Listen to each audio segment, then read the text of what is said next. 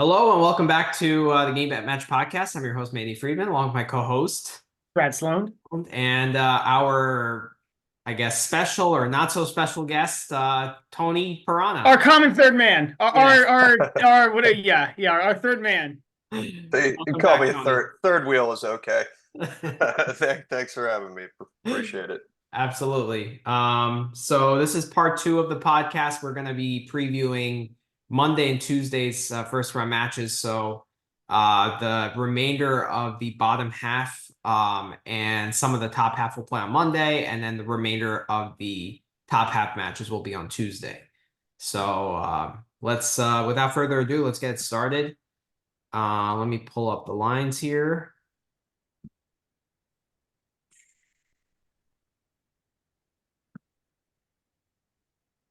All right, so the first match I want to go over is the Monfils Welch match. Monfils is a three-game favorite, a three-game underdog. Seaboth Welch is a three-game favorite, minus 180 on the money line, over under 38.5. This match will be played on Monday. Like on paper, it's a popcorn match, but I really don't know how much it is considering how poor Monfils has been on clay this year. It's kind of puzzling to me. Like he had a good hardcore campaign. Like he played pretty well in Indian Wells in Miami. And then like the clay started, he's been awful. So but then again, he does have the home crowd. This is probably going to be on Chatrier or Longland at the very least, I'm assuming. Looking at this line, I kind of like Seaboth Welch, but I am a little bit worried in terms of how he's gonna fare with the crowd. But then again, Brad brings it up all the time. He kind of likes that villain role. So maybe this is actually a good spot for him. I don't know. Can you talk me into it one way or the other? What's the 5 set line here? 5's a plus 230. That's tempting, or maybe take like Vilch. Like it's gonna be a terrible price, but if you take Vilch plus a set and a half, what does that look like? Minus 310. Yeah. Nah. But I'm leaning towards like The over 3.5 sets is minus 170. Like that's what I don't know. I feel like both the like Monfils. I don't know. Monfils has a really hard time putting full matches together, right? Like he'll play well in spurts, but he has a hard time putting full matches together. And so does Seaboth. I mean, Seaboth Filch, I guess, can, but you just like, will he be able to maintain the level for a whole match? Given the crowds against him, etc. But that's I guess what you said there is the reason why Monfils struggles on clay, because not being able to put a full match together and like playing possum, that really gets exposed on clay. Yeah, I mean, yeah. I mean, Monfils' wins on clay, his only two wins were against Henry Groka, 5-5, and Vukic in Monte Carlo. I mean, that's not good. I mean, his other opponents were tough. I mean, he played Fucsovics, Medvedev, Darderi, and Montero. So, like, that's not the easiest opposition.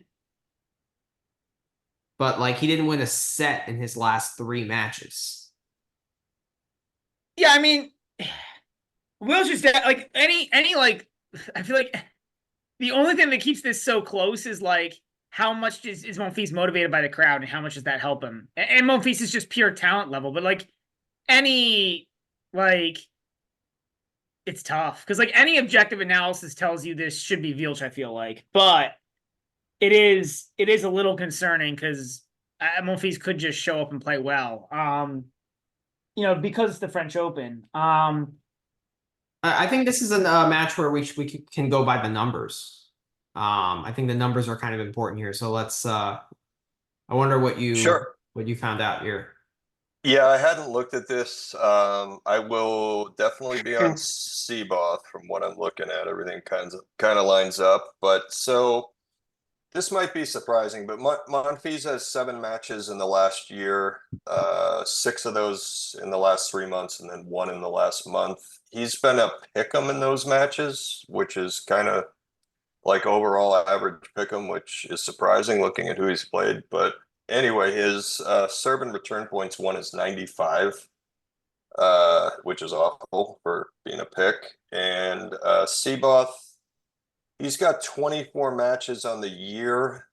He's been a 0.8 game favorite in those. He's at 100 service plus return, so a little below average on the year. But if you get to 3 months, he's had 10 matches. He's been a 0.6 favorite in those, and he's up to 101.5.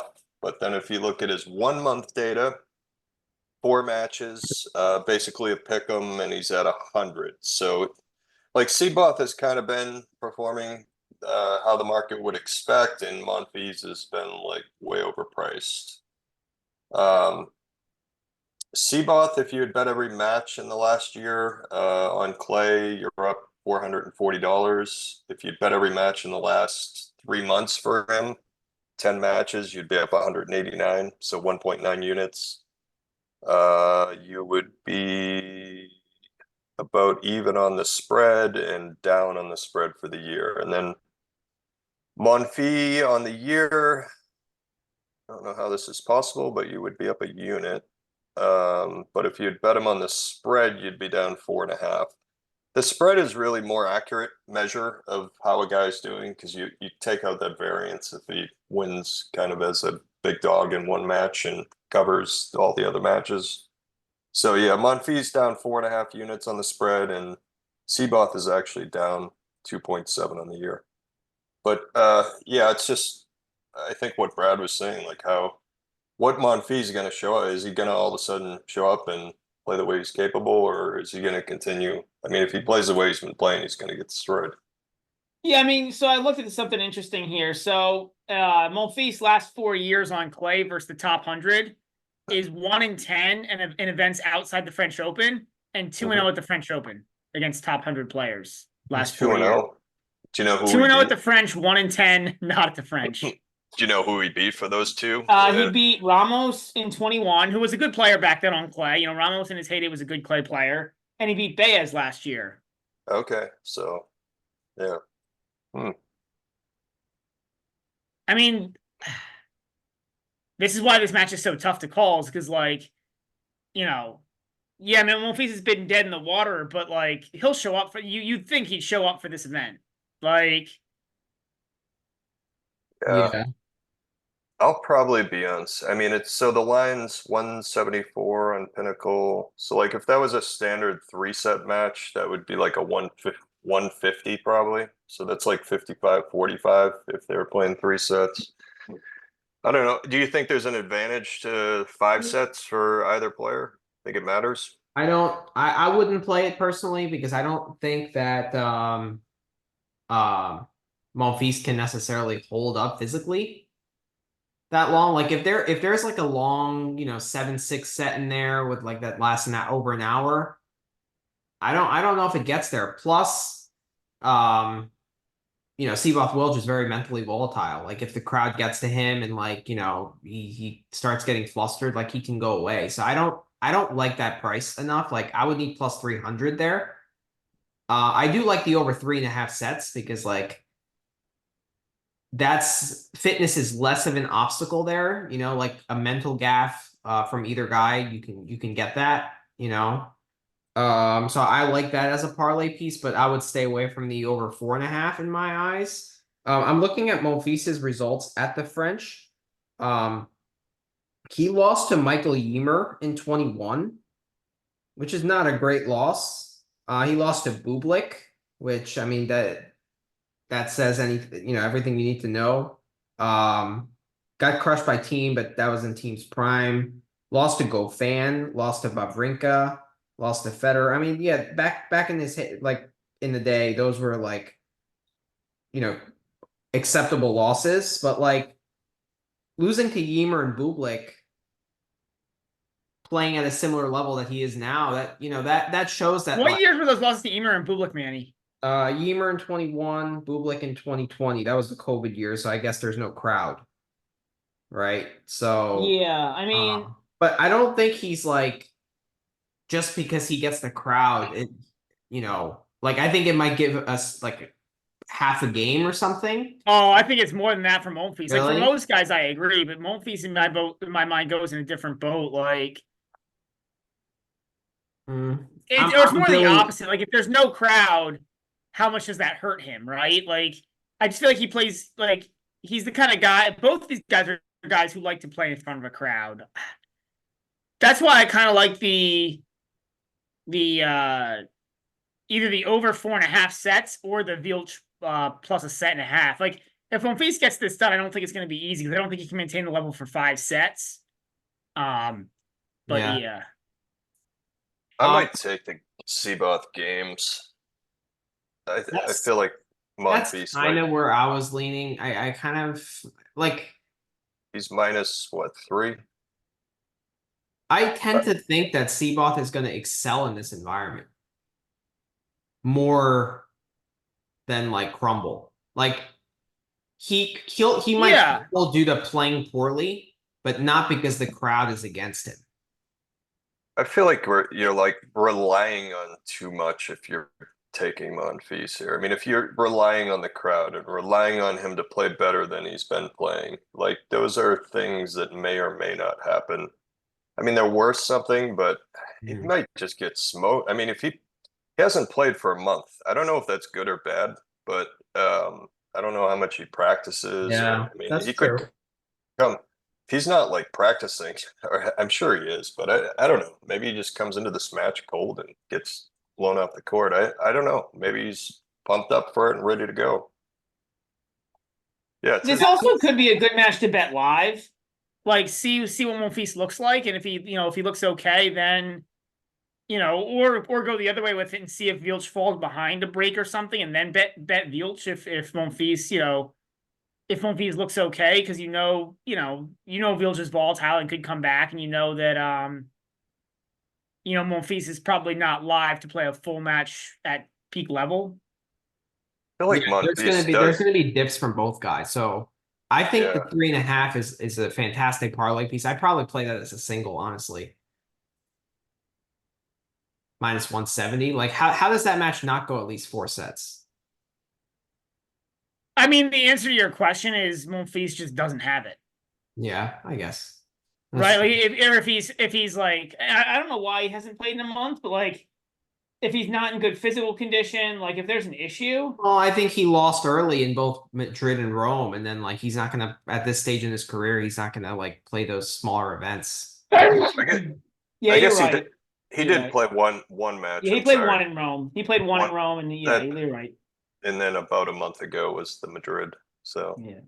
but that's not much. Um, he got beaten straight sets in both those. Decent players though. Yeah, I'm gonna be on Seaboth. I'll take my chances there. Just because the numbers are so Monfils numbers are just horrible. I mean, he's at Yeah. 95. It's 7 matches. I don't I know. mean, I don't think if you're looking at like how these guys have performed, like the only thing that keeps this line this close is that the market has baked something in Yeah, expecting Monfils to play better, given how well he plays at the French the past again 4 years versus not at the French. yeah, I agree. Yeah. Yeah, yeah, they're basically expecting him to step up and play better than he has. Um, yeah, I mean that's reasonable. I mean, even if he does, is it good enough? Like Seaboth is capable of playing pretty damn good too. He is Yeah, tough I mean, match. the more you're talking about Toronto, the more you're talking into the Seaboth money line. Because to your point, like, okay, even if Monfils is like stepping up, like, is Monfils really that much of a favorite? Or like, I feel like if Monfils is stepping up, like maybe if Monfils plays his best, it's slightly better than 50-50, but like there's a Yeah, huge like like there's a significant chunk where Monfils plays his best and still loses, I feel like. yeah, I agree. Yep. All right, next match, Galan versus Musetti. So Galan is a 7.5 game dog, plus 525 on the money line. Musetti is minus 800, over under 33. So on first glance, I think Galan is way too long here. Like, I don't really trust Musetti per se. I think, talent-wise, clay court prowess, much better. But plus 525 seems a bit much for me. Like, I was expecting more in the plus 350, 400 range. I'm not saying I want to take Galan. Probably, I think the 7.5 is enticing. And I think the over 3.5 sets is also enticing. The plus 2.5 as well. Although I probably take the over 3.5 because I can't see Galan winning in straights. But that's where I'm leaning. What about you guys? Yeah, I'm just looking at this for the first time. I'm looking at the serve. It looks like Galan's going to serve first. He always serves first, I think. Okay. And So that makes I the may, 7.5 even better. yeah, it does. It makes it better. Like almost probably juice free. Um, yeah, my number's like Galan. I'm just looking. So Golan, 23 matches in the last year. He's been a .7 underdog. He's at 98.5 for service and return. If you get out to 3 months, he's 9 matches in the last 3 months. He's been a one-game dog, and he's at 101. And then if you go to the last month, he's been a half a game favorite, and he's at 104. So The reason why I think this line is the way it is because they played in Cagliari in a challenger, and Musetti beat him down 1-4. So I think that's factoring in here. Musetti's long-term data, like they're almost like mirror images of each other. Like so Musetti on the year, 16 matches, 2-game favorite on average. He's at 104. The closer you get to present, he just goes down. Like the last 3 months, 6 matches, he's at 97. And I don't know why I'm missing the matches here, but I have him at, has he played in the last month? I have him at 91.5 in the last month. Well, remember, one of the matches was the retirement against Ottman. Oh, that's what it is. I counted that because that's what it is. Okay, I'm wondering because it shows 0 matches, but I have his stats. Yeah, I that match was Musetti just was getting torched and decided he was sick and walked off the court. Basically, that was not there was nothing wrong with him. He just got his ass handed to him. He got absolutely torched by Admani.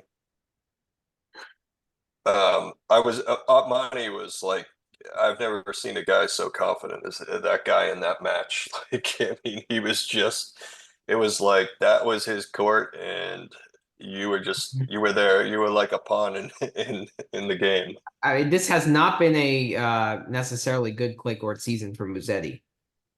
Terrible. He went 6-6 with Cerundolo. 3 sets with Borges. Lost to Navoni, lost to Atmane, 5-6 with Darderi, lost to Pesaro. So these are lost to Carballes Baena in Barcelona as well. Forgot about that one. So None of those are terrible losses, though. yeah, but 5-6 with Juan Manuel Cerundolo, that's not good. Juanman. Okay, Yeah, I it's thought you meant Juanman. Yeah, Francie. And Carballes Baena losing 6-4, that's not a good loss for Musetti. The discrepancy in talent there is massive. Yeah, but like RCB's made a career out of winning matches like that. I mean, Juanman being close though should not happen. That I'll give you. I just think that it's not good enough from Musetti where I can believe that he can win any match in straight sets. Yeah, I think this line's too high. I mean, I mean, I do think Musetti's going to win, but yeah, it does. It just seems too high. My concern is I just don't think Musetti ever loses this match. So you're just betting I could never take Galan on the money line here. I just don't think No. there's way too much of a discrepancy in ability, and I think Musetti, like, I don't know, Galan's never really like on clay. Galan's only had a couple of like really big wins in his career. Like he's a borderline challenger level player. But could he steal a set? Maybe. Like He won a set versus Pissarro when Musetti didn't. I don't know how much you take into that. Yeah, it's. I mean, he just But beat, Musetti's look bad. I agree with you guys. I think I'm going to take Galan and hold my nose and take Galan here in either the games or to win a set. They're kind of similar. I don't know which one I prefer because, like, I think Galan could lose a set 6-1. Like, that's a possibility. And then you're really screwed with Well, it's really hard on clay to cover 7.5 if you don't win a set. Like the number of matches to go 4-4 and 3 on clay is not that high. right. And if in the over under is basically at a 3.5 set over under, like this is basically can go on find a way to win a set. Okay. It can go under this. You can cover the 7.5. I mean, he essentially needs an extra break, especially because Galan's serving first. That's what if it's 3 sets, like he probably will, is what I'm saying. Like I'm saying, like it's hard for Galan to cover the 7.5 if he doesn't win a set. Like it'd have to be like 4-4 and 4, 4-4 and 3. On clay, that's hard to do, I feel like. Well, he is going to serve first, so it's a very, it's if Musetti breaks once, it's and assuming it's not a break to I mean he's gonna if he breaks once, it's 6-4 and Galan serving first again. So and then you've got the same thing. I mean, I don't see like 4-4 and 4 being the score here. Like I feel like it's going to be. I mean, it could be. I mean, that is a outcome. I mean, it's not likely, of course, but yeah. When you're like if Musetti was serving first here, that would be significantly worse on a 7.5. Yeah, but both guys break a lot, probably just as frequently as holding. Like this is a match where it's going to be very return dependent. Yeah. Yeah, I mean, there'll still be an advantage for the server, right? Even if it's like, Still, even if it's like 70% holds or 65% holds, there'll still be an advantage for the server. Yeah. Yeah. I mean, you're talking about something that might happen 1% of the time, like the 6. But that's the thing is, it's still important. Like you're only dealing with a couple Maybe percent. I'll wait and see how the line moves because, like, if the line moves where it becomes like a 7-game spread instead of 7.5, I might take the set instead. The only problem is those lines tend to move together. That's true too. Yeah. Over unders 33.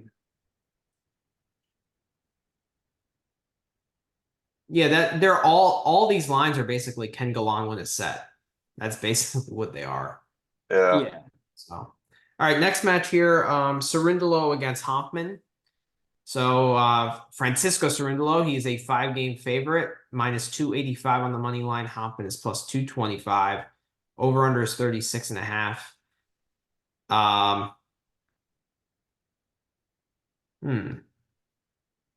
I'd be a lot happier about taking Cerundolo if he didn't just lose to Hugo Gaston. Like, how has Dolo done in slams in the past? At the French? No, just in general, best of 5. I'm working. I mean, I don't know. I don't know. My theory is that Dolo's not very good on hard court, so I really only evaluate him as a clay court player, personally. Okay. Isn't he kind of a lower margin guy? I feel like he's kind of hit or miss. Like I've seen it. He's very aggressive. Yeah, I've seen him play some like really good matches, and he's really aggressive with his ball placement. So he hits a lot of balls close to the lines. If they're going out, it's bad. If they're going in, it's good. I mean, before last year, he lost in the first round each of the last 3 years. Cerundolo did? Yeah, he beat Hoffman last year 3-3 and 4.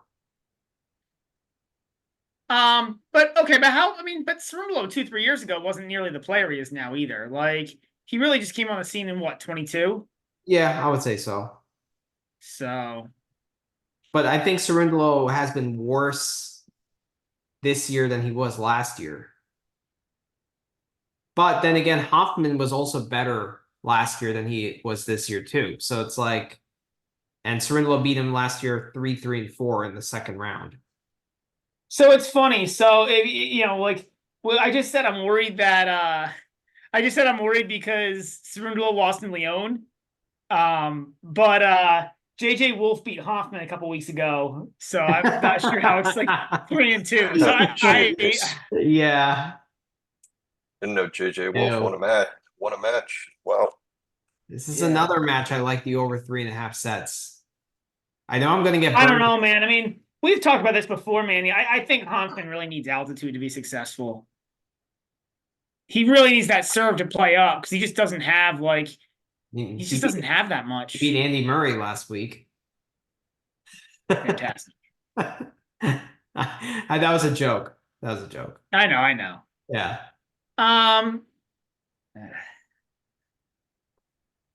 It seems like a stay away match. I don't have a read. What do the numbers say?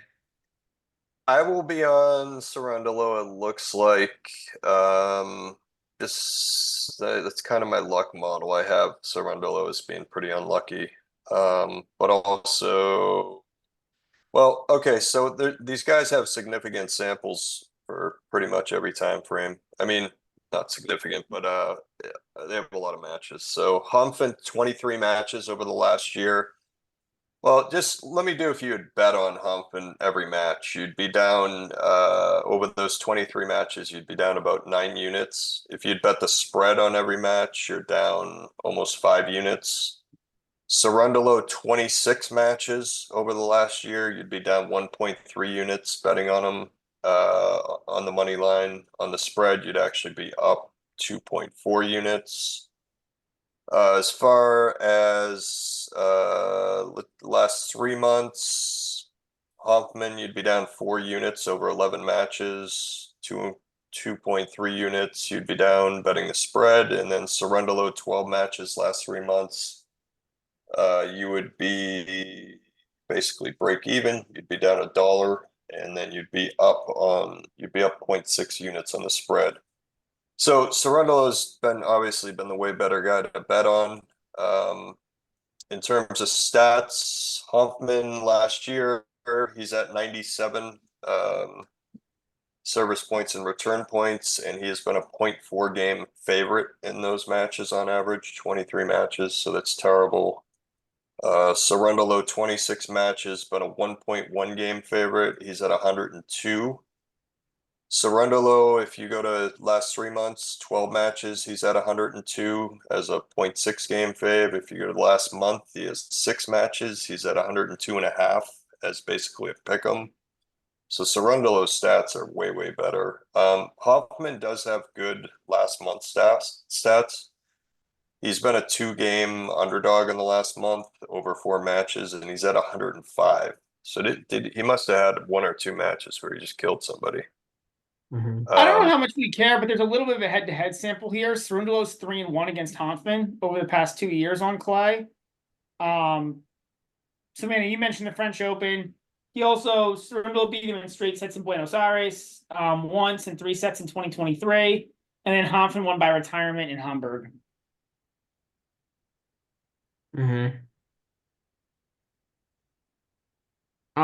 And Brad, I don't think you can weigh too much the Zverev match where he played lights out in Madrid because like those conditions are so different.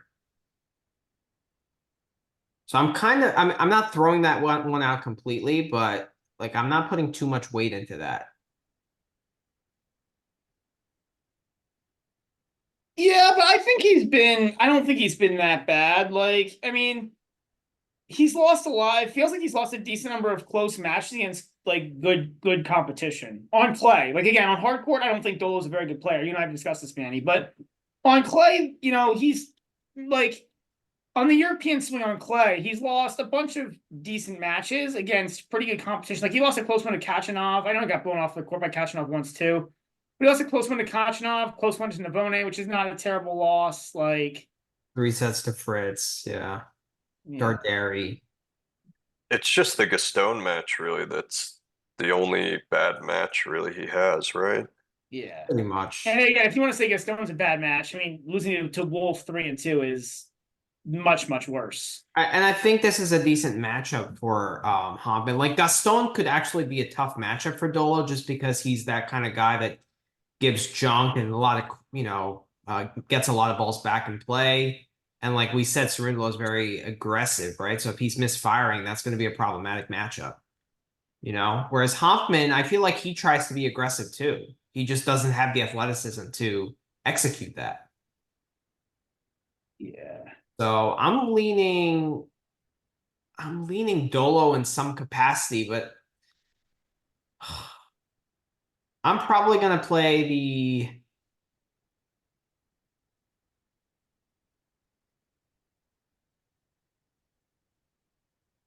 Yeah, that Gaston match was very close.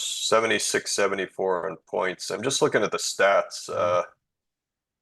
Yeah, it was they almost split the points. I don't know. You can't trust these winners and unforced error stats, but I mean, No, you can't for sure. no. yeah, I'm leaning the laying the 5 with Dolo, but it's reluctantly. I might just stay away here. Yeah, yeah, I'm probably gonna stay away, Manny. I think this is like I think Dolo will win this match, but Mm-hmm. I'll be on the money line, I think, most likely. Dolo money line, yeah, that seems like a Yeah. parlay piece actually. But yeah. All right, let's move on. The next match is gonna be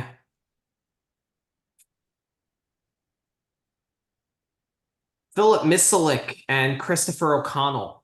Misalik is a 2-game favorite, -150 on the money line, over under of 38. O'Connell's plus 125. Misalik qualified. He came back from a set down to beat someone pretty good in the last round of qualifying. I think, it was Halis, Yep. which I mean that's not necessarily good, I guess. Let me see O'Connell's. He hasn't been good on clay. well, he hasn't been great this year since Monte Carlo. The other scary thing for O'Connell is that he retired against RCB Yeah, that is in Rome. concerning. What?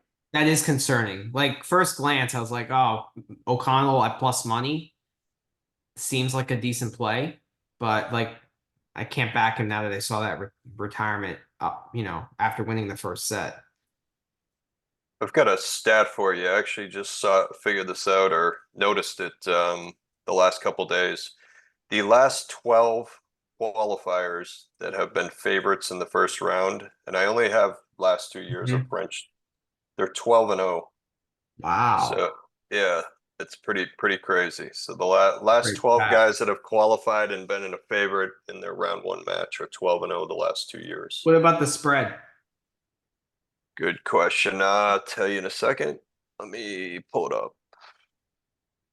They are plus 6.9 units over the 12 matches. So you're 100% return on the money line, and you're 57.5% on the spread. I think that tells me everything I need to know. I think I'm gonna play the money line here. It's 150. Yeah, I mean, it's a pretty crazy stat when I saw it. I double check. I was like, did I make an error? Like, is there something wrong here? I was going through everything. I'm like, no. I put all these filters on to just Mr. make sure. Like clay is by far his best surface. Yeah. Yeah. Yeah, just stats. I mean, O'Connell, he hasn't played a match for a little while, it looks like. He's only got 8 matches on the year. He's was a half game favorite in those, and he's at 91 serve and return. His 3 month data, I guess a little better. He's a pick'em basically and at 94.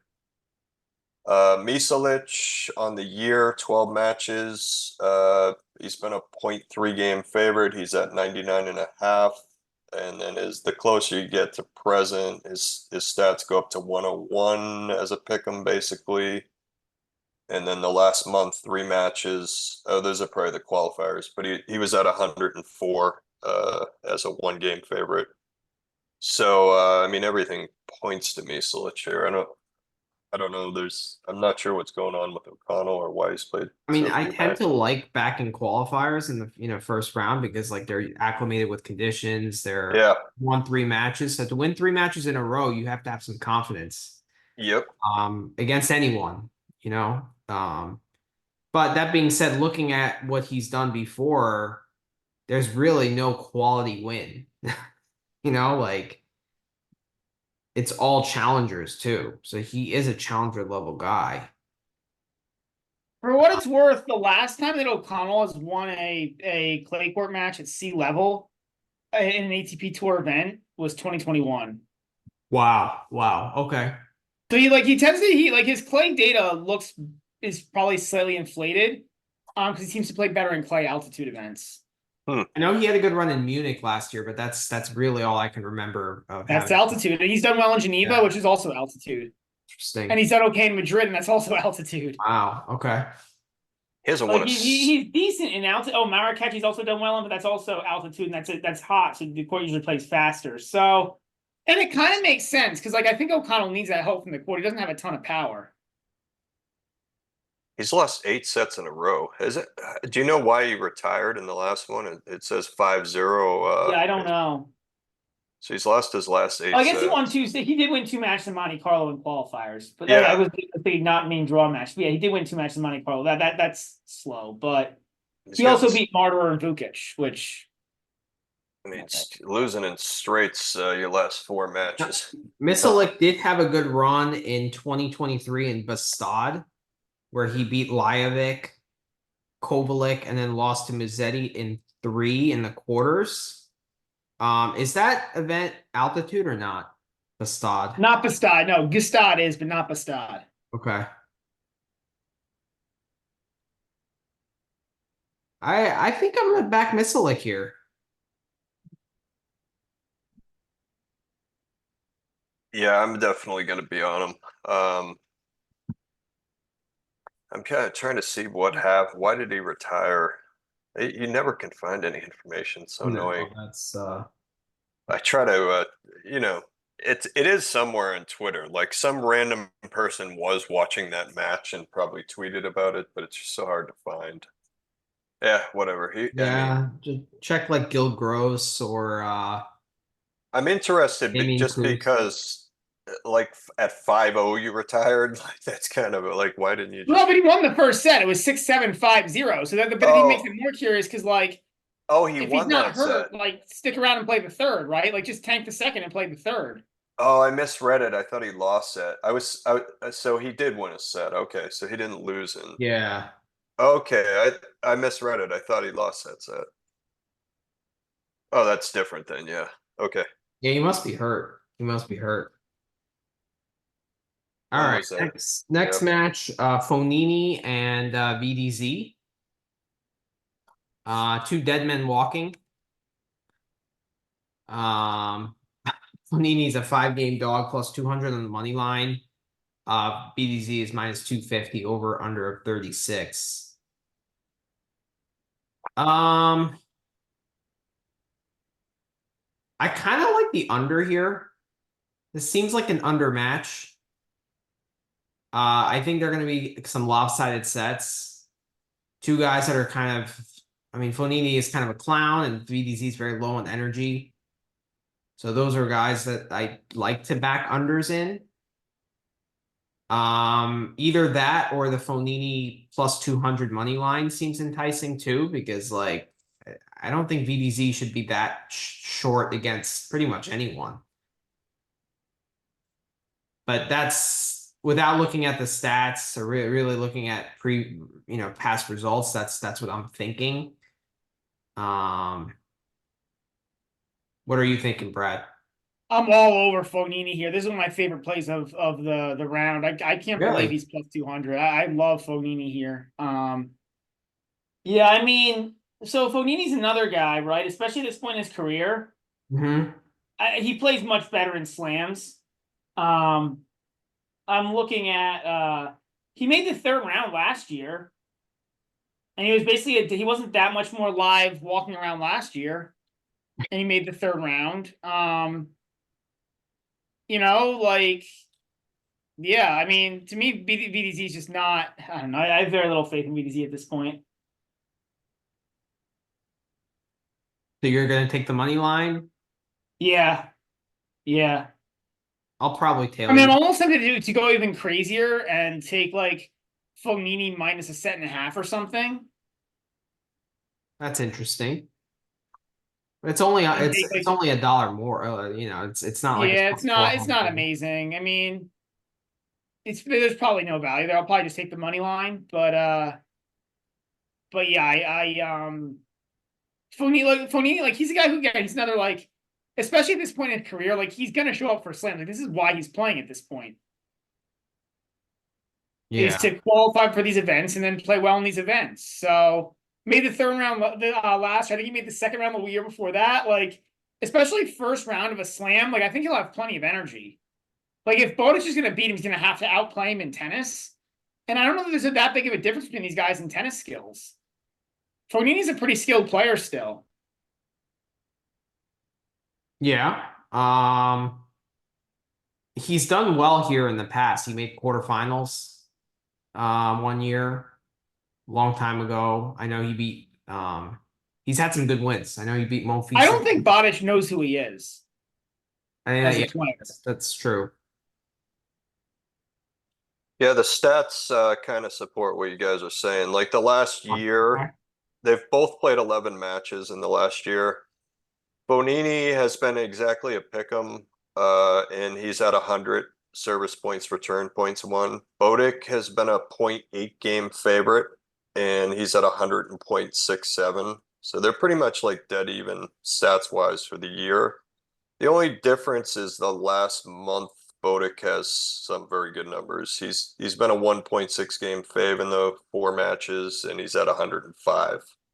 I think he had some straight set wins, like 6-1, 6-2 or something that have Yeah, probably it's against Quentin Halys. Like that's that's what's that's bringing that number. But if you zoom out to the year stats, they're basically identical. Like there's nothing between them. I I think that agree. I think I get the sense. I've watched some Fonini matches. I feel like I remember like him seems to play good in big matches or when the crowd's I mean, he really beat into it. Nadal at the U.S. Open. He came back from 2 sets Yeah. down against Nadal at the U.S. Open. Like yeah, I don't know how he's much of had a some crowd there very. is. He took a set from Alcaraz last year, I think, on clay. Yeah, he'll Getting definitely have the majority of the crowd support. Like their Italians come to this And event. he'll play, and he'll like, Oh, and Fonini tends to play well in those kind of environments. Like and he VDZ kind of does. needs that crowd to give him that energy. Good point. Like, All yeah, right, Brad. GBM.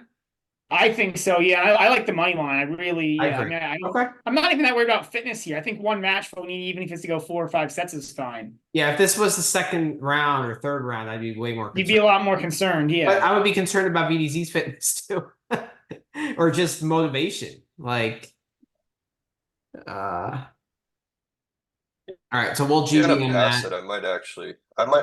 I might go with you guys on this. That money line seems too high. It opened Yeah. higher too. I think I don't know exactly. The first price I saw was Fonini was plus 218, and he's 198 right now in Pinnacle. What So do the you think money's of the coming. under there? The under 36.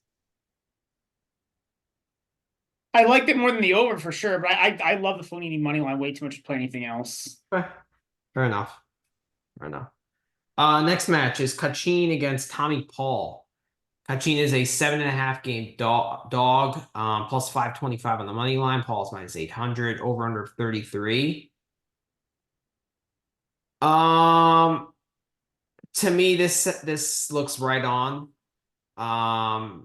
I hate playing games with Tommy Paul just because of how mentally volatile he is, or not necessarily volatile, but like how in and out with his like concentration he can be. Yeah. Kachin is also way better at altitude, so like he could lose a set here 6-1 easily, and then that 7.5 is really in danger. Who would serve first in this match? Let me take a look. So, pull it up. I think so. Cashin always serves first. It looks like. Let me make sure. Let me just look at their clay data. And this obviously is never a guarantee. Like I told you, there were two this week. I still am scratching my head how they didn't serve first. I don't know what happened, but yeah, Cashin. Good. I have 44 matches for him on clay, and he's at 77% serve first. And then for hard, and some of these guys do different things on the surface, but he's also at 74% serve first on hard. Tommy Paul on clay, 20 matches, he served first 40%. And then on hard, I've got 98 matches for him on hard, and he served first 48%. So he's mixing it up on hard. I don't know if he's like it looks like he tends to lean towards receiving, but not always. And then Cashin is always serving, it looks like. Not always, but it's never always. But I'd lean under 33, but it's very reluctant. I think this number is pretty spot on. I'm probably going to stay away here. I'm tempted to lay the games with Paul. Okay. I don't know. I feel like Kachin really needs the altitude.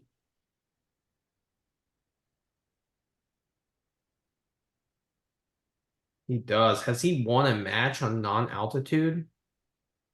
He beat Renzo Olivo in the first round of Leon last week. I'm just there. I didn't even know that. Just looking at the results. Yeah, and Leon does have some altitude. I mean, it's not. It's like minimal altitude. But fair point. just some numbers. Paul, if you bet every match on clay, he's only played 9 matches, or at least I only have 9 for the last year. You would be up 3.74 units. If you bet the spread on all those matches, you're up almost 3 units. Cashin, 23 matches on clay in the last year. You'd be down 1.5 units on the money line. On the spread, though, you would be up 5 units. Now, my challenge to that, Piran, is that, like, again, there's a huge difference. I mean, my guess is that if you split altitude versus not altitude, there'd be a huge gap there. But yeah, Kachin went deep. I mean, Kachin made the third round of Madrid this year. Yes, last month you'd be down money betting the spread on him just slightly. But yeah, I don't need. I mean, just in terms of Cashin is underperforming. I mean, he's been a 1.2 game dog on average in his 23 matches. He's at 98, so hold plus or serve plus return. So he's a little below where he should be. If you go to the last month, he's way below it. 6 matches. He's been a 1.3 game dog. He's at 91.5, which is horrible. And Paul is just the opposite. Paul's at 105 on the year as a half game favorite. So way, way above where he should be. Last month for Paul, 6 matches. He's at 105 as a pick'em. So I mean, what if Paul minus a set and a half? Like, he wouldn't be like Paul might lose a set here, but he really should not lose 2. Minus 278, it looks like on Pinnacle. Yeah, that I mean, it's 350 there, but 278 on that penny price, minus 278 for minus a set and a half seems pretty good. 275. Like, I can see Paul dropping a set, but he really should not lose 2 sets to Pedro Kachin. No, he shouldn't. I actually, you guys are talking me into laying the games, and that's an unjuiced price at minus 105. I guess that you get some juice due to the fact that Kachin will probably serve first. But yeah, that's the only thing I don't like with it. But I probably am going to do the same. I'm probably going to take Paul minus. I mean, Kachin is barely winning matches. Like the only reason why he's ranked near the top 100 is because of that Gastad title run. Like, with the exception of that, like it's been well, and third round of Madrid. Okay, yeah. But again, altitude. Like, he needs, for whatever reason, he needs that altitude. He just doesn't hit a clean up ball, feels, like he needs that work through, that extra work. Yeah. mean, I'm surprised at how good Paul's numbers are. I mean, to be Yeah. at 105 as a pick'em for the Again, last. and I'll call out EG Math.9 for this. He always does say, not sure how much it means, but Paul was a junior champion here. Which means that like at one point in his life, he knew how to play on clay.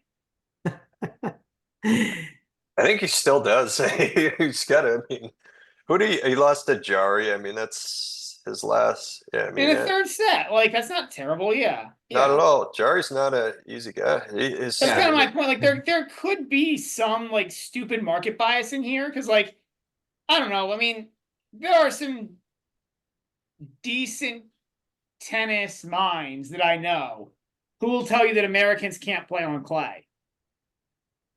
And like, there's no reason that Paul specifically shouldn't be able to play on clay. Like, he's a good enough athlete. He moves well enough. He's got good enough strokes. Like, Yeah. Yeah, those are pretty impressive. Just looking at his last tournament, I mean, straight setted everyone, including Medvedev, up to Herc, and 3 sets with Hurkacz, 3 with Jari. I mean, their serves are just so potent. Anybody can lose a set to those guys. I mean, if they're Yeah, it's a serving well. semifinal of the Masters on slow clay. Like that's an impressive run for Paul. well, and Rome is very similar to Roland Garros. It is, yeah. Like, you're calling it slow clay, man, but I would say it's actually pretty average clay, pretty similar to Roland Garros. Yeah. It was a little warmer in Rome than it's going to be this week, so it probably played a little faster, but I might take your minus what was it? The minus a set and a half. I agree with you. Like, how's he losing 2 sets here? Yeah. and under minus 300 seems pretty great there. Like, I think Yeah, that's a fantastic parlay piece for me. Yeah. yeah, I agree. All right, next match. Lajovic against Roman Safulin. Lajovic is a 2.5 game favorite, minus 180 on the money line, over under 38.5. Safulin is plus 150. I'm gonna let one of you guys go first here. What are your thoughts? I think Lajovic's 5-set record is pretty poor. I need to think about it a little bit more, but I think I saw that his 5-set, because I was actually looking at, like, I want to take Lajovic at some sort of like futures play, because I do think he's a better slow court player than people give him credit for. You and I've talked about this many times, Yeah. but I don't think he's a great 5-set player. So yeah, those are my initial thoughts there. That said, I'm not sure that Safulin is a particularly good clay court player. So kind of torn. Yeah, I I guess had he did this. well in Rome I would in have this 23. pass. I'm kind of. What? I was. This is. I did look at this match. I'm passing it. I know that. Yeah. Yeah. It's kind of a weird. So Lajovic is 32 and 47 in his career in slams, and he's lost his last 7 matches in slams, and not necessarily good results. He lost to Zepieri, Yibing Wu, Yan Choinsky, Zhizhen Zhang, Shapovalov, Brooksby, and Bublik. His only win in his last 1, 2, 3, 4, 5, 6, 7, 8, 9, 10, 11 slam matches was against Pablo Carreno Busta, which is a retirement by Busta.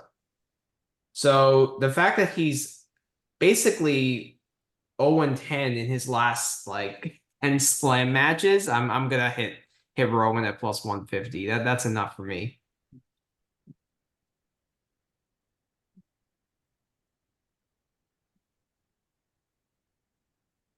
You think it's basically you think it's in his head, like he's. I mean that probably is in his head if he's lost 11 in a row. That's a lot. That's a lot. That's not nothing.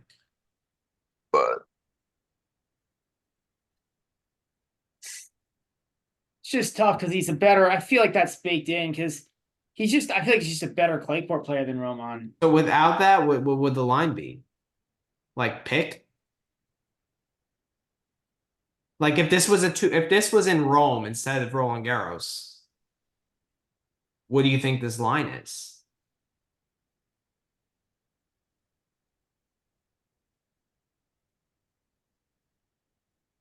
Probably the same. Yeah, so then it's not really baked into that it's like No, well, because the I'm saying the spread is probably still 2.5. Like I'm oh, saying, if this is okay. Rome, if they're playing 5 sets I in got Rome, you. if they were playing 5 sets on 5 separate days in Rome, right? Some like weird alternate universe where they played a set per day. I think that live it could be like a 2.5, a 4 game favorite or something. Okay, what would the money line be? Because I think that's a better way to quantify it. Something in like the minus 200 plus 250 range, or minus 250 plus 200 range. Okay. Yeah, I can go through the stats. Saflin doesn't have many matches. He's got 5 matches in the last 3 months, also for the year. He's been a 2.5 game underdog in those 5 matches. He's at 90 serve and return. Oof. He's played 1 match in the last month. He was a 1 game dog in that match, and he was at 95. I think that must have been against Mute. Yeah. And then yeah, he ended up lost in 3 sets, but he got kind of he got beat 6-2 in the third and lost a tiebreak. So fairly close, but he was at 95 for that match. Lajovic, 19 matches over the last year. He's been a 1 game dog in those matches. He's at 99.5 serve and return. So actually probably like a little bit better than what he should be at. Last 3 months, 9 matches, 0.8 game dog. He's at 98. So not as good, not nearly as good. And then last month, 2 matches, 1.3 game dog. He's at 98 as well. So looks like Lajovic not playing quite as well as he was, and Saflin's just has been pretty bad, but only 5 matches. I also feel like a decent way to play this could be to because I do think fitness for Live here could be more of an issue than it is for Saflin. So over 3.5 sets could be a play for a pre-match play again. We keep talking about it, but I think it could be another play here. I also think a look here could be to take to play this live and see if Live gets ahead and then you get a better number on Roman and you hope that Live runs out of gas. Yeah, I agree. I mean, we've also seen Manny. I also feel like Live has a little bit of trouble closing out matches. He seems to get very tentative when he gets ahead. And in best of 5, you have to close out 3 sets as opposed to 2, so it makes it just that much harder. Yeah. So I mean, I wouldn't even mind like hoping Live gets up like a break at some point and that line creeps up to like 200 or something. Like even if it gets a break in the first set, and then you hit Roman then like. I like that. I like that look. But I'm leaning, I don't know, that seeing the 10 straight slam matches lost, it's gotta be in his head at some. I also feel like over actually could be a good look here too, over 38.5. That's a high over under though. And like Roland was losing like set 6-2 to Mute. He was losing like 3, 38.5 is not that high of an over under though. I think that's pretty close to the neutral. I think. That altitude on clay, I feel like it's more like 36.5 or something like that. It's more neutral. I mean, for a match where there's a big spread, if there's like a 5 or a 6 game spread, sure. But for a match where it's like a little more even like this, the over under, I think it's definitely up in like that 30. I can tell you, like 38.5 is 4 sets at 9.5 games each. what's if the you money? could I'd be curious. No, I feel like the neutral over under, like the average is probably 36, but that's also baking in all those like heavy favorites where your over unders are like between 30. Pick a money line that you want me to go up to. So I'll start at, let's say, -101. Minus 200. Okay, so if I go to -200, I gotta just take me a second here. This is just going to be for the first round matches. I mean, I could do it for everything. It's just my computer is so slow, it's going to freeze. So let's do greater than or equal to -200. Let's see how many matches there are. That should bring up a decent. Oh yeah, that's a lot. Let me just filter it for French Open. I'll do all the French Opens for this year and the last 2. Okay, so you got I'll look around my camera here.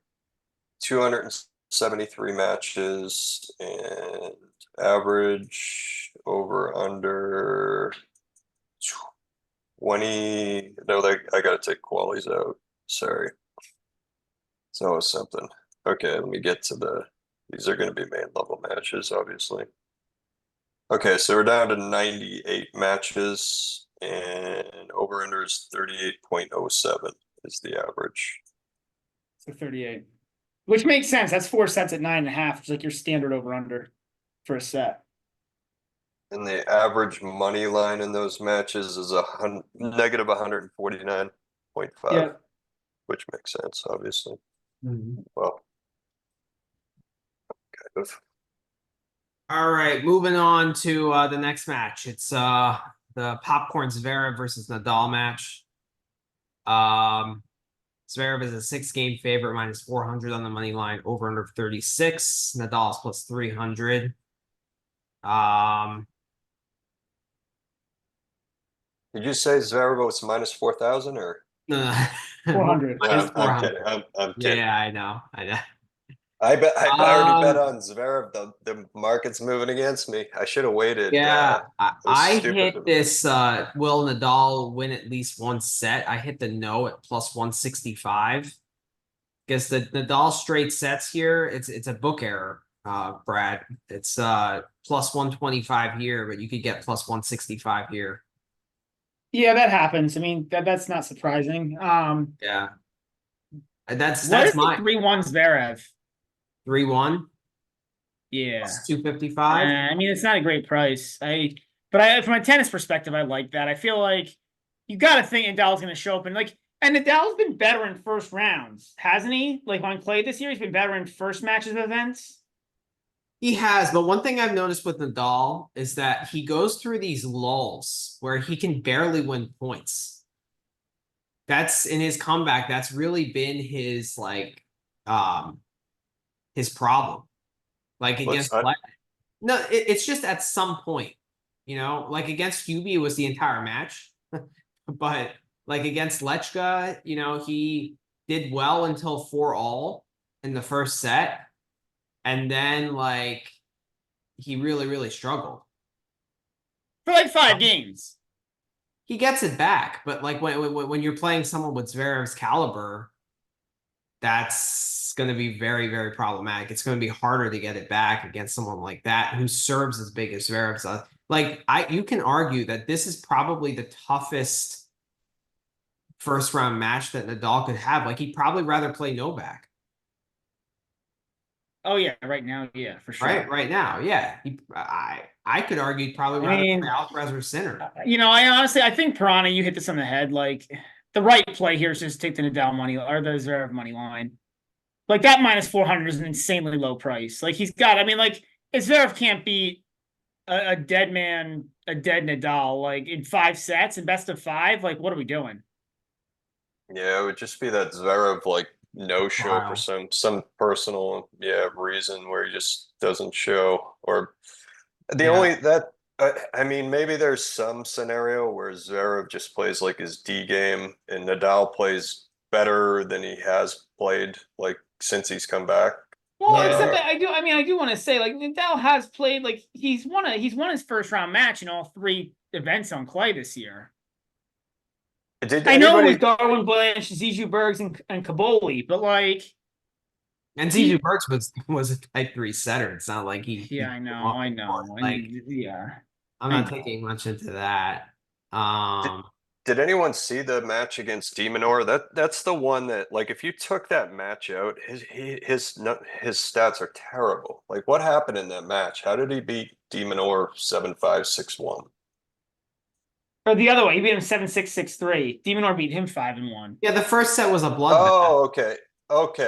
Well, how did he beat De Minaur at all? Like, did anybody see that match? I mean, De Minaur is not the best on clay to begin with, and then the first was a bloodbath, right? It was like an hour and 10 minutes, and then De Minaur didn't go away, but it's just like Nadal kind of relaxed a little bit, started to hit out on the ball more, and like when he has less outs, he just plays better, so. I saw the Cashin match and like Nadal really shouldn't have won that. I feel like Cashin was just like in awe of him like he didn't want to win, it seemed like at the end. And that tiebreaker was just terrible. Like Nadal couldn't, he had no power. That was the other thing I wanted to ask you guys. Didn't Nadal like publicly say that he only has energy for like spurts? Like, where did I hear that? I heard that from someone. He also said he can't serve. He said he has to like be careful how like often he serves big because he only has like so many like first serves in his arsenal. He doesn't have like enough like he doesn't have enough like first serves to like hit all the first serves on every first serve point. You know what a bet I like actually in this match is Zverev to win a set to 0 at plus 700.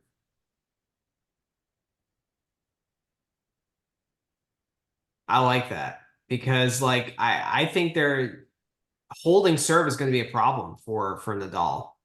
And he goes through those lulls where he just like he lost how many straight games to Lechka? 4, 5 or 5? 5. How many straight games did he lose to Hubie? Oh, probably a ton at some point. I mean, he lost 1 and 3.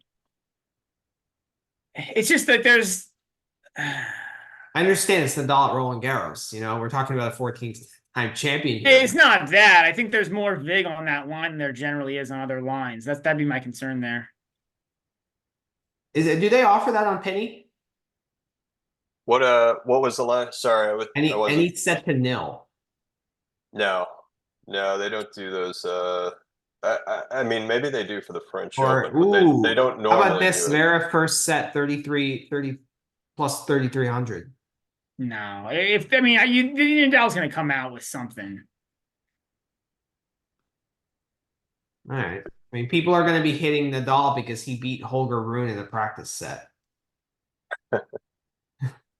I feel like, I don't know why I bet this right away. I should have waited because it feels like one of those matches that is Nadal's gonna get the public money at some point. I'll be interested to see what happens with this line, like the last 2 hours. Yeah, that should tell you how much the public can influence the market. I mean, if you see Zverev go down to like, minus 300 or something, he's already down to 360. So I think laying Penny, wow. I think laying the 6 games is a good look too. Honestly, I agree with you, Manny. I think laying the 6 is a good look here. It's an unjuiced 6. I think Zverev is going to serve first, if I'm not mistaken. Zverev returns, Nadal serves, so it's opposite. Let me just make sure. I know for sure Nadal always serves. I'm pretty sure Zverev always normally returns first. No, Nadal always serves first. I don't have a lot of matches on Nadal, but second. Sorry, brain's slower. Didn't sleep much. Yeah, Nadal 75% serve first over 30 matches. Zverev's, this is actually hard. Zverev's at 33%. I don't think it really matters, honestly, because like I think it doesn't for these guys. There are some guys that do differently on clay that I've noticed, but it's the exception. Most guys just stick with what they do, but not all of them. What's the under 8.5 in set 1? Yeah, plus 250. Yeah, I could go for that. Why not just take Zverev minus 3.5 then? On the first set spread. It's gonna be there. He's got to look. Yeah, plus 340. Yeah. Jesus. Yeah, that's much better. Exactly. And then I like pretty much any pro Zverev line, honestly, here. Don't you think the first set though would probably be the one Nadal's going to be the best in? Because No, I don't necessarily think so. There could be some nerves. Oh, I'm not worried about that. Like, yeah, okay. I don't see that narrative too much. So how do you distribute your energy? I mean, he's screwed no matter what, but like what if you do only have like a certain amount of energy? Like do you come out and just lay it all out, or do you just like, okay, I'm gonna just I try don't to think it has anything to do with energy. I think it has to do with ball quality and shot production. Oh, I think it has. I think it has to do with energy. Yeah. I mean, like, there's a reason why he's had a few matches where he's just like gone away for 4 to 5 game stretches because the energy's not there. So what do you do if you're playing Zverev in a 5 set match? Like he may come out and just try to work himself into the match. Well, I have I no was idea. gonna agree with you, Prana. I think if you wanted to back Nadal, I think it would be set one money line Yeah, I because don't I know. don't think he can get through. And I'm not saying I'm not hitting it because I don't want to back Nadal here, but like I yeah, I think like I think as the match goes on, Nadal's gonna have no chance. Like, at some point, Zverev's just gonna wear him down. Like it's not like Zverev's gonna make balls, run him around, and Nadal's gonna be exhausted. Like He's serving so well too. Yeah. he's We serving really well, yeah. just saw that with Hubie. Nadal had no answer for that.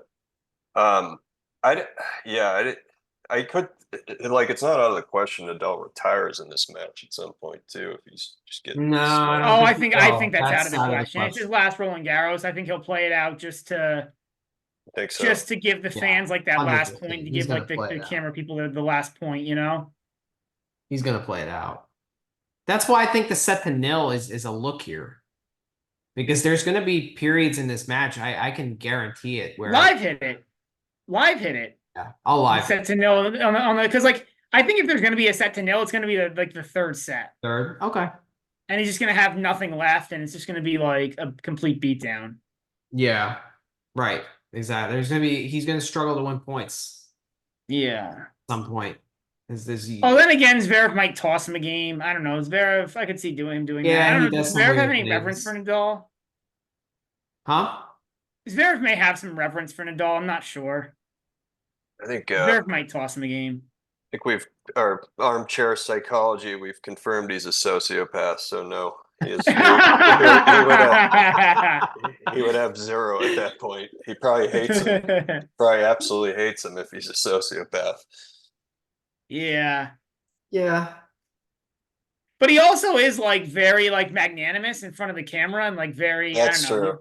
Yeah. He might be like it almost might be like the sociopathic throwing of a game where like you're like, hey, you know Trying to what? be a It's nice better for guy. like it's better for my endorsements, better for my career, better for the sponsors of tennis if I throw a game. So like Yeah. I'm gonna scared to be a nice guy here.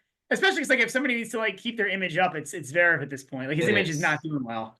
Didn't Zverev in like a post game say that like he knew Medvedev and his wife and like went over for like dinner or a holiday and they asked Medvedev and he's like, I don't know what he's talking about. Like Yeah, something like that. Yeah. Yeah. What the Well, heck? he's got some weird beef with him and Rublev. Like there was a really awkward like when the ATP when they have the ATP Tour Finals, they put a ton of like promotional stuff out, like promotional videos with like the 8 guys who make it.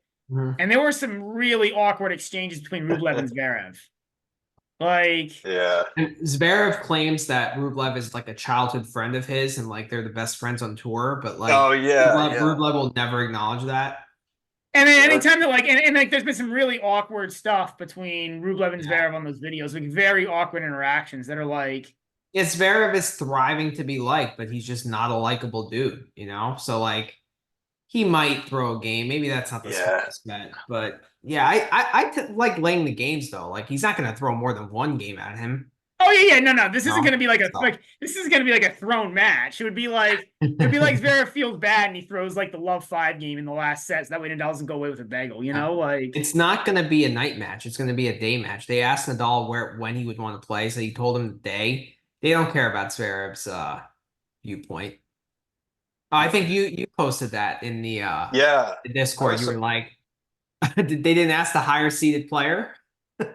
Yeah, that surprises me. They shouldn't do. You can't do that. I mean, I understand the guy's a legend, but you have to have oh, they rules. do that. They do Yeah, that. all the And time. Nadal's not the first guy they've done that for. For the You top can't- stars, they do that. It's But like I said, what if Zverev requests to play night? Then what? What do you do then? Doesn't matter. You listen to Nadal. you listen to the bigger But star. It's you like can't do boxing, you that. know. Like there's an A Yeah. side and a B side, and Nadal's the A side in this They fight. they had this for a Djokovic Nadal quarterfinal when Yeah. You know, it was the same kind of debate. Everyone was thinking like, are they going to put these guys at night or are they going to put them during the day because the 13-time champion wants the daytime match? And they actually gave it to Novak. But I think that was because Alcaraz and what was it, Zverev? That was an amazing quarterfinal slate. Yeah. Or Yeah, they just, or like, let's be honest, like they're looking to maximize ticket sales. Or like, they're or TV views, whatever you want to call TV it. But they're views for night TV matches. views. Yeah. Yeah, you're right. They'll get their ticket sales either way, but they're looking to maximize TV But in this views. instance, Like, I guess it doesn't matter. I guess whatever Nadal wants, that's what it's going to be. I So, mean, you can't take player requests for time of match. do Like, it they all do the though. It's time. insane. They but you do. can't. Like Like, it's it's insane. ridiculous. Just listen to the And they do the opposite too. podcast. They'll put players through ridiculous stuff. Like if you're not a high ranked player, like Wawrinka last year played until like 2 a.m. in Paris, or maybe it was the year before. Yeah. Maybe it wasn't Paris. There was an event he played until 2 a.m. and they put him on like 2 p.m. the next day. Like it's like It'd be almost awful. comical. Like Oh, yeah. I mean, that stuff is just idiot. They're idiots to do something like that. I mean, that should never happen. That should be a rule as well. Like, if you play till 3 in the morning, you should not have a match until the next night. That shouldn't be Yeah. possible. Yeah. All right, next match. From the Nadal to Nagal, because we're going to talk about Kachanov and Sumit. Kachanov is a 7.5 game favorite, minus 850 on the money line. Nagal is plus 550, over under 32. I think this line is off. I think Kachanov is way too short here. I think he's going to win, but I don't think it's necessarily going to be easy. Kachanov hasn't been that great recently. Just pulling his stats up. He lost to Tabilo 6-6. Okay, that's not terrible. In Rome, in Madrid, he went 3 with Sinner. So yeah, I mean, not terrible. Monte Carlo lost to Tsitsipas 4-2. Beat Medvedev. So actually, it's been a decent clay court season for Kachanov. But that being said, 7.5 games is too much. I put this more in the realm of like minus 500 rather than 850. I'm leaning Nagal like the set one money line or Nagal to win a set kind of thing. That's kind of where I'm what I'm thinking. Your thoughts? Tony, you can go first. I need to think about this in a little bit more than 2 minutes. Yeah, I hadn't looked at this, but okay. So Nagal has 7 matches over the last year. Actually, that's the last 3 months. He's been a 3-game underdog in those matches. He's at 98.6 serve and return, so that's very good as a 3-game dog. Just 1 match in the last month. He was a 4.5-game dog. He was at 97. So again, like a little better than you'd expect. Hashinoff on the year, 15 matches. He's been a 1.5-game favorite. So pretty stiff competition. And he's at 104 over those matches. So excellent. And last month, he's got 6 matches. He's been a 1.7-game favorite. So very similar to the year. And he's at 104 in those 2. So both guys doing probably outperforming pretty similarly to the competition. Like Sumit's played much stronger competition than himself and kind of hung in there. And Hashinoff's winning the matches he should, it seems like, and probably a little bit better than that. I know it's been a while, but I really like what I saw from Nagal in Monte Carlo. Good wins. Caboli, Diaz Acosta, Arnaldi, and then lost to Rune in three sets. Since then, he's only played 2 matches in Bordeaux and Geneva, and that kind of gives me a little cause for concern. But the fact that he played Geneva and went 6-3 and should have won the first set against Baez, that's not bad. So that kind of gives me some confidence that he's, like at least healthy. Manny, I'm stunned you didn't bring this up because this is like one of your favorite takes. But so since 2022, I'm gonna pull up the stats the only way I can count them, but the overall viewpoint will remain the same. And I have a very clear play here. Got a I'm good just pulling up this. stat when you're done too. Yeah. So Kachanov, since 2022, in the first round of slams, Kachanov is 2-5 in first sets in the first round of in the opening set of slams since 2022. His two sets he won were he was here on clay against Nuno Borges in 22, and he beat Zapata Morales on a hard court 7-6 in Australian Open, which I don't find particularly impressive. Like Bernabe on a that should not be happening.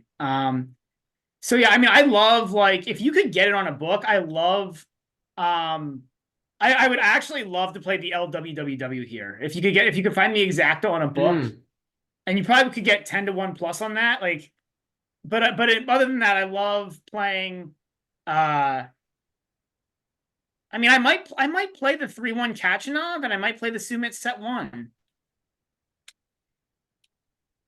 Stat I was going to tell you, Sumit in the last year, those 7 matches, if you had bet the spread in every one of those, you're up 6 units. So he must be 6-0-1 against the spread. Yeah. And then Hashanov is his 15 matches, you'd be up 2.28 units on. So, but Sumit has yet to lose against the spread yet this year. So that's pretty impressive. Yeah, he's 6-0-1, I think. I do bring that point up a lot. Like, Kachanov hasn't rarely. I mean, he wins a lot of slam matches, but they're rarely in straights.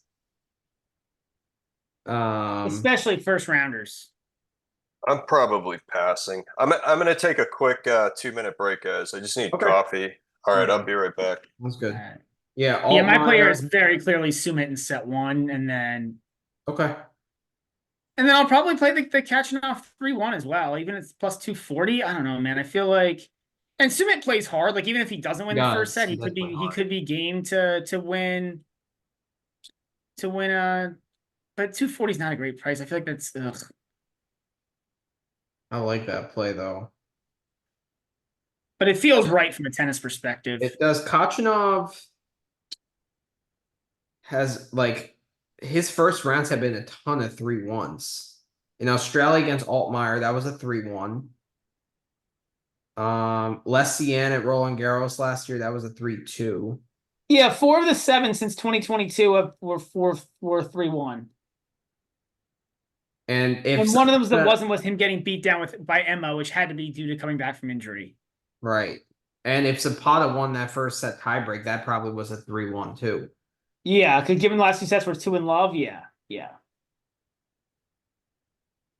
I'm gonna hit the 3-1. That's gonna be my play. Yeah, I'm gonna play them both. I'm gonna play the Sumit set 1 and the 3-1 for Kachanov. I'll tail.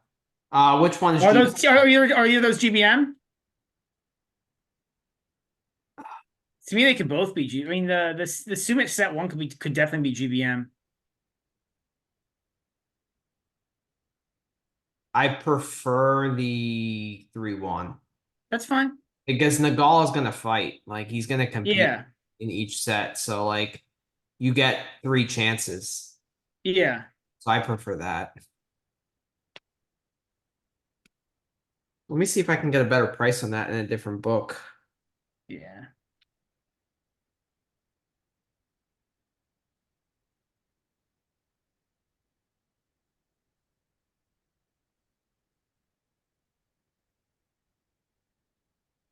Yeah. All right. I'll look later.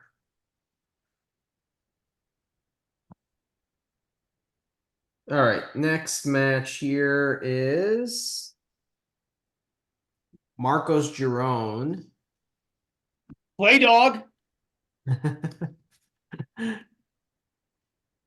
He'll play Josef Kovalik. Did Kovalik qualify? No, he's a lucky loser. Even better. I mean, this seems like a good spot to back Giron in. Like, really? Only 2-game favorite? Oh, like, I don't know, man. Like, The clay dog, Marcos Giron. He probably has bigger calves than Kovalik, if that's worth any games. Yeah.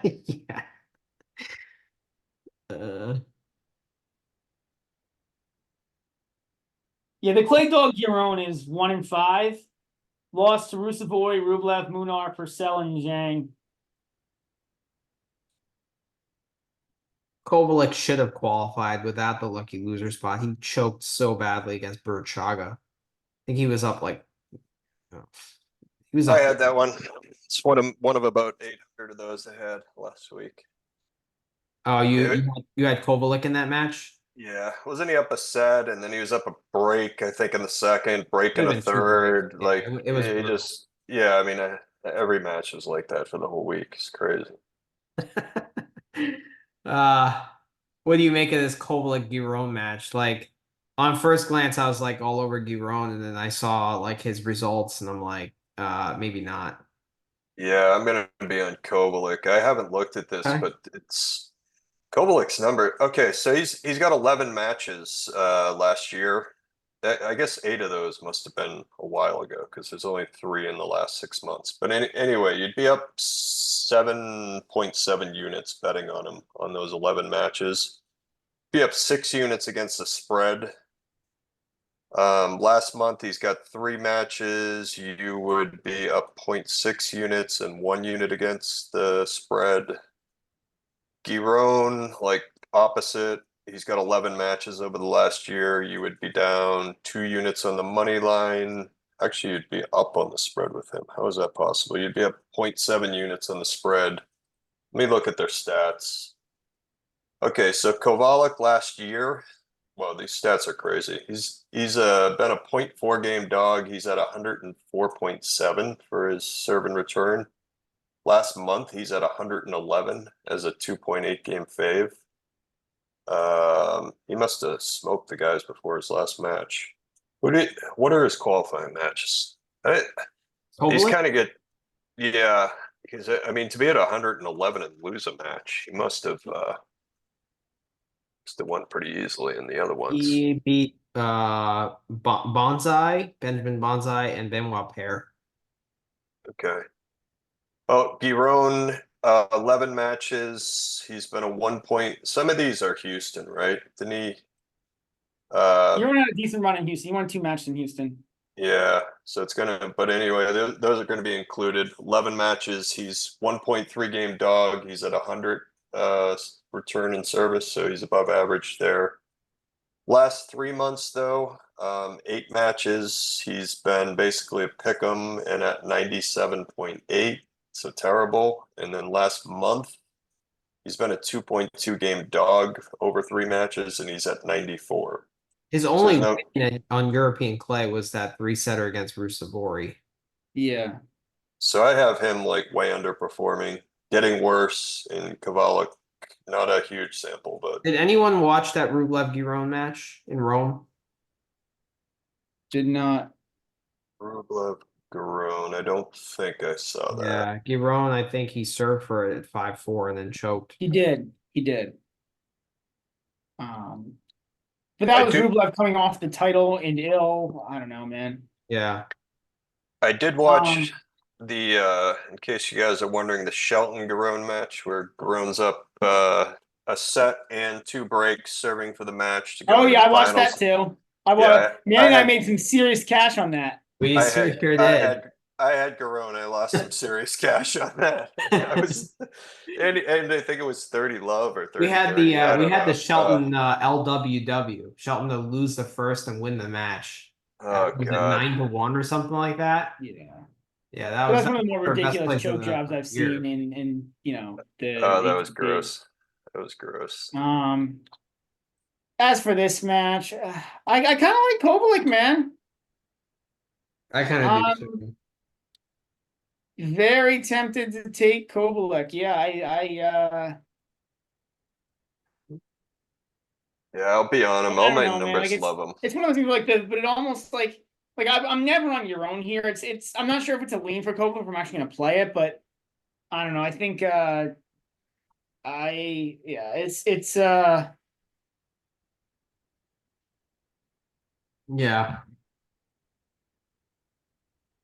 Like your own should probably be a slight favorite, but in that case, if you think that, then like the problem is if you think that, then like it's only plus 115. So if you think your own should be a slight favorite, how much value can there be on Kovalik? Yeah, it does seem like they've adjusted the line for pretty well. Yeah. Maybe the over. Like Jerome's played a lot of 3-set match. Well, he's played Yeah. 1, 2, Yeah. 3, 4 out of his last 6. He's played 3-set matches on clay. True. True. I don't know. Yeah, I'm gonna be on Kovalik, but it does feels to me like they've adjusted the line already quite a bit for the way Jerome's playing. Both of them are playing, I guess, Yeah. but I don't know. They never seem to adjust enough in these spots. All right, next match here is Thiago Monteiro against Mio Kecmanovic. Montero is a plus 120 dog, and Kecmanovic is minus 145. Bovada doesn't have any spreads or totals yet. On first glance, I really like Thiago at plus 120.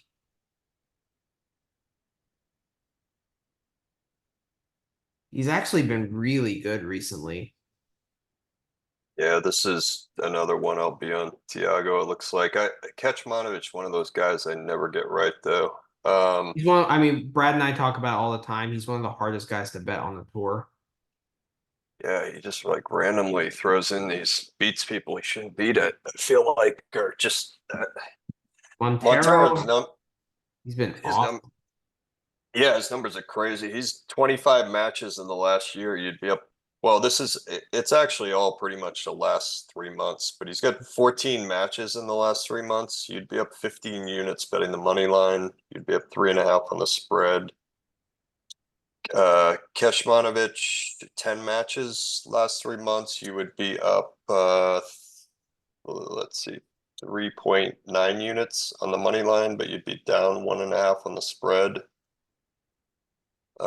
Just in terms of stats, I'll just do they both have a lot of matches for the last 3 months. Well, just do last month for Montero. He's got 11 matches. He's been a 1.7 game favorite, and he's at 110 serve and return, which is crazy. Kecmanovic, last 3 months, 10 matches, 1.2 game dog, and he's at 99, so kind of around where he should be. But the last month, 2.5 game dog in those. He's got 4 matches and he's at 96.5. So Kecmanovic, like nothing special, kind of doing Yeah. at where he's supposed to be for all his time periods, and Montero's just So absolutely on fire. one thing that's really interesting to me is that they have a recent head-to-head match in Rome that went to Montero. He won 7-6 in the third. But if you look at the total points won, Montero won 100 points and Kecmanovic won 86.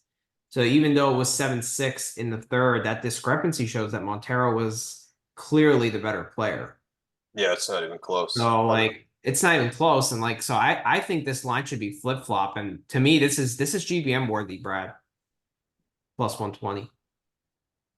No, I disagree. I'm actually I'm on Wow. this. I'm on the other side of this. So I Wow. look at something with Montero.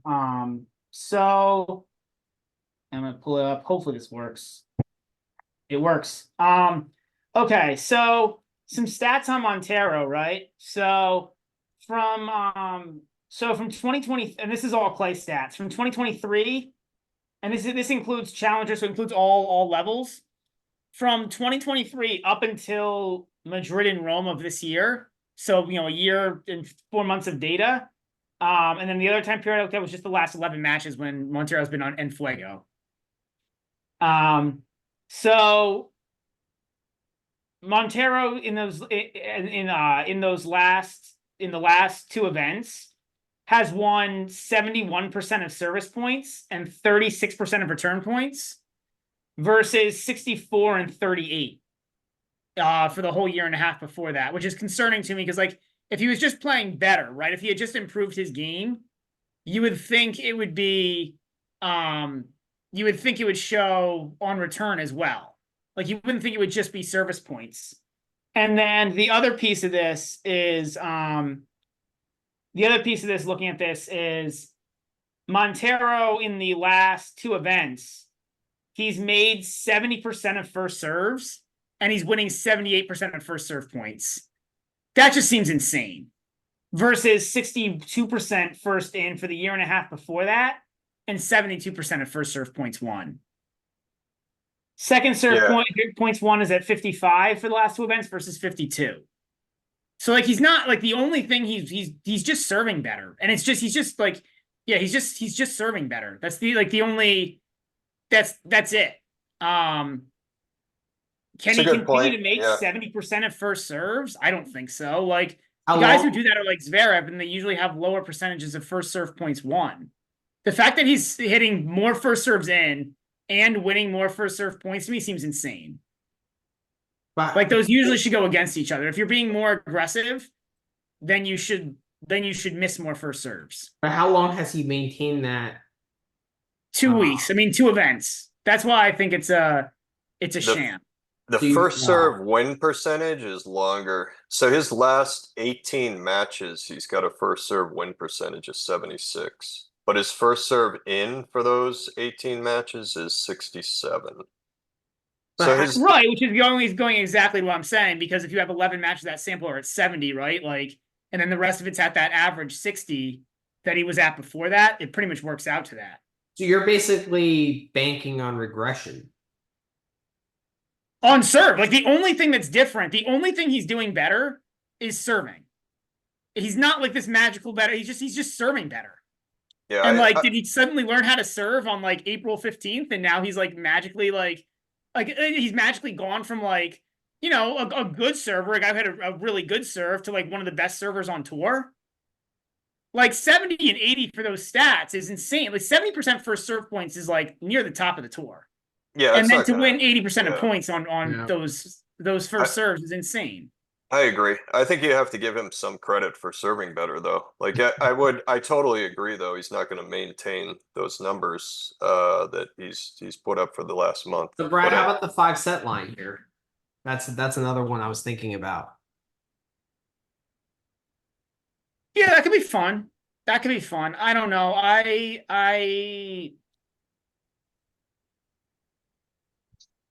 What's the spread here? It's not up yet. Yeah, see the problems. I think this line, I feel like this line has that taken into account. Like it certainly isn't assuming Montero's as on Fuego, because like if this was based on Montero's last 11 matches, he'd be the favorite. It's kind of one where I was hoping to see Montero as a favorite, but given where this is at, no. All right. I don't know. I'm gonna be on Montero. I never win Kecmanovic matches, so I'm on Montero here. I think I'm just gonna ride the hot hand and hope that he lasts another match. He's been doing it for 18 matches. Yeah, he has. He's up 15 units over his last 18 I matches, agree that regression will come at some point. You know, I'm just gonna. I'd be a lot more excited if this was like a gradual thing where you saw like improvement in some area besides just smashing, like just becoming a god on first serves. Like, well, you're 100% right. He's not gonna that's varying. Like he's getting lucky on the first serves. That's not gonna keep up forever. I mean, honestly, like there's some really good videos about this, like for tennis players like you and I, Manny. Like your goal basically. And different guys have different stances on this. Like Zverev serves up a very high percentage of first serves in, but like your goal shouldn't even be to make 70% of first serves. Like if you're doing that, then you should serve harder and try to win more. Like I think like the theoretical goal that's assumed is like you should be aiming for like 60 to 65% of first serves in, which is where most of the tour is. And like if you have a good day, you make 70. If you have a bad day, you make 50. Yeah. And Montero just had good days the last 2 events, which is why he's winning. Like, you know, he's been doing it for. He's got 76% or 76% first serve win percentage for 18 matches now. So that's pretty crazy. That's why I'd say that like there's probably something to it. Like his serve probably has improved, but not to the level that these stats are indicating. It's basically impossible. But you have to give him some credit for that. I don't know. I mean, I'm looking at the game logs and like there's just it's like so before that, right? Like before this stretch of him suddenly making over 70%, if you look at like the South American swing, which was like, February to April, he was under 60% like the majority of the time. So he like even his like I guess he's a coach. They suddenly got together and figured out how to add like 10% first serve. You know what I mean? Like I don't know, like or even 5% first serves in like magically in like a 2 week span. I don't know. Maybe, Yeah, but I don't buy it. I have him at 64 for the year for the 25 matches. So Right. So he's at 70 for the 11 and then or 70 for the last 11 and then 60 or whatever for the other 14, right? If you just average those two out, you get close to 65. Yeah, I'm at 69 for the last 11 matches, 69 Yeah. and a half for the last 14 matches. I mean, yeah, so he's obviously serving. We could all agree that he's not going to continue serving. Like that's impossible. So, but how much like do you have to give him some credit? He probably is serving better. Like you probably don't expect him to go to 64 to his next match, right? Like maybe it is I'm banking on 66 him. or 60. I'm banking on him continuing plus money. I'm betting it's going to go back the other way. I think, yeah. All right. We'll see. So, but you give no credit for 18 matches at 67 or 14 matches at 70. Like when well, I mean, 11 think, at 70, they're all kind of the same, right? Because it's 11 at 70 and 14 at 67 are it's a lot of serves. Kind of are similar, right? You're talking about thousands of serves. Like he probably has made some type of it. Like you don't gain 4% over 1,000 serves by. Right, he hasn't improved his net game at all. Well, I mean, think about it mathematically. Like how many serves that is. You're not going to gain. Yeah, you're probably. I mean, there's that. You can definitely do the mathematical exercise. You're right, Tony. You can definitely do the mathematical exercise and see, like, somewhere in the middle. It's somewhere in the. I think it's somewhere in the middle. Like I 100% agree with you. Like there's no way he's going to continue those numbers, but he probably has improved to some degree. What degree? Right. What degree is that? I don't know. You're probably right. I mean, you definitely could look at. I mean, you could actually do like a mathematical model here and pretty easily figure out like what that should look like. Based on what he's done the last like 2 weeks, I thought that line should have been flip flopped. Like I guess the books are looking more into the yearly data. Yeah, I mean, I think that's what they should be doing personally. So yeah. Okay. I was hoping they would I would put Montero as a favorite, but yeah, I think it's a pass for me at that line. Okay. I mean, I think you have to wait just on that subject because I think it's important because I think the books do weight the year data too heavily. Like we were talking about earlier, like these players are very variable. They go on stretches where they're hot, they're cold, they're interested, they're not, they're motivated, they're not motivated, they're injured, they're not injured.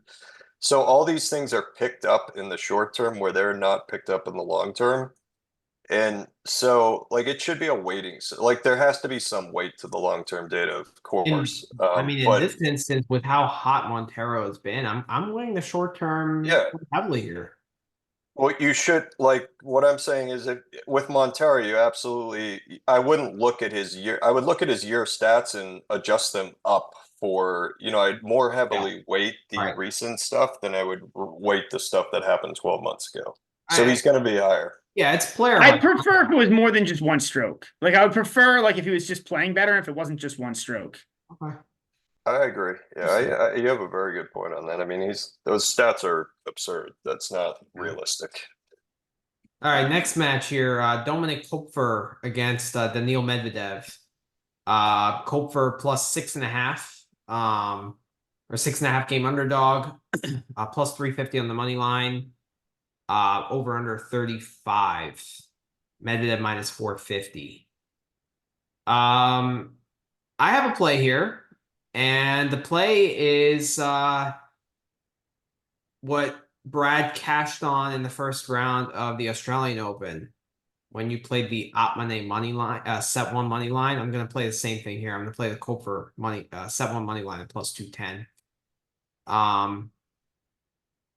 I don't know. Medvedev, it feels like he takes some time to get acclimated to conditions. Clay is definitely his worst surface. Koepfer has played him tough in the past. They played at the U.S. Open in 2019, and I believe Koepfer won the first set there as well. If I'm not mistaken, that's off the top of my head. I mean, in 21, Medvedev blew him away, but in 19, Koepfer won the first set 6-3. Miami, when they played, that was a really, really tight first set. Medvedev blew him away in the second, but that was 7-6. I believe he lost the first set to Seaboth Welch. He lost that match outright, but I think he lost the first set also 7-6 when he played last year. So I don't know. I think Medvedev tends to make matches more complicated than they need to be. Koepfer has played him pretty tough in the past. I like that price at plus 210. I'm on just Koepfer to win a set period. Okay. I think it's close to the standard it's minus 150. Ugh. I mean, you could do Maybe I don't know, maybe minus 120 over 3.5 sets. Yeah. Probably do that. Yeah, I can't see Koepfer winning at straights. Yeah. So Yeah. probably the over 3.5 sets at minus 120 would be my play here. But I prefer the set one at plus 210. Like, I think if Koepfer wins that, I think. No, you don't think so?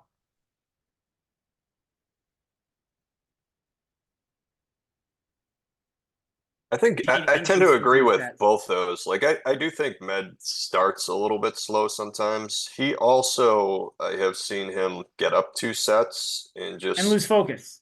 Well, I've seen him go in complete raging tilt before. Like I've seen him where he starts double faulting and then he just starts. He will literally he will walk up to the line as fast as possible on his second serve and hit another first serve. And then just start screaming at his box. Like I've seen him just give away sets, and I saw him do it. I think it was in the U.S. Open. I've seen him do it. He does it like if he knows he can beat the guy and he's up a few sets, and then like something like that starts bothering him, he'll just like go on tilt for a couple games and just like give the guy the set and then destroy him the next set. O'Connell did it at the U.S. Open. Yeah, right? But O'Connell got some magic drugs from the trainer. Medvedev, he's a funny guy though. He can get pretty emotional like in the middle of a match, but at the same time, like if he needs to control himself in a big match, he will. Like he'll never do that in a tight match against a really good player. But exactly, and he'll never do it when he's in jeopardy of losing the match. He'll only do it when he knows he can beat the guy. No, he knows he does it to entertain himself. Yeah, he's a funny. I've watched probably more of him than anyone. He's a fun guy to watch and just listen to on the changeovers and stuff. So I was complaining. Yeah, I mean, like, and he does really goofy stuff on the changeovers. Like there was the whole net thing with Zverev. Yeah, there was the calling a medical timeout just to like complain after he lost a set to O'Connell. Like, yeah, like, he called a medical timeout, and they came out to like do the like. What do you want to treat? Oh, I lost the set, and he was just like I want whatever he had because like he's playing better all of a sudden. He's hilarious. Yeah, he does goofy stuff. I mean, I tend to agree with you. I'm kind of changing tune because also I'm thinking about Koepfer and like he's a guy that's pretty fit. You know, he's not going to go away. He's a good competitor. Like he's not a guy where you gotta lower the time frame of the bet, right? Like Fognini or Monfils or someone like that, right? He's a guy that like you want 3 shots at the pie, you know, or like 3 shots at the target kind of 3 thing. bites at the apple, I think is what you were going 3 bites at the apple. That's what I was looking for. So yeah, I for me that's GBM worthy if you want. Yeah, we can go with that. I like that a lot. All right, nice. Over 3.5 sets minus 120. I'm passing this one for the record. I don't really have anything. So okay, sounds good. Next match, De Minaur against Michelson. We know Tony's got to play here. Yeah, I know. Yeah, I took Michelson games. Yeah, you know, this is one of those situations where like I watch. I've watched so much De Minaur and Hard that when I saw him for the first time on clay, I was just in shock at how bad he was. Like I couldn't believe it's the same guy. Like I just couldn't believe it. Like what is happening?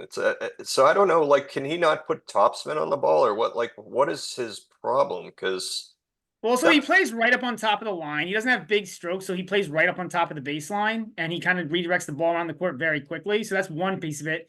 The bigger piece of it is that he's one of the best movers. He might be the best mover on the tour, but he's yeah, not nearly as good a mover on clay. Like clay, you got to slide around, and De Minaur is much better at running than sliding. yeah, that makes sense then.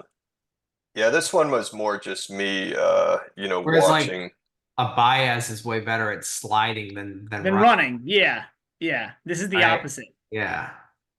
Let me just pull up the stats. I think the stats did go with what I had thought. And Michelson is not really good at sliding or running, for the record. You know Right. what? Yeah, no, this would be either pass or demon for me if I would just follow my numbers. Did I actually bet this? I think I might have.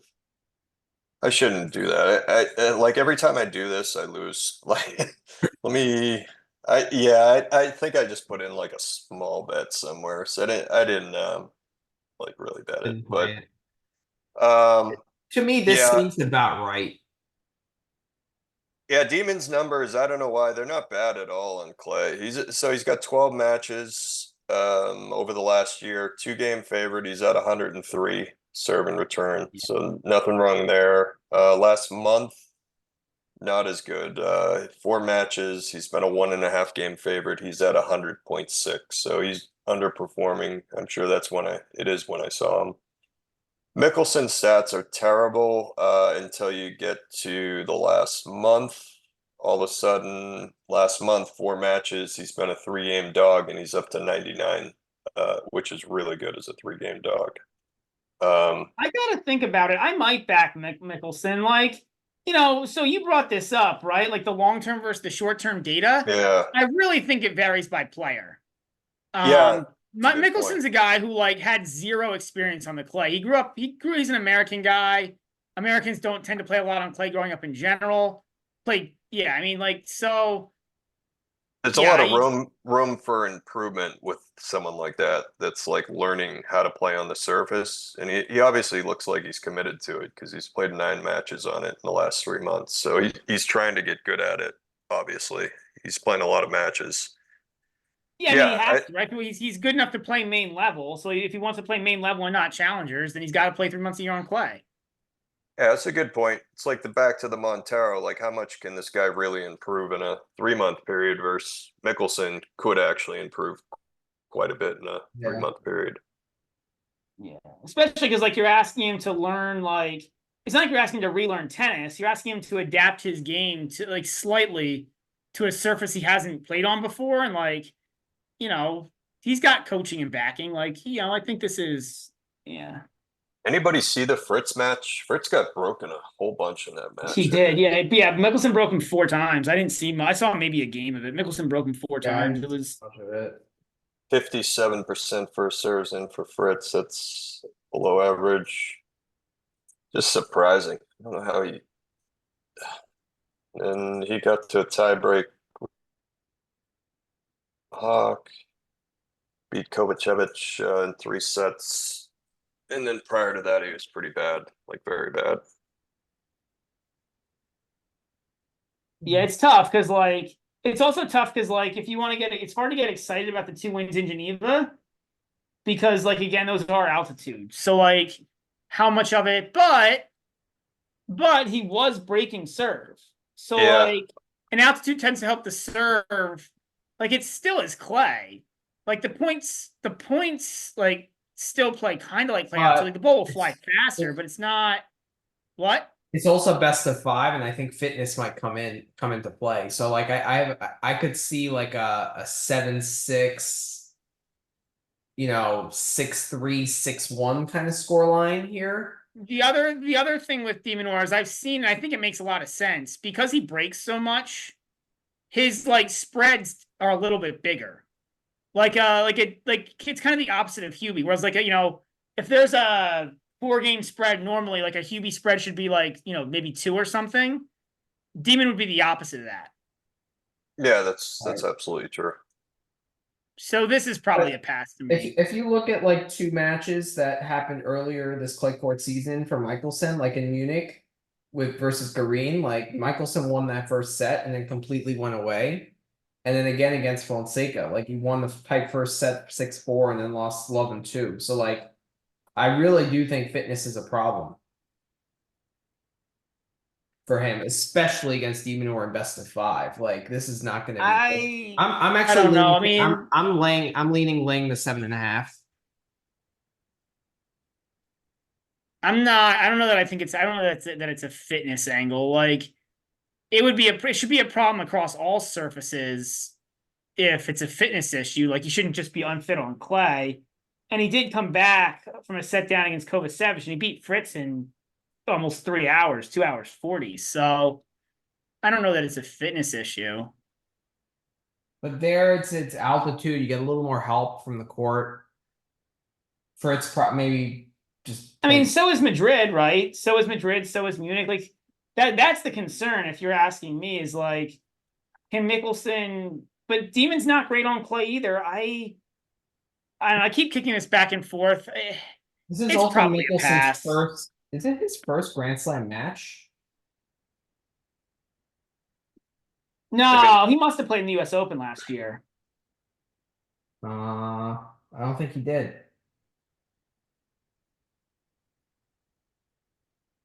Yeah, he did. Oh, he played Australia this year. And U.S. Open last year. Oh, he did? Okay. Yeah, he lost to Yari. Okay. Yeah, I guess I just have too many filters. Okay. Okay, it's his first time playing the French.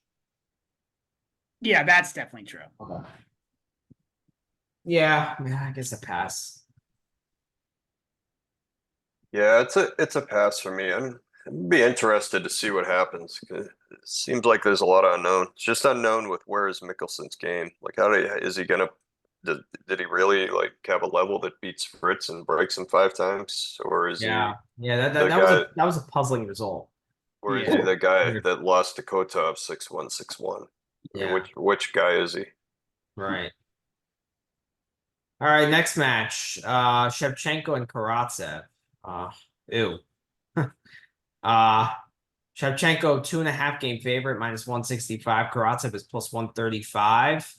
Over under 37.5. This match to me screams like close your eyes and play the dog.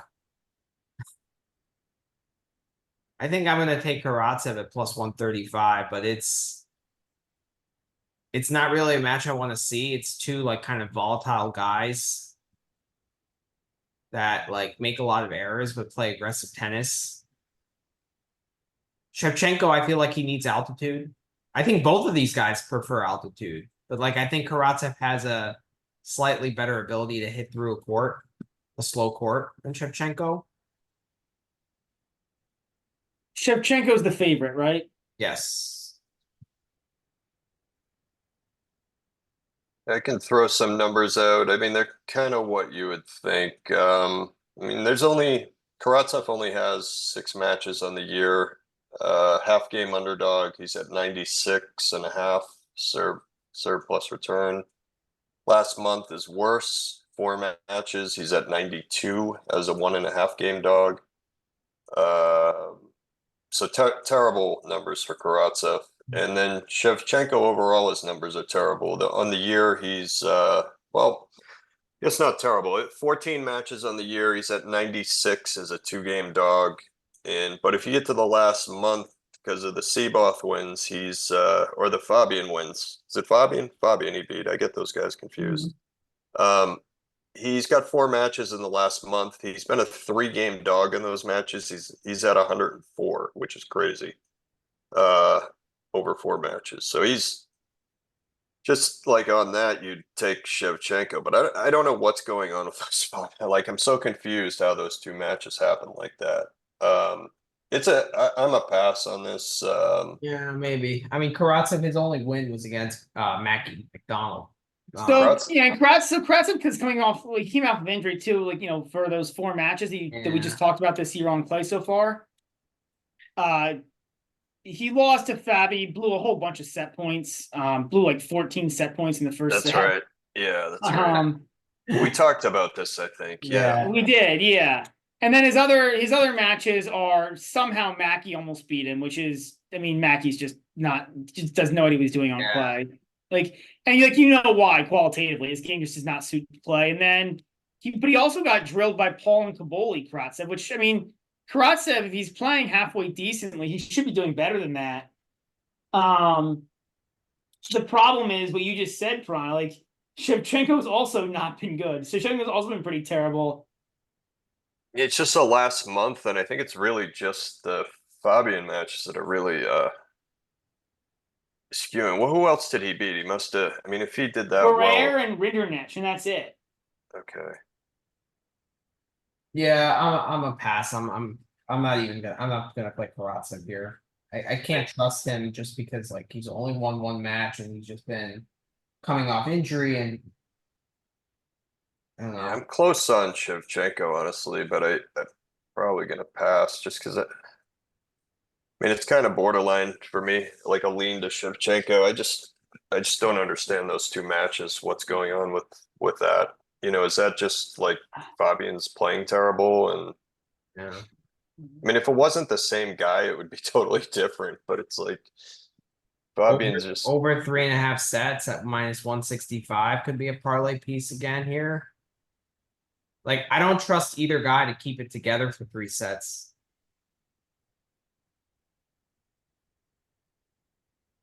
You know?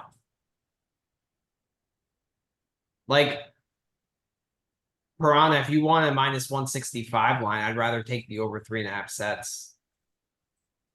over 3.5. Yeah, than the Shevchenko money line. It's the same price on Bovada. I don't know what it is on Penny. Yeah, let me see. I can pull it up. I'm thinking the under 37.5 games. What line It's did you? completely qualitative, but both these guys are pretty volatile mentally. Yeah, 169. But the under 8.5 games in the first set. No, the under 37.5 total. Oh, yeah. Like, both these guys are pretty immature as players, and I like that. I could go for that. Yeah, I'm just passing. Okay. That's one thing about it. When you have a week like I had last week, like all of a sudden, all these things that looked like I would have been like, yeah, I'm taking Shevchenko Yeah. as short term. Now I'm all of a sudden, I'm not going near that one. Also, Bovada keeps Yeah, Shevchenko's flag wrong. shame on them. Yeah, shame on them. Send them an email. Well, but I looked at the draw, and Karatsev is an alien. So is Rublev and Kachanov. They're all from nowhere. Like, I'm not sure how they have flags if they're from nowhere. Like, they're not humans, apparently. All right, this is an interesting match. The two Aussies, Poppy and Kokkinakis. Basically a pick 'em. Kokkinakis is a slight favorite, half a game favorite. Over under really high at 40.5. I think that makes a ton of sense, though. Like, I might actually even go over. It makes sense. I like Poppy here as a slight dog. I think he's just slightly better than Kokkinakis. I know Poppy's been bad like in recent weeks.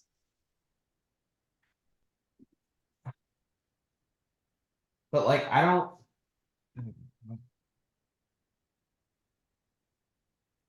his last 4 losses are not necessarily bad besides the Altmaier one. Lost to Demonor, Altmaier, Navoni, and Hamad. Then in Monte Carlo, obviously he had that good win against Rublev, beat Mute in 3 sets. So it's not the clay court season he had last year, but like he's beating decent guy or he's losing to decent guys.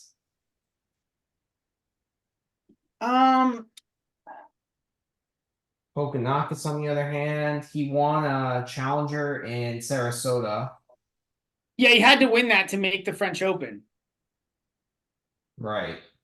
He And I must have think he pretty much said something after he won that to the effect of like how happy he was to get into the French.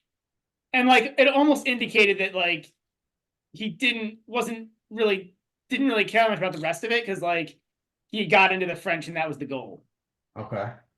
Now I don't think that makes very much sense because he's still got to keep his ranking up to get into Wimbledon, but like Did he have to like I mean, so if he didn't win that, he would have to like play qualies? yeah. Okay. Because the cutoff is like 6 weeks before, right? So he won that tournament right before the cutoff. Kokonakis didn't make third round here last year and played lost to Kachanov in a fourth set tiebreak. And Kachanov is another guy. He plays better when there's a crowd. Or Kokonakis, you mean? Yeah, Kokonakis. Yeah, another guy who plays better when there's a crowd. So does Poppy, though. Like, this is a fun matchup, man. It is. I got a quick quiz for you guys. What do you think the line was when Kokonakis and Atmani played and Atmani beat him? Probably Kokonakis minus 2.5. So like, I would say Kokonakis minus like 165 on the money line. Kokonakis was minus 500. Whoa. 522 he opened and closed 435. Wow. I mean, the reason I bring it up is I'm looking at his data for his wins and losses, and he's down 5 units, and it's all from that match. He lost 5.22 units on that match. That opened 522 and closed 435. Wow. Yeah, it's kind of crazy, huh? That he's that big of a I favorite don't again. remember if I bet that match. I wouldn't really, yeah, I He wouldn't was really, he was a 4 game favorite in that match. 4 game juiced. He was minus 128 at 4. So like 4.5. and that was in Rome. Wow. Yeah. I mean, I bet the under in that match. I guess Money had done nothing up to that, I don't think, Yeah, like on probably. clay. I think he was pretty terrible actually up to that. yeah. I bet the under 21 And match. Kokonakis is another guy. Like, Man and I talk about this, but like, sometimes for these bigger hitters, like slower courts are actually better. But we say the same thing with Poppy. Yeah, I mean, look, like there's a reason why these guys aren't in the top 50, right? They're still very erratic players. Yeah. Yeah, I think it's probably like you notice that like Cerundolo, I think is good with that. Like he can hit through slow courts with his forehand. I think it's guys that can move, like guys that don't aren't rushed, and you give them a little more time, and they can hit through, whereas their opponent can't hit through them. I don't know if I'm saying But it neither right, of but these guys are good movers. Like these guys are essentially the same player. Right? yeah, their Sure. stats. I mean, Poppy's, I think Poppy's not as, I think Poppy's more mature than Kokonakis. He's just like, his game just goes awry at times, but he's more mature about it. I agree. The stats on the year are like dead even. Popperin 12 matches, 1 game dog. He's at 99 serve and return. Kokonakis basically a pick 'em and he's at 100. So they're like exactly where you'd expect them to be. I mean, the only thing is Popperin's last match, he was a 1 game favorite. And he's serving. Who was that against? He had 80% was his serve and return there. That's pretty horrendous. Yeah. Who did he play? Who did he lose to as a 1 game fave and play that badly? You guys might have already said it. Sorry. I can find it. No, that's all right. Oh, Hamad? He was favored, I Oh, guess. yeah. Oh, that's not so bad then. Yeah. Yeah, I don't think people realize how well Hamad was playing at that point. Oh, yeah, he's way undervalued. Yeah. Yeah, Yeah. exactly. So, I mean, like you said it, so since their stats are pretty similar, or Very similar, yeah. but Poppy is more mature and over 5 sets, I gotta take the plus 105.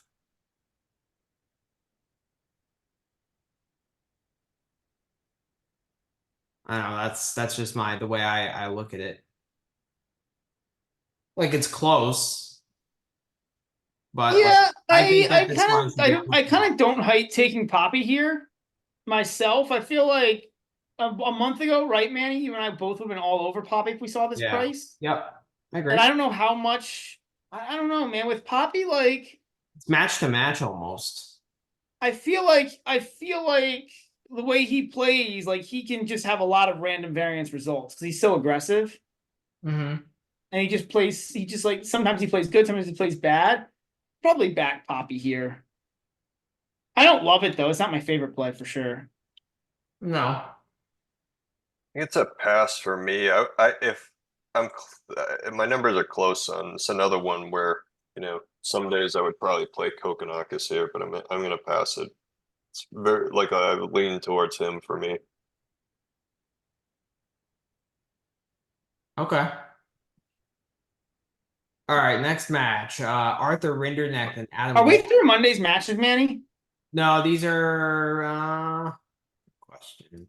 Can I say one more thing on that match? Because I don't know how Yeah. I miss this, and the reason that it's a lean for me in Kokonakis, if you do their last 3 month matches, Kokonakis six matches, 1.5 game fave. He's at basically 102, which is about where you'd expect him. But Popperin 6 matches, he's been a 0.7 game dog, and he's at 93.5. So that 80 is bringing him way down from Hamad, but still to have 6 matches at 93.5 is like that. That's why That's I'm pretty having it. low. That's pretty bad for 6 matches. Yeah. That's it. Yeah. Altmaier beat him. Naboni beat him. Demon beat him. Fabian beat him. Actually, no, that's hard. I'm sorry. So it was just Hamad, Naboni, Altmaier, and Demonor. He I'm gonna lost step away four. for 2 minutes, guys. But you guys can keep going. Okay. Yeah. The schedule is not out for tomorrow, so like it's like these are kind of a mix of Monday and Tuesday. Yep. I know like the first like 13 or 14 matches we discussed, like those are all definitely Monday. Okay. But now it's kind of like an assortment. So Yeah, I haven't even. I lumped all those together. I'm just yeah. waiting for something official to come out where I can. Yeah, D Manure, Michelson.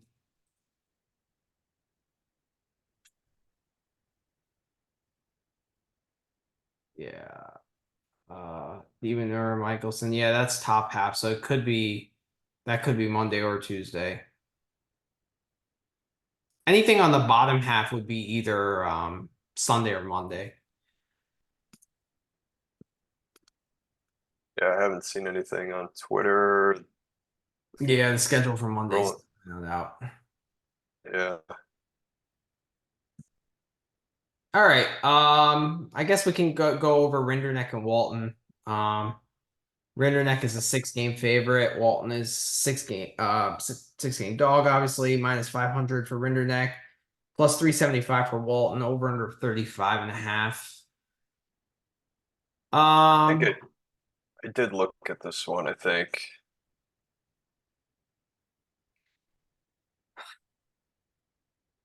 I'm not sure. I don't really necessarily think Rinderknecht should be a minus 500 favorite against anyone.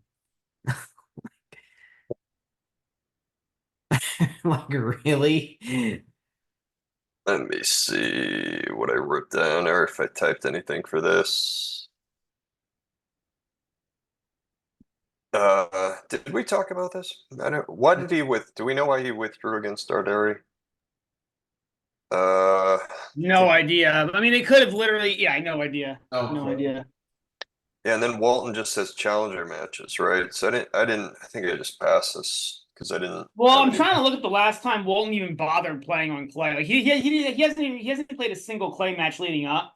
He got a wild card because Australia gets a reciprocal wild card. Because they trade a wild card with France for the tournaments, because they both Yeah. host a slam. He got Australia's wild card to this event. He's played twice in his career on clay. Okay, that's why the line is the way it is. I mean, I don't know, man. I don't mean, I'm passing. I mean, I'm not going there's to no watch. way I would never play. I could never play a guy who doesn't even show any interest in like the surface, Yeah. right? Like there's plenty of clay Yeah, challengers. Show up and play one. Like, I don't have anything on it just because I don't have data, and Yeah. even just look like I don't have Rinderneck as being unusually lucky or unlucky or anything like that. His stats look pretty where he should be. 15 matches for Rinderneck. It's been basically a pick 'em. He's at 101 service and return for the year. A little bit better over the last month. He's at 103 over 3 matches as basically a pick 'em. you're also like, if you bet this match, you're just gonna be angry the entire time because like if you bet Rinderneck, like he's just not a fun play. I hate anytime I bet Rinderneck, I'm always just angry. He puts me in a bad mood for the day. Like I don't. I mean, man, you've seen Rinderneck play. Like his serve forehand and that's it. Yeah. But like his backhand is terrible. Like he misses balls that he shouldn't miss. Like Rinderneck's break percentage on clay is 15.5%, which is just atrocious. Like, and he's a 6-game well, favorite. yeah, because I mean, like everybody knows. Like it's also again like these guys who have no backhand. Like every junior player has a weaker backhand. So like it's just like the most easily exploitable like weakness ever. Like some guys have weaknesses that are like hard to exploit because like if you're like a poor net player, like most of these guys don't have experience like hitting a crap ton of drop shots in a match. And they just aren't like very reactive to it in a match. Like every player has had a match in their career where like hitting to the guy's backhand was the way to win the match. Yeah. Yeah. Right. Makes sense. Yeah. It's a pass. Yeah, Yeah. pass here. All right. Shelton and Gaston. Contrast of styles here. Shelton is a 5-game favorite, minus 260 on the money line. Gaston plus 210. Over under 37.5. Oh. From a quantitative side, I'm not sure. Like I would refer to you, Tony, on the numbers, but from a qualitative side, I like Gaston here at plus 210. I think he's going to frustrate the hell out of Ben on this court, who I'll take Gaston based purely on the French crowd. He's been here. He's played really well here in the past. I think they took the team to 5 sets in his prime. well, yeah, and he did it by hitting like 70 drop shots. I mean, literally, I he was think hitting drop shots every point, and team didn't know what to do because team didn't never like coming in, and this is going to be a similar game. similar, yeah, exactly. It's Shelton is a worse version of that team, and Yeah, I want Gaston in some capacity. I'm not quite sure how, but I definitely want Gaston. Yeah, it was a pass for me. Let's see, numbers. I've watched a lot of Shelton. I don't think I've ever seen Gaston play actually. But anyway, last year for Gaston, he's got 11 matches, 97% serve and return, and that's basically as a pick 'em, like a half game dog actually. His recent numbers are much better though. Last month he's 6 matches and he's at 102.5 is basically a pick 'em. Well, that's Uh, all. Is that all Lyon or is 5 of those matches? I think he played a whole bunch of matches in Lyon this week. He had a really good run in Lyon. it's just the 6 main level matches over the last month. I'm not Okay, you don't have a full sure. return. I think 5. If you have from the previous week, I think he played 5 matches this week, including qualies in Lyon. Oh, I Man, can he made actually quarters or semis. When did he lose to Paracard? Quarters or semis? I can pull it up. quarters. I think it's quarters. So that would have been 5. Then would have been 5. Lyon. I can just do Lyon. Let me see. Yeah, 5 matches. I don't know why it's not pulling up the data for that. Anyway, yeah, it put City as 5 matches for that. Okay, so yeah, his year data not very good, but it's his last month is very good. Shelton, this is gonna have Houston 10 matches. He's at 104 as a 1.1 game favorite. This is surprising to me. If you get to the last month for Shelton, 5 matches, 2.5 game favorite, and he's at 105. I didn't feel like I've watched him. I don't feel like he's playing that good. So Is it that would be The Mahak because match. he beat Makach 2-Love. Yeah, Yeah. that's why it is. It's that Yeah. match. That match is skewing that quite a bit. Yeah, I had that written down actually because I was wondering how that could be, and it's because of And I that. think his like serve plus return was like 130 for that match. Yeah, so that's really gonna throw those. I should have taken that match out and seen what the numbers are because that's essentially like an An outlier. outlier for sure. Yeah. I just think like I from just go back to him losing that match to Bublik, and like, I mean, Gaston's not nearly as talented as Bublik is, but he's a similar type of player. That he's going to clown around. He's going to do things to upset the rhythm. He's going to like hit 8 million drop shots. Yep.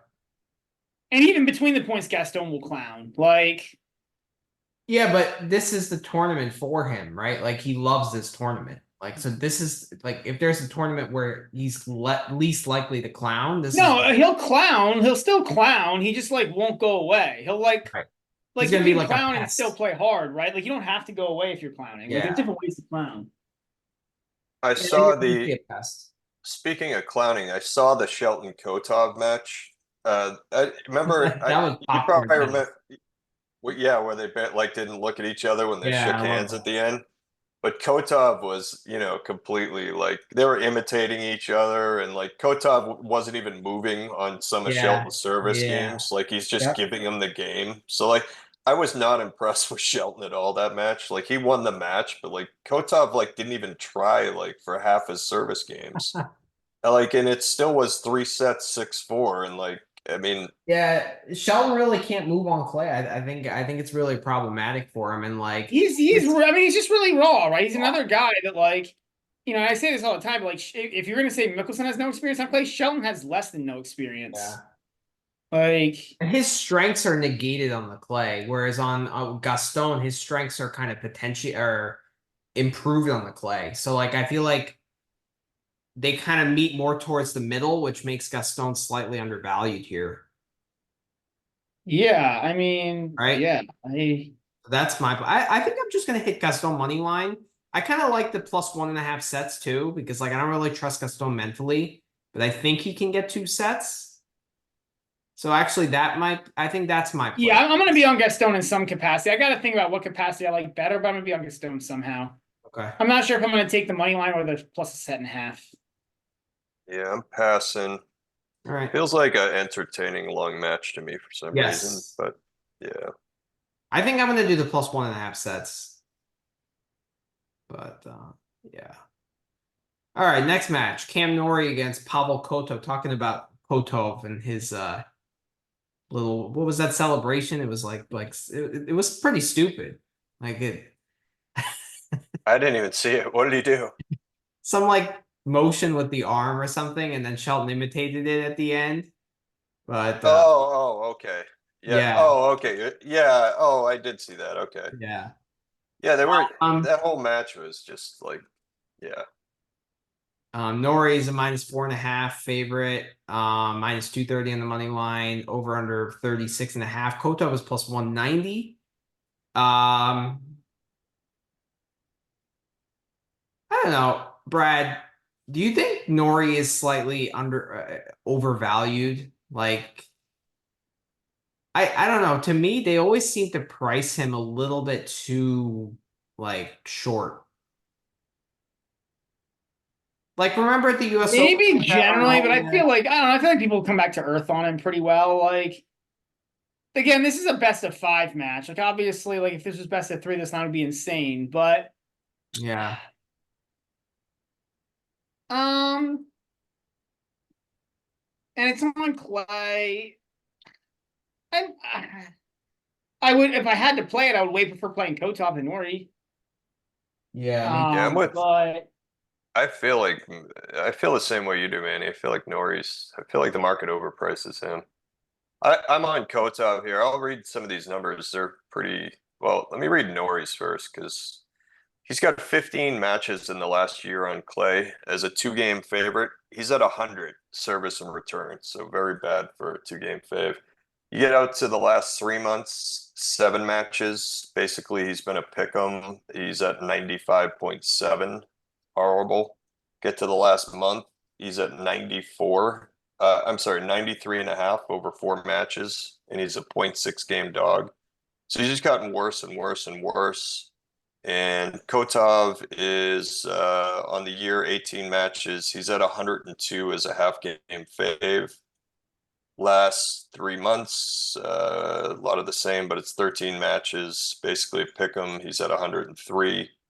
Last month, he's been a half game dog. He's at 103 over 7 matches. So like Kotov way overperforming, Nori way underperforming and getting worse. I'm on Kotov. You convinced me. Well, luck up the loss and let me mark it. No, I'm kidding. Yeah. But yeah, I had that as a pretty strong one. I don't get that line. And I feel the same way as you, Manny. I feel like Nori's always overpriced for some reason. Yeah, me I don't too. know.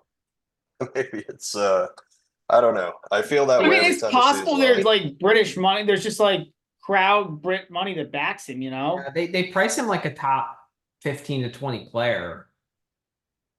I mean, I don't think this line is pricing as a top 15 player. Like, yeah, maybe not, but What are his results?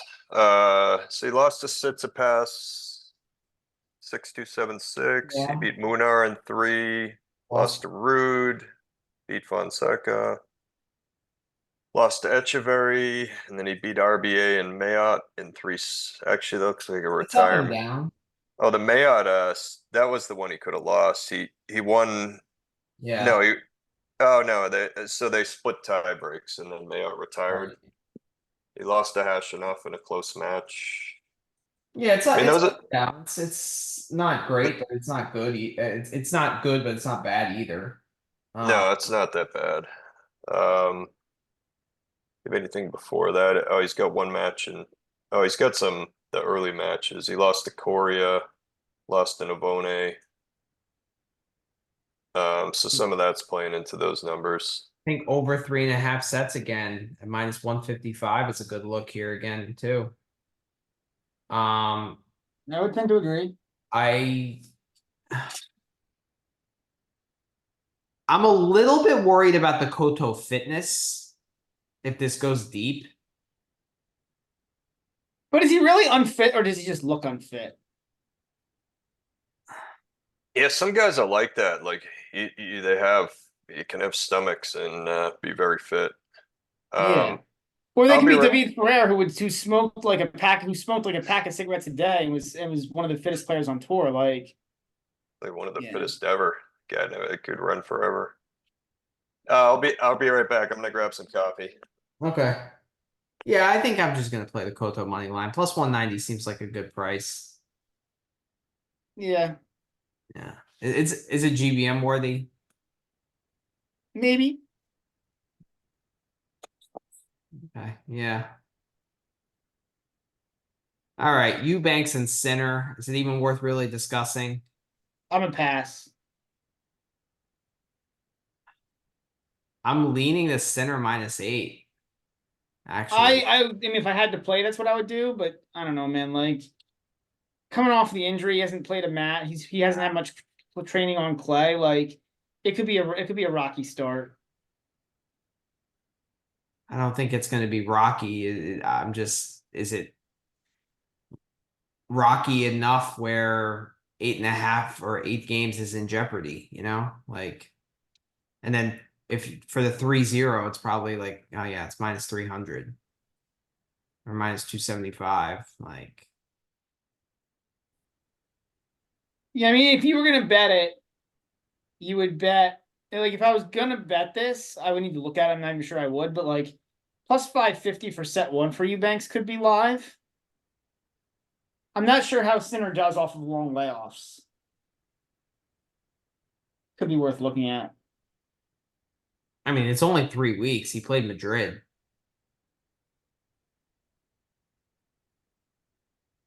True that. True So, that. Yeah, you're right. It's probably way overblown. It's probably way. I mean, it's probably pretty overblown. Hey. I mean, I'm surprised to see this at 8. Like, I feel like if the hip wasn't an issue, it'd probably be 9.5. I mean, you just get to a point the numbers get huge, right? Like, It would be similar to the Alcaraz Wolf line, which I think is 10.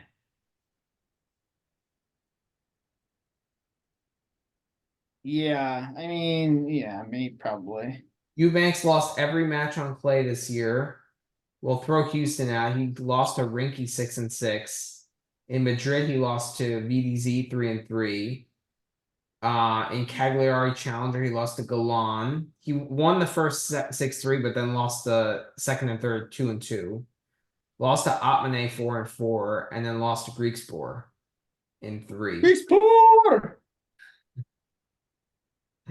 But like Eubanks has really fallen back to kind of where he should be. Like he just had that purple patch at Wimbledon and Miami. I mean, like a 3-month purple patch. Like, I don't think it was just Wimbledon.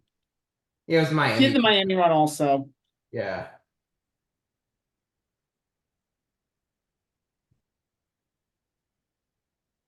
I don't know. I like it.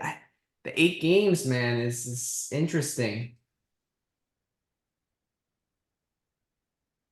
Yeah, what is Sinner under 18.5 games won? Good one. Plus 140. Ooh, That could be the other way to play it. I like that. That's a great that's my play. That's awesome. What do you think of this Sinner Eubanks match? That's a good question. I would So have. Brad and I found the line. Well, I like it at least. It's the Sinner under 18.5 at plus 140.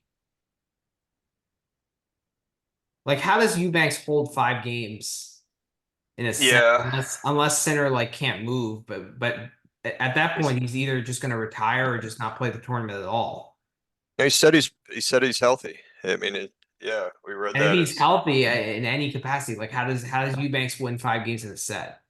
The way I You've got to think his coaches would be smart enough to not let him play if he wasn't healthy. Yeah, the way I interpreted that quote, it was like if I wasn't 100%, I already said I wasn't playing. Like he's 100%, I think, is what he was saying. But the thing is, he could play a match, and then it could be, like it could flare. It's also worth mentioning, right? Like top 20 players are not allowed to play challengers. So after he chose not to play Rome, like he would have either had to not either had to play Geneva or Lyon, or play or not play. Like he couldn't just skip 1 week. Like there was not the option to skip 1 week and play a challenger, like there is for most guys on the tour. So like, and some guys don't like to play the week before, a slam for obvious reasons. Yes, Eubanks, just 5 matches on clays. He's holding 78%. And then Sinner, obviously much stronger competition. He's got 9 matches. He's breaking 32.5%. So I don't know, how often would you say Eubanks holds in this match? Like 65, 70%? You could probably do the math. You just have to estimate. And he's not breaking. No, he's losing in straight sets for sure. What is this? What is the 3-0 line? Minus 275. 275. But I mean, I think that under 18.5 is a better price. Plus 140.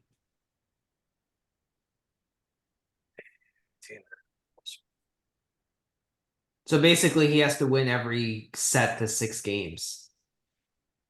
Like 6, 4-4-4 does it. 4-3-2. Like any 7-5 and you're screwed. But I think Eubanks is going to really struggle to get there. I'm looking at something. Give me a second.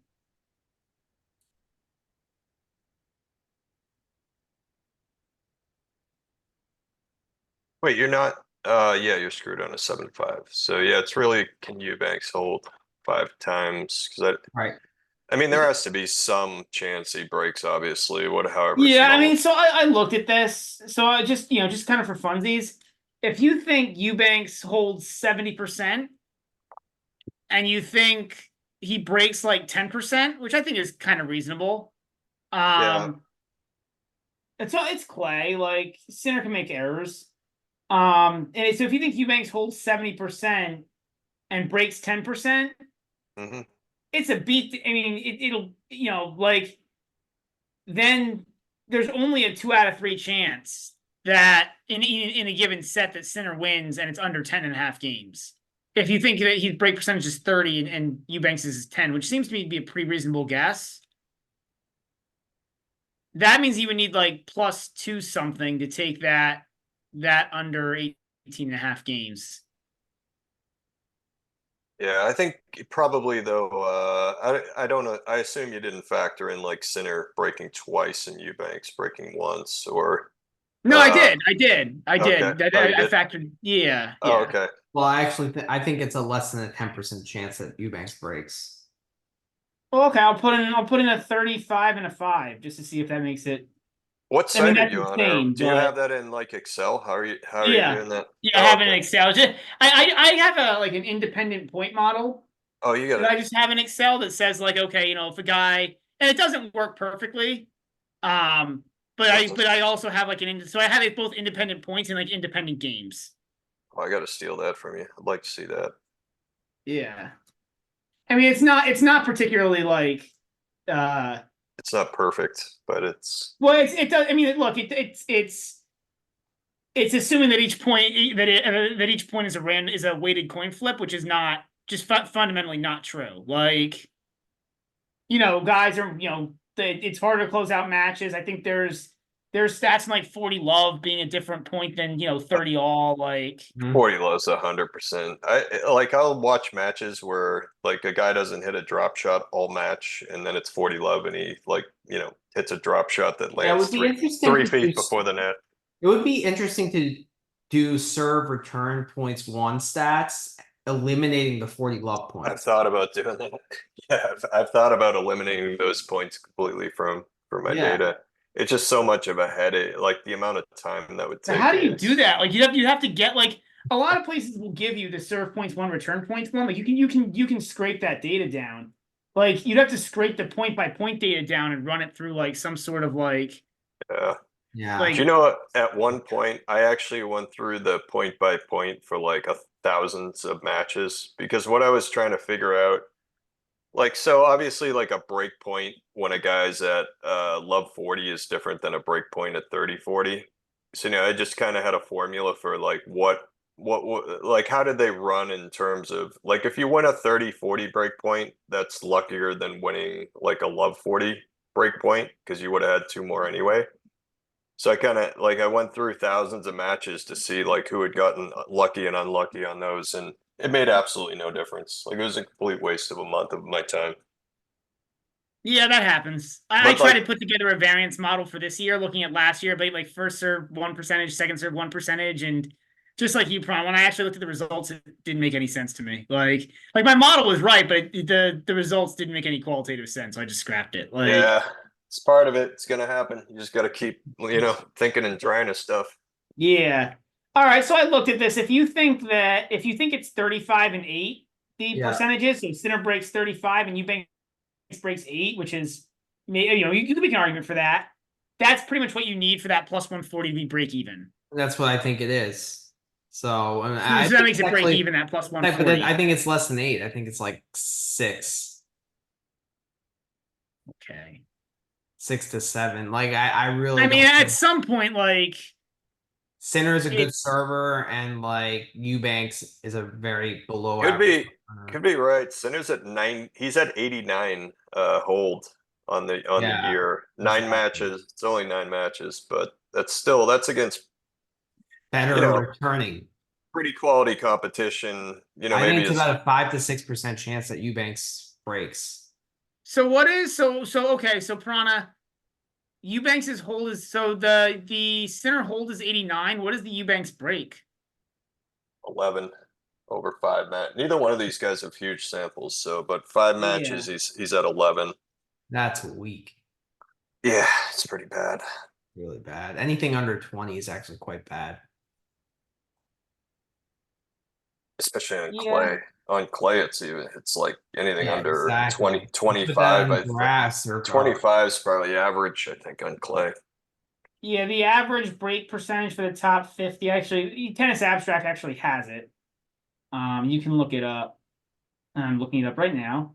Eubanks. Um, Eubanks just wants to collect his prize money and then like go to the commentator booth. oh, I don't think. I mean, I don't see. I don't like.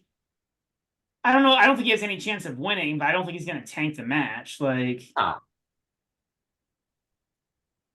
um, yeah, the average is 25 this year so far on clay, and that includes altitude clay, which would be lower, so Yeah. it'd be higher. So it tells you that Eubanks. Well, but I guess that 11 includes some altitude stuff himself. So yeah, I mean, it tells you that Eubanks is It's his it's yeah just not a he's not good on return. huge sample is the problem. 5 matches, like, what did he It's not a play? huge sample. I agree. It's like 80 games maybe he's played, so Yeah. he's broken, Well, it's more than seven. 80, right? Because I mean, 16 games a match is quite low. Yeah. It's So probably maybe like 100 to 120. I mean, you could obviously look it up. It's probably 100 to 120. so say 110, and he's Yeah. broken 10 times or 11, no, all 12 right. times. Let's move on. Next match, Dan Evans against Holger Rune. Evans is a plus 7.5 game underdog. Plus 650 on the money line. Rune is minus 1100, over under 31.5. This line is, I mean, I understand Evans has been bad, but this line is off. I don't think Rune should be a 7.5 favorite against pretty much anyone at this point when you're losing matches like 1-1 to people. I'm gonna take Evans to win a set, definitely a plus 105. I like the over 3.5 plus 115. That's definitely GBM worthy in my eyes. Like Rune can't win 2 sets in a row, let alone 3. At this point. I kind of like the 5-set line at plus 425. Any pro Evans line, I would like. I'm probably gonna stay away from the plus 7.5 just because like I think Rune can, if he wins a set, he could win a 6-1 set, and then that puts that in jeopardy. Set one money line plus 305 looks appetizing. I like a lot here. Are you on the same page, Brad? I mean, I'm probably more a fan of like an over 3.5 set. Well, or maybe like Evans. What is Evans to win a set? Plus Plus 105. 105? Like that's probably more where I would look at. Okay.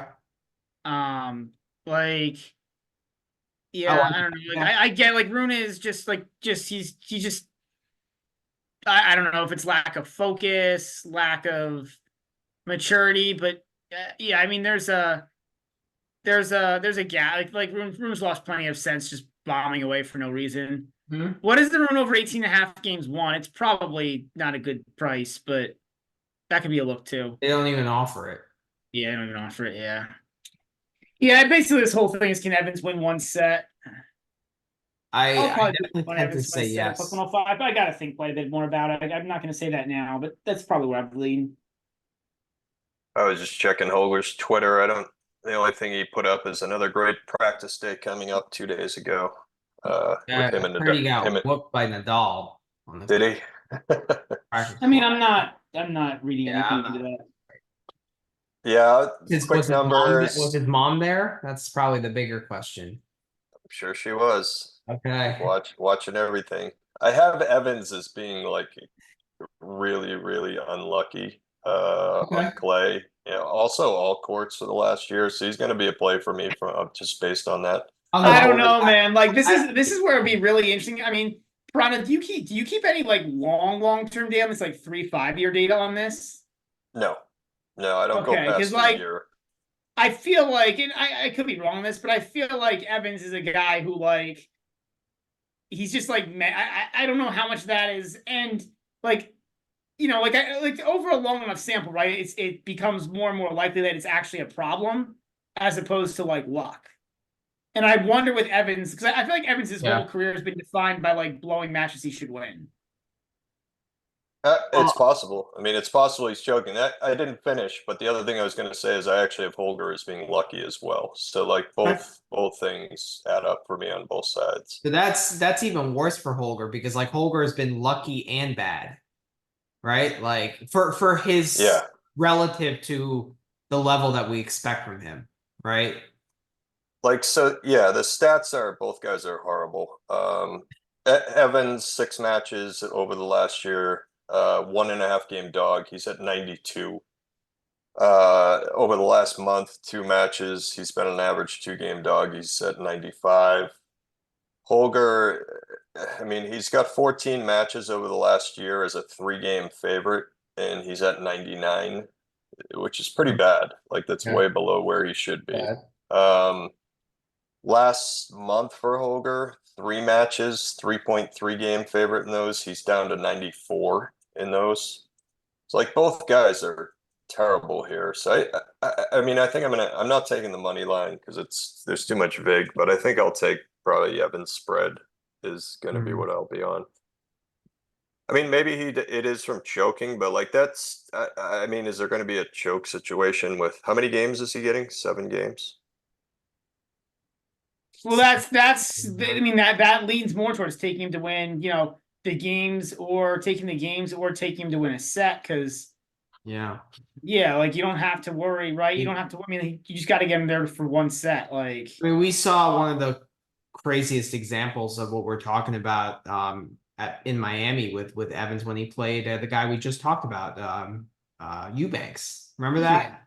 yep. I mean, like Oh, that's right. He just had the match too, where he had the overhead. point and like he had a easiest overhead. Yeah, Like yeah. one I of saw us that. put that Oh, away man. right on top of the net.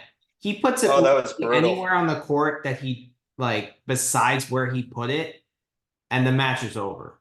I saw that. Who was that against? That was Against so brutal.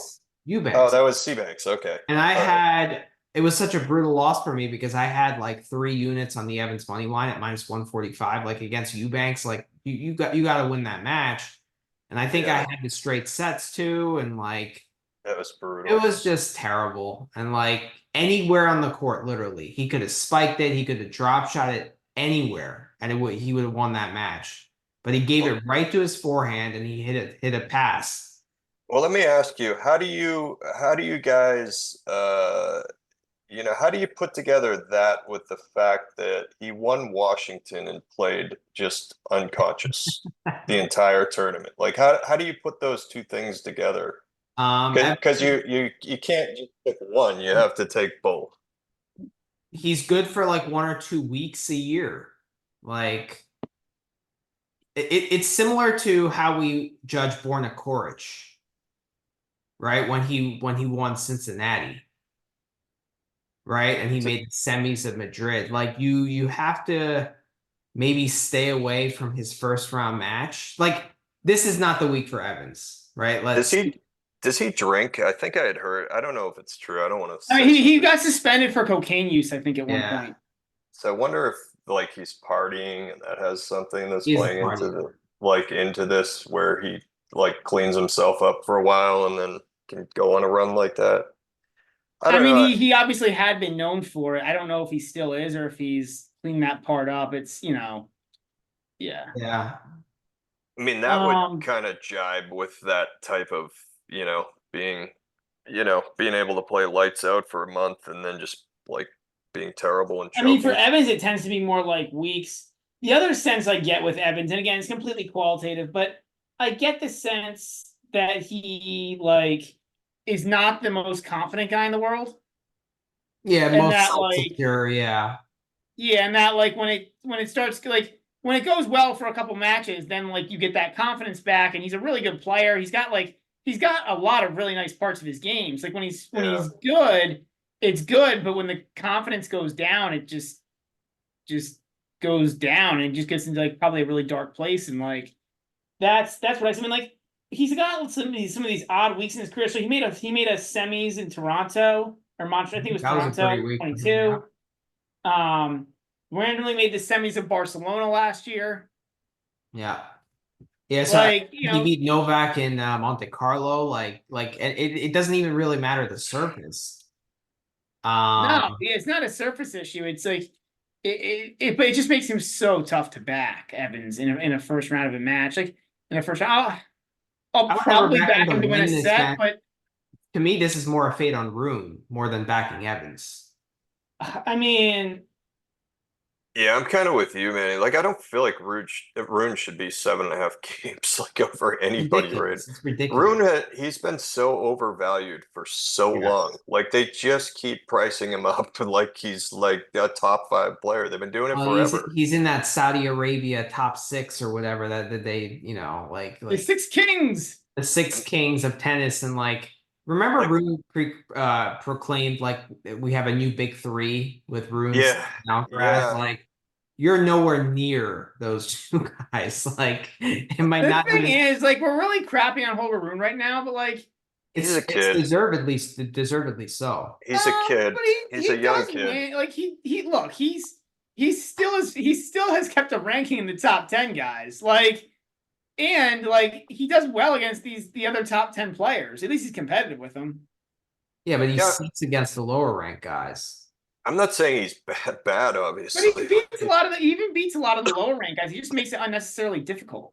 He's just overvalued. Like, he's overhyped. He's overvalued. He's not as good as he got to a point where it looked like he was going to be top 3, very soon, and then he just fell off a cliff. Like, I think it got to him. I think the attention and the publicity and the money. He probably had money for the first time in his life. I mean, he's posting pictures of his new house and giving tours of his house. Like, dude, you should be out practicing tennis. Like, I think Novak is, Yeah. giving a tour of his mansion on Twitter. Like, I like mean, look, Yeah. he's still ranked 12th in the world. Like, he's a kid. He's gonna obviously like he's gonna Yeah. mature. I I think, think yeah. he yeah. exudes a lot of nervous energy, like the walking and the Oh my walking God. and he doesn't He's know how to compartmentalize No, he's a basket. Like, he needs like to be energy. tranquilized. You need to shoot him with a Yeah. tranquilizer dart before the Yeah. match starts. And I mean, I don't necessarily think like the combo of his mom and then Patrick Muratoglu is necessarily good. I don't think Moritaga was a good coach for him. No.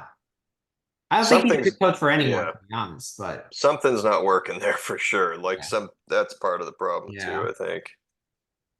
But he's ranked. But look, given all that, he still is ranked 12th in the Yeah. world, Well, and that's with basically punting away 3 months last year with a bad back. that tells you how Like, much talent he has and like how It's good gonna go he can down be. big time if he doesn't defend quarterfinal points here at Wimbledon. yeah, but then it's gonna go way up at when he like at when he for the next few months is like up through August when he gets to pick up all the points because he basically didn't do anything on hard courts last year. So yeah. I guess. All right, Yeah. let's move on to the next match. Gofan against the Lyon champion, Giovanni Mapecci Pericard. One of my favorites. I wish I backed him not just to win the quarter, but to win the event. What was the price on him to win? I think like 40 or 50 to 1. Wow. Next I'm year, all over Gofan here. That said, to me, this is a clear play on really Gofan. not Yeah. me. I'm all over Pericard. I mean, look, Pericard, like, that's a big deal for him to win an event. Like, I think he's just gonna yeah, I don't. It's not a fade spot for that reason. It's more a fade spot because like a Pericard's game. Like I feel like he could just serve his way through and maybe manufacture a break with a couple big forehands. Like So Gofan can't break him. I don't know. Gofan's been bad. I mean, But Perron probably. he got broken a bunch of times today, didn't he? Pericard, yeah, yeah. Yeah, but Echeverry is a way better player than Gofan is. That's true. But this feels, I don't know. This feels like I again, agree Pericard. Like, I honestly think like because Pericard made this run, I'm downgrading him. I just feel like this is like a. but that's But baked into the line. Oh, I don't think it is. No. Like, you think Pericard is like well inside the top 100 as a player now? Yes. I wouldn't say that.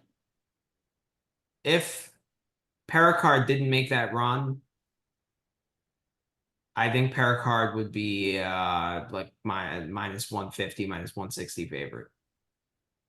I don't think so. Like, Okay. I'm really surprised I'm going to be on GoFund here. I would have Wow. thought Okay. Pericard's. Well, it's mainly just because I don't really have Pericard is any better than GoFund.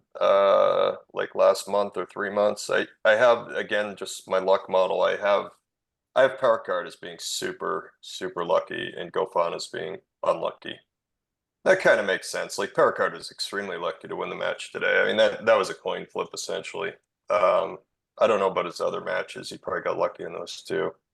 I mean, But he was old. I mean, you can claim the bricked volley at 6'5", like, to get broken. well, that was a coin flip today. I mean, that is like Okay. I still can't believe like I turned on. I woke up this morning. I had the other side, and it's 4-2. It's like 4-2, and Pericard serving, and he's down 15-40, and I'm like, well, Echeverry's up 4-2, and and then I turned back like 20 minutes later, and it's 5-4, and he's serving for the set. I'm like, how the hell? Like, what just happened? But Yeah. I watched the end of that. I mean, that was. I thought they played.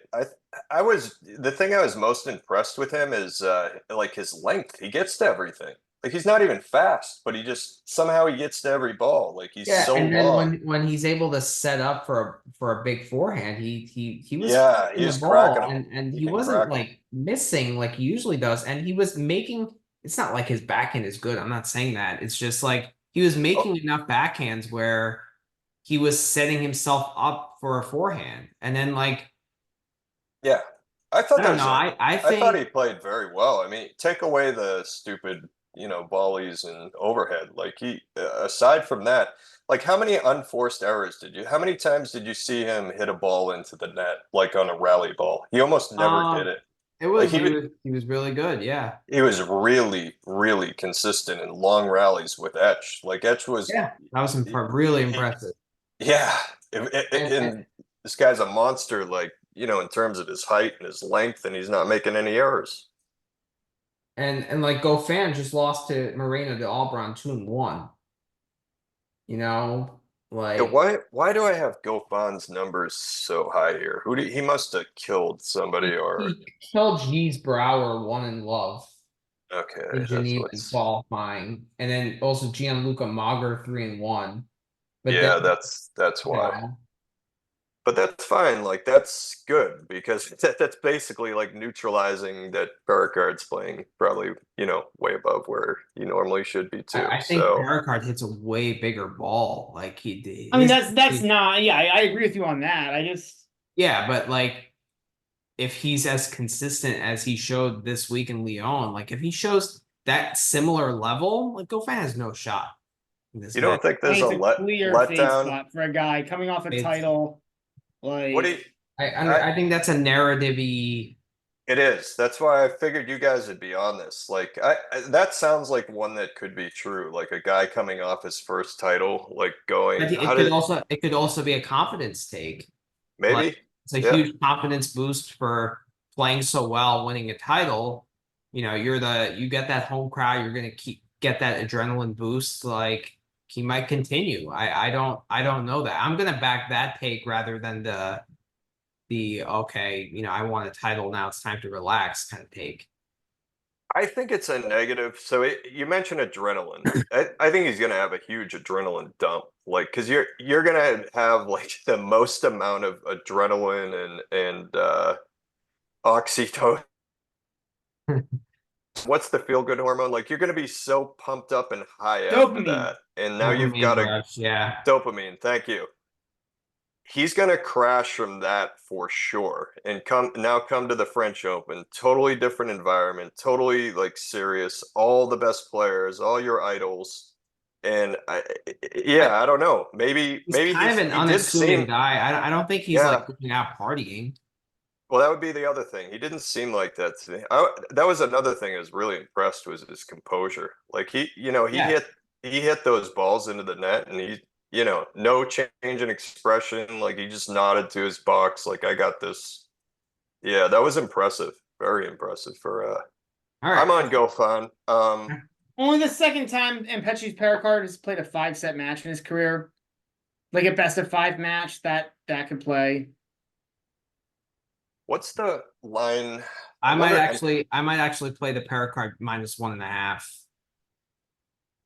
I'm curious to see what the market has gone on this match, just what it opened and where it is now. I want to see because That'd be really interesting. Yeah. That is interesting. Because they probably moved today after he won the title.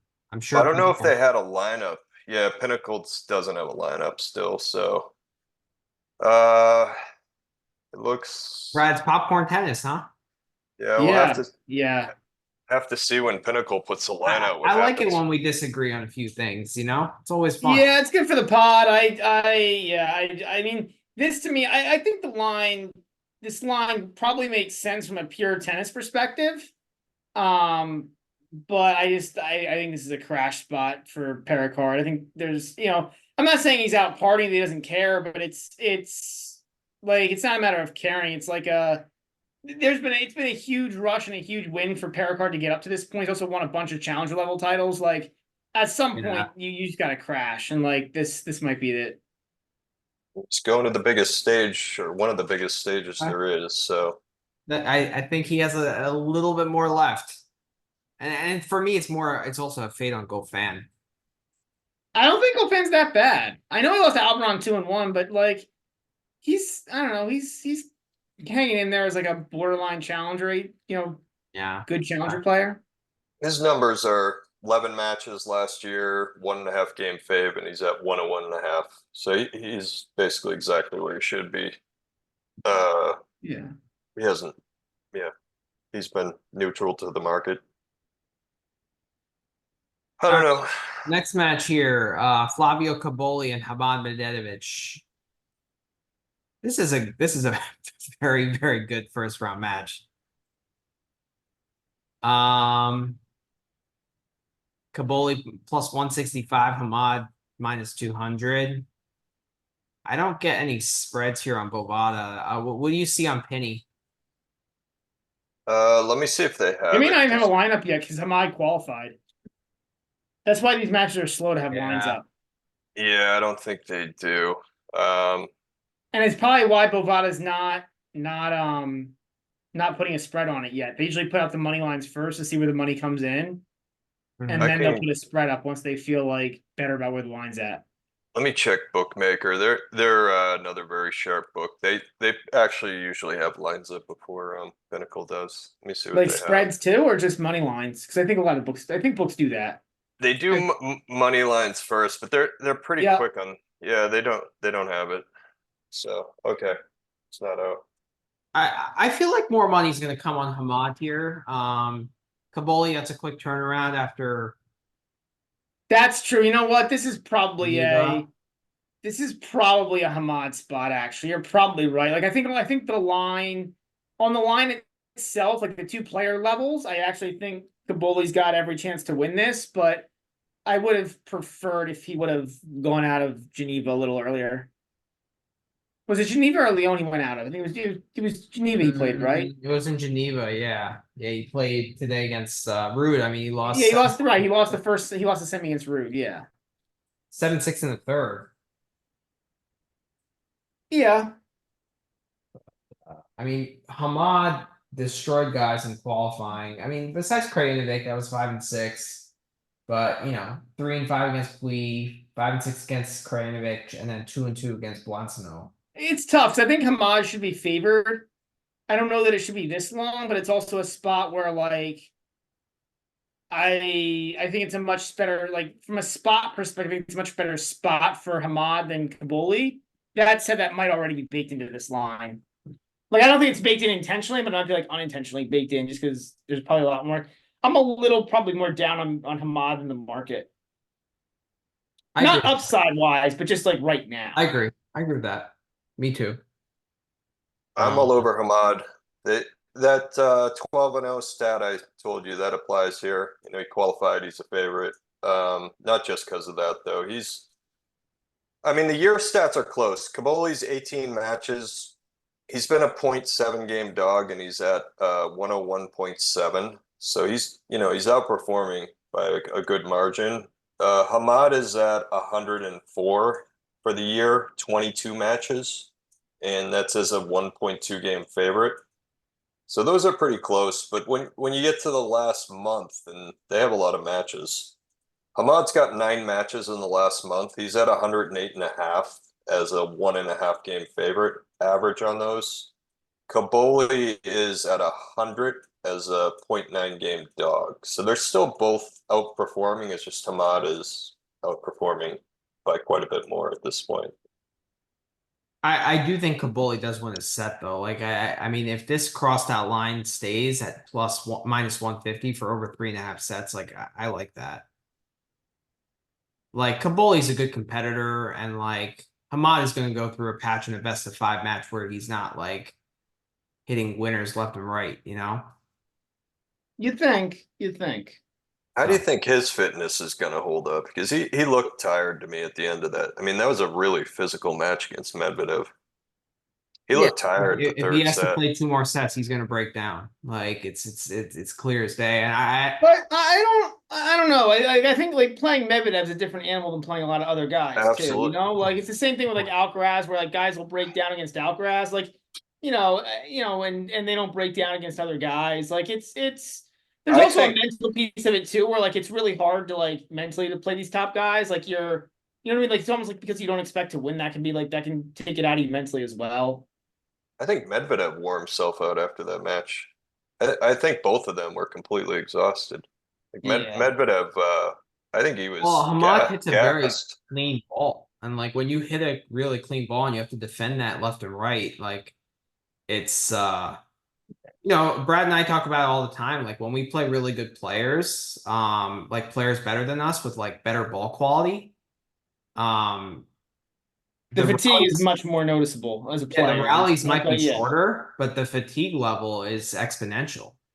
That's interesting. You know? So it's just like the ball that's coming at you because you're responding to a much like more potent ball. It makes You just have to be so much better, is what it is. Like you actually play so much better and so much quicker, but it also is so much more exhausting. Yeah. Just some money line stats. Cavoli must have lost a match as a pretty big fave, but he's 18 matches last year. You'd be up 1.7 units betting on him, but you would be up 5.7 on the spread, which is a ton. Hamad, you'd be up 12 units betting on him over the last year on clay, and you'd be up 6.5 on the spread. So that's kind of what the stats say too. It's like both guys outperforming, but Hamad like really outperforming. So I don't know. Yeah, I'm gonna be on Hamad. I mean, it's the difference between those things, I think, though. It's like how I mean, how much weight do you give? They're both doing better than the market expects, but Hamad's doing, even better than that. Like what is the difference between those two? It doesn't look like Kaboli's loss is a big favorite recently. Yeah, I don't know. Maybe a couple medium. I'm not sure. That's over the last year. Is it Sumit Nagal in Monte Carlo? Yeah, I don't know. I'd have to pull up all the matches. You never know. It could be something like. Yeah, he lost 2-3 to Nagal in Monte Carlo in qualifying. That's probably the match. That could be it. Yeah, be like there could always be a line like that. Like Kokonakis line that was minus 500 we saw. Yeah, I mean he beat Tabilo in 3 sets in Madrid. That's really good win. He beat Tabilo and Yari in Madrid, actually. Yeah, it's going to be a good match to watch. It's going to be a good match. Yeah, very good. All right, next match. Yeah. All right, Zeppieri and Monterino. Oops. Wait. Yeah. So Zeppieri as a qualifier and the unseeded guy is a 6-game favorite. Minus 375 on the money line. Monterino is plus 290. Over under 35.5. So Monterino is bad on clay. There's no doubt about it. But how bad is he? is my question. Is he this much worse? His numbers are god awful. Okay. But he looks like he's played really strong competition. He's been a 5.88 game dog, and he only has 4 matches. Yeah, the market definitely knows. For Well, sure. okay, so here's the thing. Manarino's 3-25 on clay since in the last 4 years. Oh, So like the geez. market knows he's really bad on clay. Like this isn't a surprise. Yeah. And that's why he's priced as a plus 290 dog against a qualifier. Like Qualifier, who's a favorite? And what's But that? What's that stat again? but a on- massive favorite. Like this one weird. This one like this is like I will this might be up there in terms of like biggest all-time qualifier favorites. And it's got to be like it very well could be the biggest all-time favorite that a qualifier has ever been against a seed. It could be, you know, because I should have told you that 12-0 I filtered out the bigger favorites, but I don't think there were any because I think I had it set to basically like a minus 300, I think, and I think I looked at it to see if there were any bigger ones, and there weren't. So this probably is the biggest one for the last 2 years, anyway. I'm going to be on Zeppy. I guess price spread. That's too high of a big for me to take the money line, I think.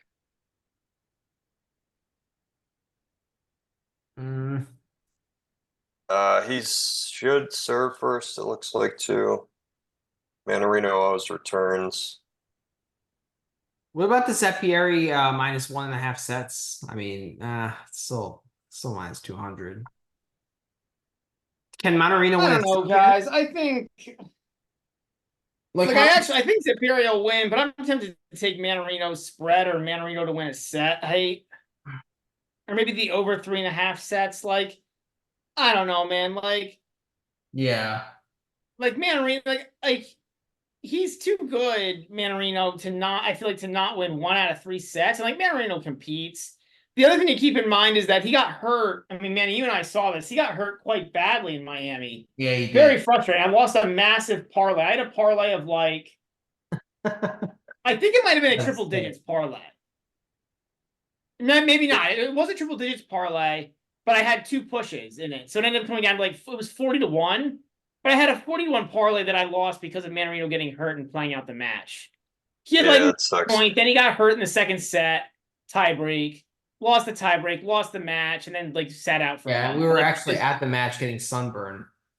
I was at the match getting sunburned too, like burning my face off in the sun, hoping to at least get paid to do it, and it all fell apart. That sucks. After he won the first set, After he won the first set, was up a break in the second, like it's one of the Yannick Hoffman of all players, too. Right, as a massive favorite, like as like a 5-game favorite, like it was, it's just it was like one of those like 7 or 8 leg parlays too, where it's like everything else fell in except like it's brutal, absolutely. Anyways, brutal. enough of my bad beat stories. Well, just looking at on the subject of him winning a set, he's 0 for 8 on sets. That said, he did go to a tiebreak with Dardaria. Prior to that, he hadn't got past 4. He lost 6-4, 6-0. So the whole point of my story was that he was coming back from a pretty bad I think it was an ankle injury. Yeah. So like the first couple of matches you can almost excuse due to just like coming back from injury. It's like a hamstring or something, yeah. I mean, so he came back April 27th. May 10th he played Zhang and lost 1 and 3. And you're basically making like the assumption that he's healthier than he was, and that's why he got to a tiebreak with Darderi. The only player that's like of those guys who played on clay that are worse than Zappieri is Gasquet. He lost. I don't even know if I would agree with that. I think Gasquet and Zappieri are pretty close. Okay. So that strengthens the argument of him winning a set because like you played Darderi, Zhang, Gasquet, FAA, Hoffman.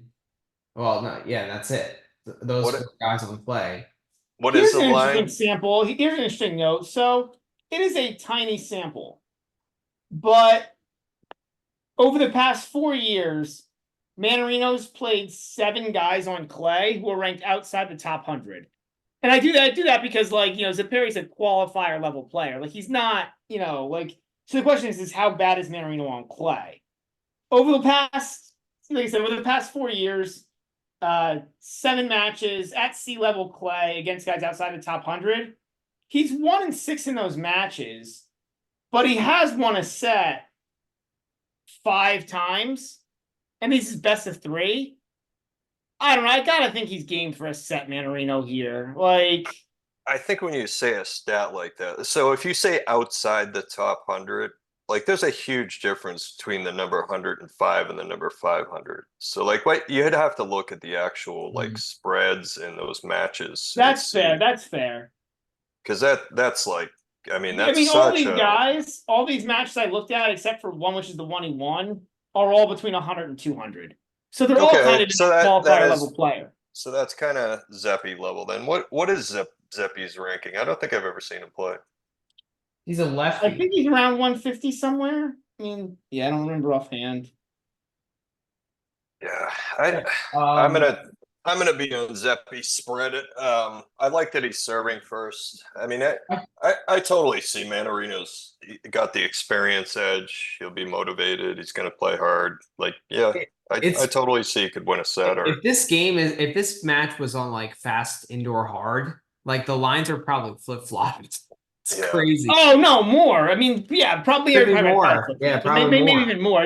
It's hilarious how bad Manarino's on clay, but like it's very obvious as to why. Like his game just does not translate to the surface. But like, yeah, home crowd doesn't even really make a difference because like Manarino doesn't really care. Like he's like the least marketable like French guy.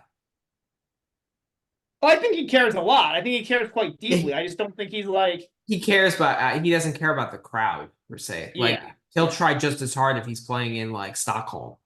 Yeah. But one thing, Piranha, I wanted to like, I think it's pretty important.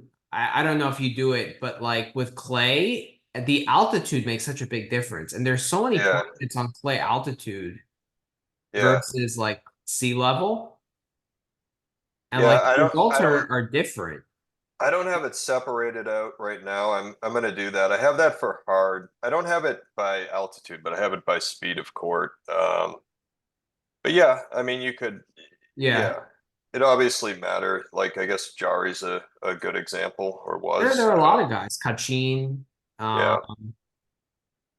Who else? Like we talked about O'Connell, right?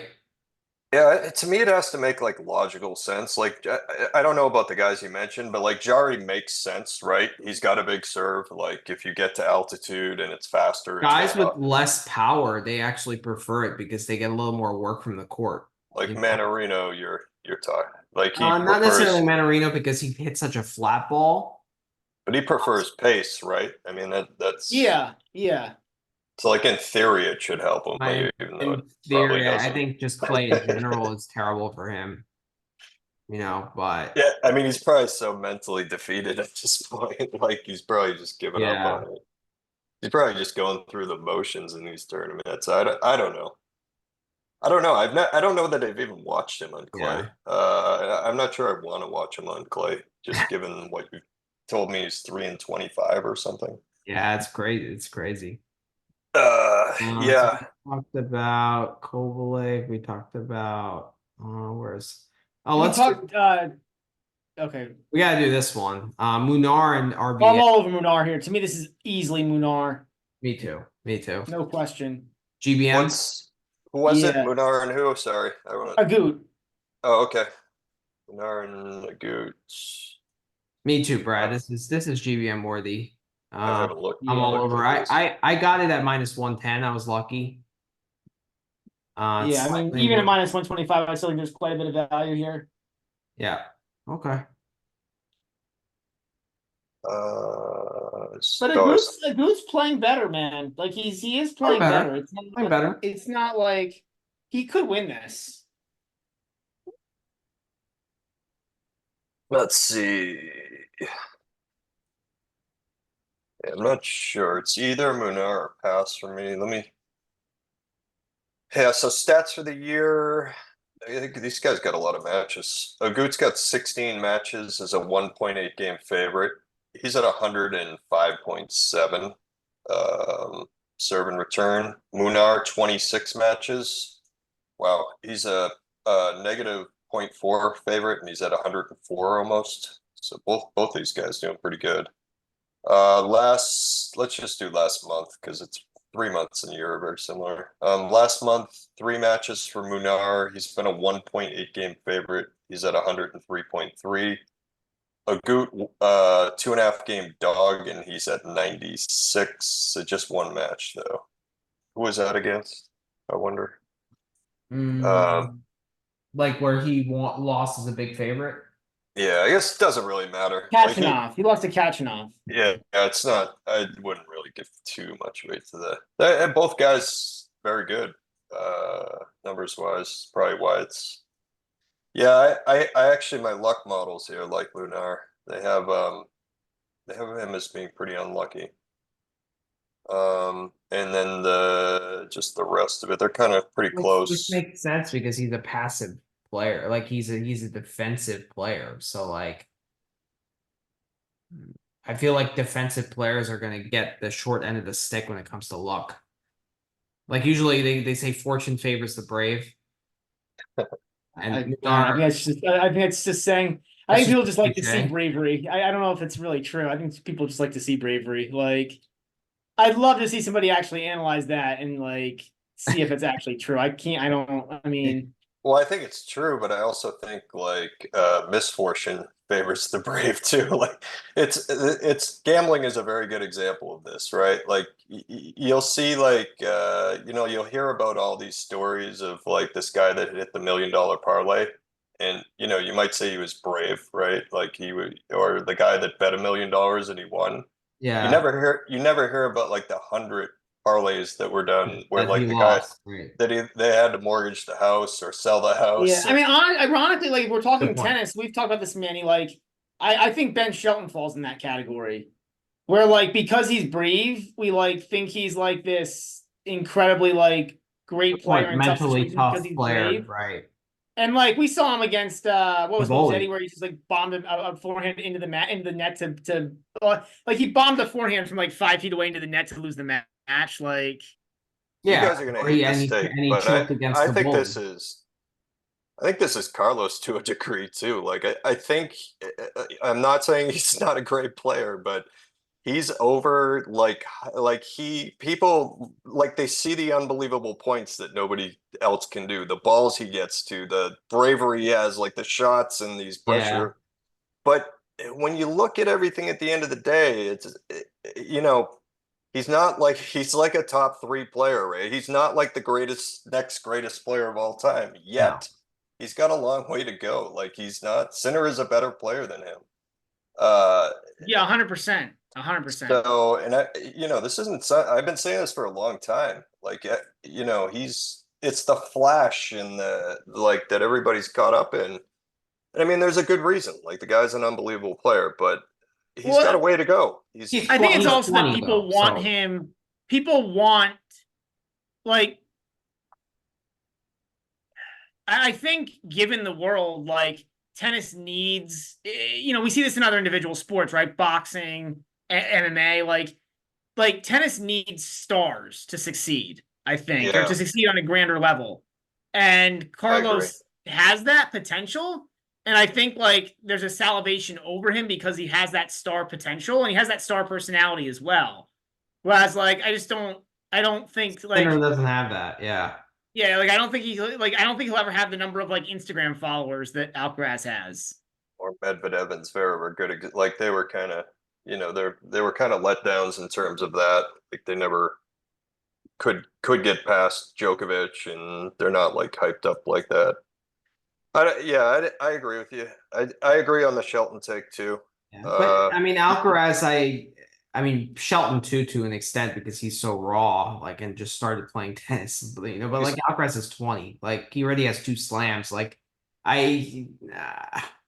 I just think he's overhyped. Like it can be possible he could be the second best player in the world and be overhyped, and that's basically what Yes. I'm Oh saying. yeah, 100%. I mean, we 100%. were laughing. We saw during the Australian Open, like they were like they who was it? Cliff Drysdale was like, oh, I think the over under like 24 on and a like half. Carlos Slam's for his career is 20 or like 22, and I was like, Minus like, 110, yeah.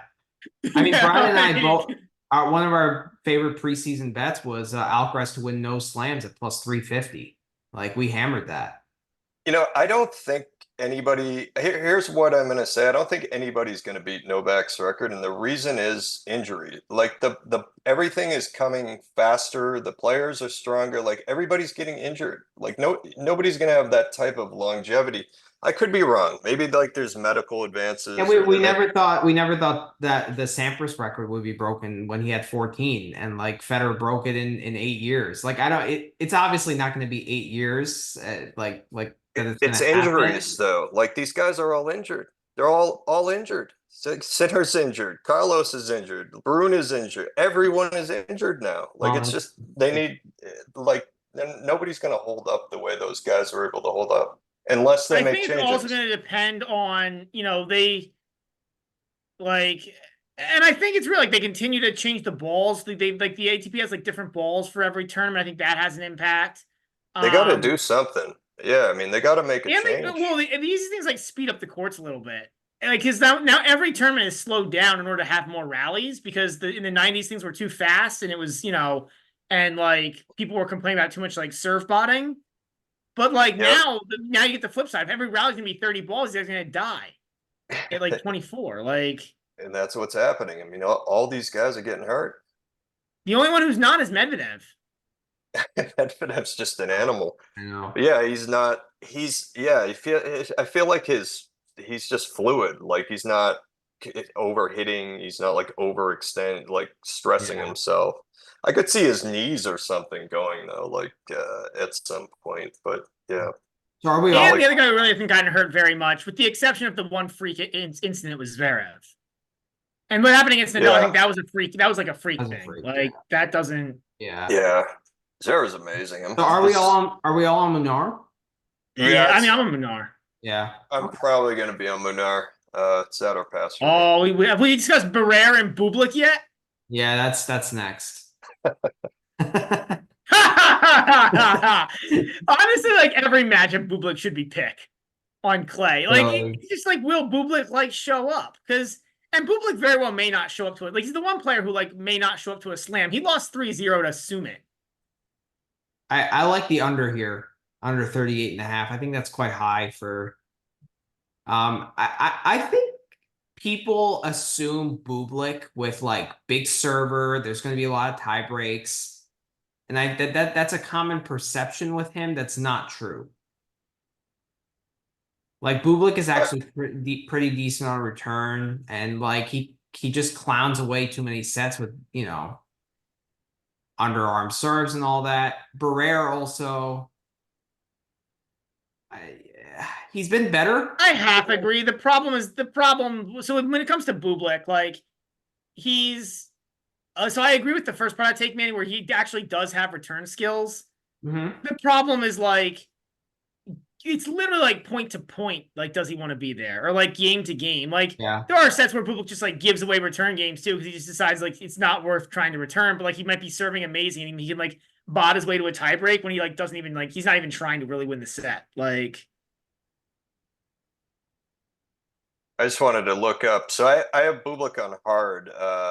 I've got 80 matches. His match over under is it's 41%. He goes over 41% on those 80 matches. Let me see. That's what you're saying, Manny. By the way, Barrera is also 41% over 45 matches. Let me look at clay though. Bublik on clay. Where is he? What am I it's like? Got to be way more on the under.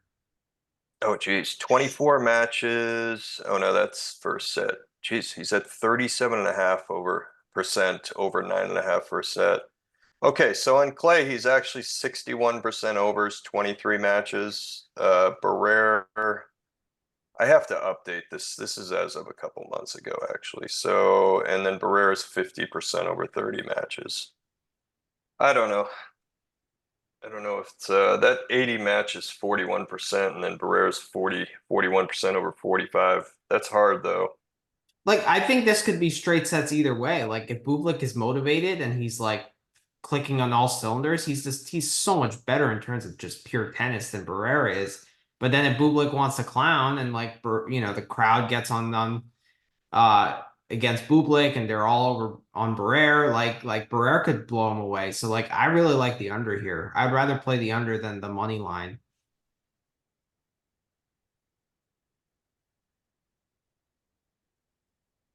Yeah, Bublik, since he broke into the top fifth, so Bublik last 3 years at Roland Garros, 1-1-3.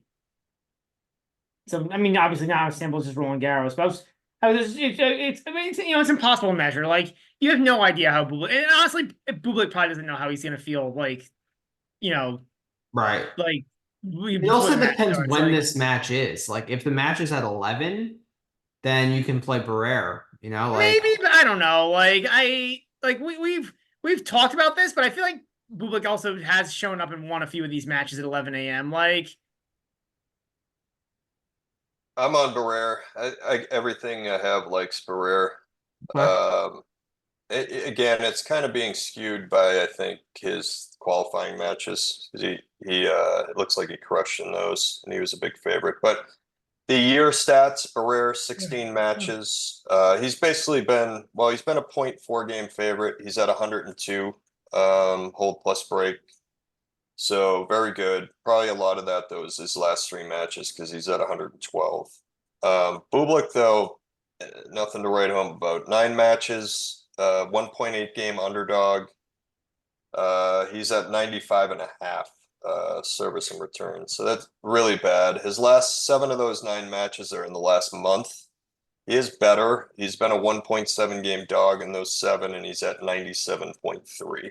So I agree with Manny, like your take. I think like he's very much kind of a boom or bust type of guy. Like he's on or he's not, or he's serious or he's not serious. Like I think there's probably a lot of those outlier. It's also true set to set. Yeah, right. It's true game to game, set to set, and match to match. Like all 3 apply. I'm also on the under, Manny. It's the stats plus like the under games. I think here is better than the under sets because Bublik's also like highly liable. Like so, not only is Bublik like highly liable to break serve, he's also highly liable to clown and get broken by hitting a bunch of underarm serves, just doing something dumb. Like exactly. Right. See, I'm on the under game. 6-1, 6-2 sets, they're totally in play here, right? Totally in play. So yeah, under 38. I think it's pretty high actually for a clay court match. So slightly high. It might be like a half game or a game high. Like yeah, I think so Prana just went through the stats like an hour ago, right? The 38's the average. So right. All right. Gustavo Haide against Sabita Baez. Haide is 6.5 game underdog. Plus 400 on the money line, over under 35. Bias is minus 550. By the way, is that under GBM play? I guess. Okay. I like it. Yeah. I just don't like. I don't know. Like it's just a Bublik match. Like that's the only problem with it. Like should you ever make Bublik GBM? But sure. True. Yeah. Okay. Just maybe don't watch it. That's all. Don't watch it.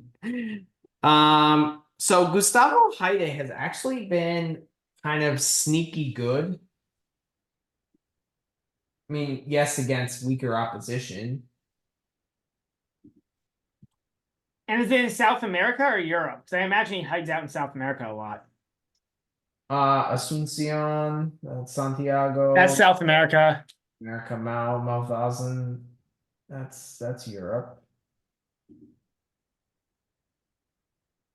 Yeah, I mean all clay, but yeah, it's been mainly South America. Or he's played in Orias and Mauthausen the last 2 weeks. Okay, how's he done in those 2 tournaments? Not quick good. break for me. I'm a pass on this. I don't have enough info on Hyde, and like if I use his info, he looks like a superstar, and it's a pass for me, but I'll be right back. Okay. Yeah, it's a lot of challenger data in South America, so it's hard. Yeah, South American challengers tend to be a little bit weaker in general. Right. I I kind mean, of like Baez because like Baez tends to like feast on that weaker opposition, you know, like he's actually not a guy that plays down to the level of the competition. Like he kind of excels when he plays weaker players. you would think that, but versus guys ranked between 100 and 250, just is easier to filter out the data. He's 15-4, which is okay, but not amazing given how much better you like. It's what you would expect, you know. Is he covering like 3.5 game spreads? Because like I would equate a 3.5 game spread to a 6.5 in a best of 5. Oh, I wouldn't. I would think it'd be at least like What, 4? half. Like, Okay. yeah. I mean, so sometimes yes, and sometimes I guess 1, 2, 3, 4, 5, 6, 7,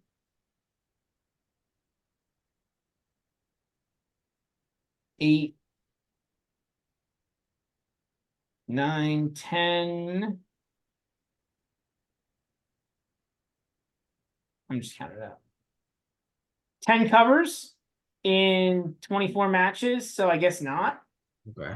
But 2 pushes, or yeah, it was 10 covers of 4.5, and yeah, I mean, so I don't know. I think this line is It's a pass. pretty close. It's probably a pass. I've got to look more at Heidi. You know, like it might be I might be willing to play Heidi here. Like,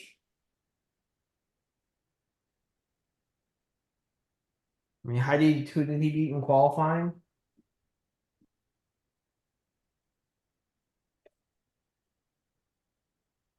but Heidi, since he came over to Europe, hasn't been that great either. It's probably a pass. Yeah, he should have lost to Lucas Klein in the first round, but I mean that's a different matchup than Baez. Yeah, probably pass. All right, next match. I guess Van Ash and Chapo.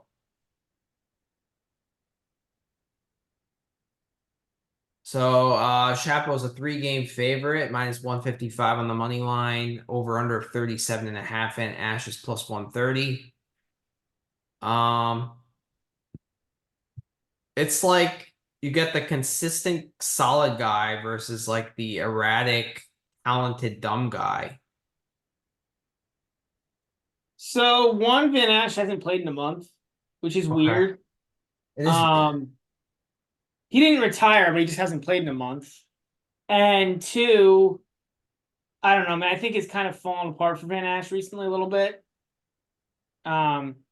Certainly relative to where he was. Maybe it hasn't. I don't know. Maybe he just is who he is. Like, I mean, he is young, you know, like it's just he just lacks weapons, you know. yeah, I'm probably not. The more I think about this, I'm probably not on this. I'm a pass here. Just unrelated question. Did Mensick withdraw? Is that like old news? I'm seeing Rude versus it says canceled. Yes, yeah, that's old news. Yeah, Yeah, Mensick was okay. good. Good, Drew. Oh, so maybe I didn't refresh this. Okay. You guys are looking at Luca Van Ash and Yeah, but who's Rude playing now in the first round? yeah, I don't know if I saw that. It's Chapo. Alves, Felipe Meligeni Alves. I don't think I had anything on this match. I did look at this one. I kind of like the under here again at 37.5. Like I think 6-1, 6-2 sets are in play. like this is there might not be a match of these 64 first round matches where there's a bigger contrast in styles. And like Shapo can just go away and just like miss a gazillion balls. But then like Shapo can also blow Van Ash away. So like I feel like you could get a 4-set under here pretty easily. I would like to see what the under 8.5 in the first set is actually enticing to me.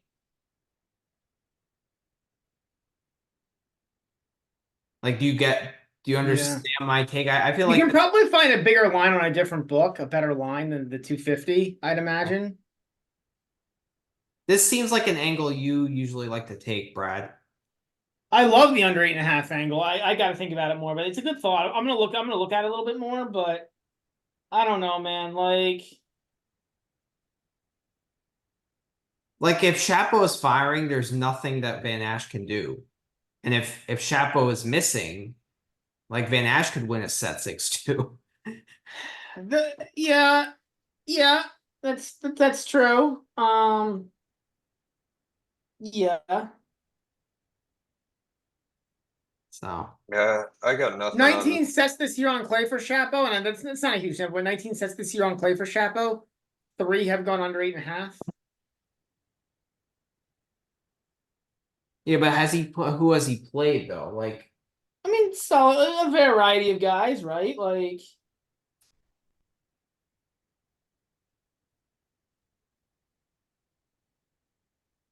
I mean Federico Coria, that fits the Van Ash mold, and one of those sets was 6-love, fine. right?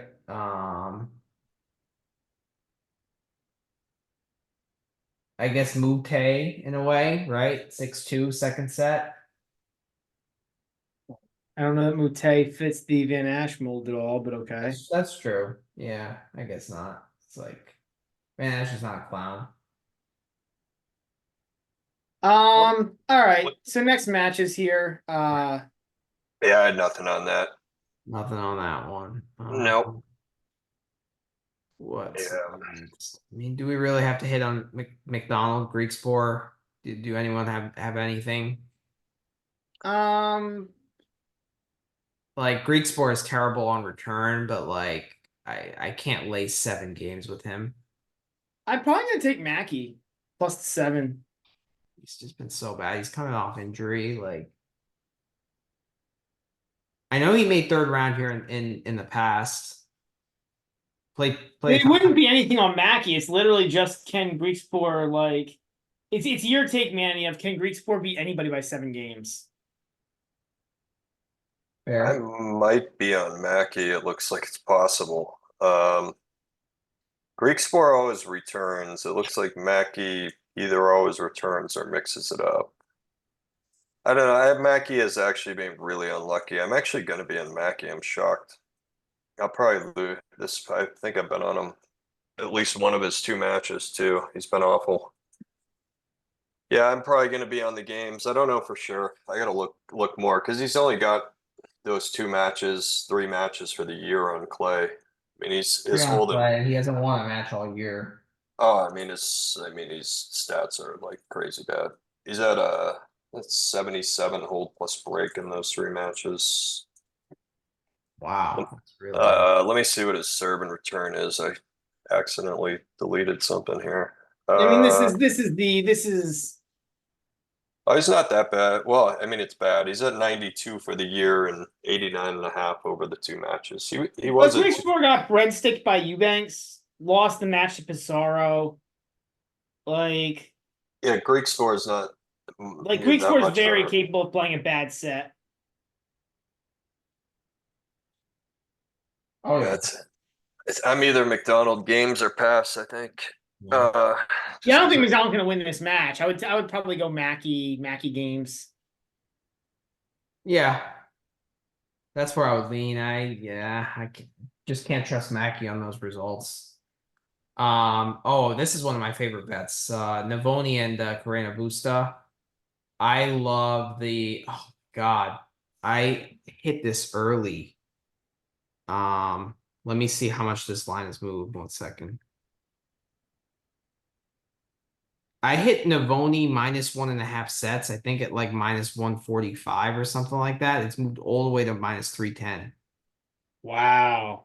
That makes sense though, because like I mean, Busta hasn't played, he's hardly played the past 2 years. Yeah. But I don't know, like sometimes these guys, it's weird. Like like I could never back Busta here. I'm very wary of guys who don't play for a year and then show up to a slam. It just reeks to me, especially something like this where Busta's an older player. It Mhm. reeks to me of like retirement tour to max your paychecks. Yeah, I agree. No, actually, I had Navoni minus 1.5 sets at minus 250 as a parlay piece. So it's not. I didn't single bet it. It was a par. I thought I did, but it was. It's a different bet. I think I don't know. I'm curious to see what the spread will be here.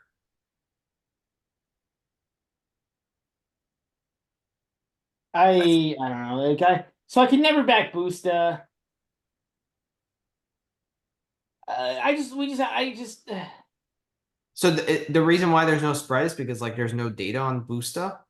Like I have no idea why there's no spread. Like it's weird that there's no spread. Like, but and another book might have a spread. Because they're offering Yeah. the set spreads, they're just not offering a game spread. yeah, Pinnacle doesn't have a line. What's the money line on this again? Sorry, I didn't hear it. it's Navoni minus 650, Busta plus 450. Okay. Let me see if Bookmaker has it. No, they don't have the matchup either. Strange. Yeah, Busta hasn't played at all That's this year, I so think that's why. Yeah, it's because probably Boost why. hasn't played. They're worried somebody knows something they don't. That's probably why. I'm also worried that somebody knows something I don't. I mean, Yeah. Busta back when he played tennis was top 20 in the world. Like Busta's a better. No, Like if Busta is fully like if Busta is like the old Busta, he's yeah, better than Navone. 100%. It's a But good point though. Like what? if the books aren't putting the line out, like we should probably be worried too that there's too much unknown there. Yeah. We talked Fuxi. Yeah, Fuchsovik and Tsitsipas. Fuchsovik plus 7, plus 575 on the money line, over under 33.5. We talked this match, didn't we? I think we talked about it in our draw preview. We didn't really like go over the line. Okay. Um, Yeah, I don't think I remember. yeah. Okay. Well, we I can talk feel about like a it. lot of people are on Fuchsovik here. I'm actually the other way. I think Fuchsovik fits the mold of like a Demonor or and who's another guy that like Tsitsipas matches up well against? Like I don't know, like Vucevic doesn't really possess many weapons. Like he's just a solid baseliner who fatigues after a while. Like Vucevic is going to be the one running corner to corner here, and I don't think he has the game necessarily to like attack Tsitsipas's backhand and expose his weaknesses. So I kind of like laying the 7 here. And who's going to serve first here, Piranha? Tsitsipas, I think always serves first. That's Yeah, good. and it That's look good. Fuchs is he's at 42% over 56 hard matches. Let me just look at his clay. I don't know why some guys vary on clay. Um, let's see. Could just be that I don't have as much data, but okay, Fuchsovich on so Sitz definitely opts to serve. I don't think I've ever not seen him return. And then Fuchs on clay. Oh yeah, 31 matches. He's at 19% serve first. Okay, so Tsitsipas is going to serve first. Yeah, almost a guarantee. It's probably like 98%. Um, Like in rallies, Brad, if Tsitsipas gets the upper hand, what does Fucsovics do to counter that? Not much. Right. That's my point. How has Sitz done at the French Open in the past? Well, final. Oh well, I mean he's I mean, last year he got whooped by Alcaraz. And then the year before, I think he lost to Holger Rune in the third or fourth round. but he was a finalist and a semi-finalist. Yeah. He was Fuchs 2 wo- sets up on Novak, right? 2 sets, yep. And that run, he beat Medvedev and Zverev to make the final. Vucevic has some really good numbers too. I guess it's because of Bucharest. He won. Bucharest, right, exactly. The tournament that everyone forgot about. Yeah, I forgot about it too. His numbers are like, I mean, they're better than Tsitsipas's on the year. He's got 11 matches as a half game favorite. He's at 105. Tsitsipas to us, or to me at least, is one of the most matchup dependent players out there. I don't even really look at numbers with him too much because like he has such clear weaknesses, and there are certain guys that are able to expose that, and there are certain guys that are not. So like if you look at his head-to-head with De Minaur, like he destroys De Minaur. Like they played in Rome and it was like 1-2, right? You probably remember it. And I think he's like, was it 13-1 against him in his career? But then there are guys like Struff, for example. I mean, I know he did beat him in Rome, but like all How their come matches Fuchs? have gone 3 sets and like they've been extremely Yeah, close. I understand what you're saying. Why wouldn't Fuchs be able to hit hard to his backhand? Because Vucevic doesn't really have the weapons. He doesn't. He's a solid baseliner. Oh, okay. He has solid strokes, but like guys with serious weapons that even if they're more erratic, for example, like a Popperin, for example, or even a Kokonakis, I or thought Fuchsovic had strong ground strokes. Like I He saw him does. He beat does. Sinner like two sets in the U.S. Open. I think it was. He got up 2 sets on him. He was just playing. Oh, like he was. but on clay, it's less likely to make impact. I think that applies to like everyone though, right? So that like Fuchsovic is capable of hitting hard, like high paced shots to Tsitsipas's backhand, right? I mean, you're saying you can't Vucevic, do but it. it's more the serve, the return that starts that point. Like Vucevic hits good ground strokes, but his serve is not that great. Yeah, I'm gonna swing around. Actually, I might get on the same bandwagon there, but I don't think it's that. Like, I think Piranha's right here. I don't think like the ground strokes from Fusovic aren't that bad. The challenge would be the too many to your point, the serve and return. But I'll probably take Fusovic to win a set. What's that, even money or something? Fusovic to win a set -110. I'm a pass on Even. this, by the way, but uh, yeah, this is a weird one because Fuchsovic is really good. He has better numbers than Tsitsipas has on the. I'm actually the over 33.5 games could be a good look here too. I know many used to like the matchup, but over 33.5 games could be a good look. That's a good that's it's pretty low. I think it's actually good. Fuchs is up. He's up 5 units on the spread over 11 matches this year. Sitz is up 2.4 units over 20 matches. That's on clay. So their head-to-head is 2-0 for Sissy, or 1-0 for Tsitsipas. He beat him 3 and 4. I mean, it was back in 2019, but I don't know how much it's really changed since then. Either guy. But it's one matchup, right? Yeah. I feel like doesn't Fuchs do well in major? Like He does. well, He does really well in first Does he? rounds of majors. First like round he's, majors, he's yeah. dangerous, right? I mean, he's. I just said the First Sinner couple match- rounds until he wears out. Yeah. He lost the Sinner match, by the way. He lost 3 sets in a row to him after he just like fell apart after. Yeah, that's it, right? It's until he falls apart. Like, But Piranha, like my point about matchup dependent with Tsitsipas, like look at his losses. Hard and clay. Yari, right? That's a guy with a big serve who can attack that backhand return. Yeah. Montero, same thing. Lefty serve, can kick it wide to that backhand, right? That's going to be problematic. Casper Ruud, right? Another guy with good underrated serve, big forehand. right? Shapovalov, same thing.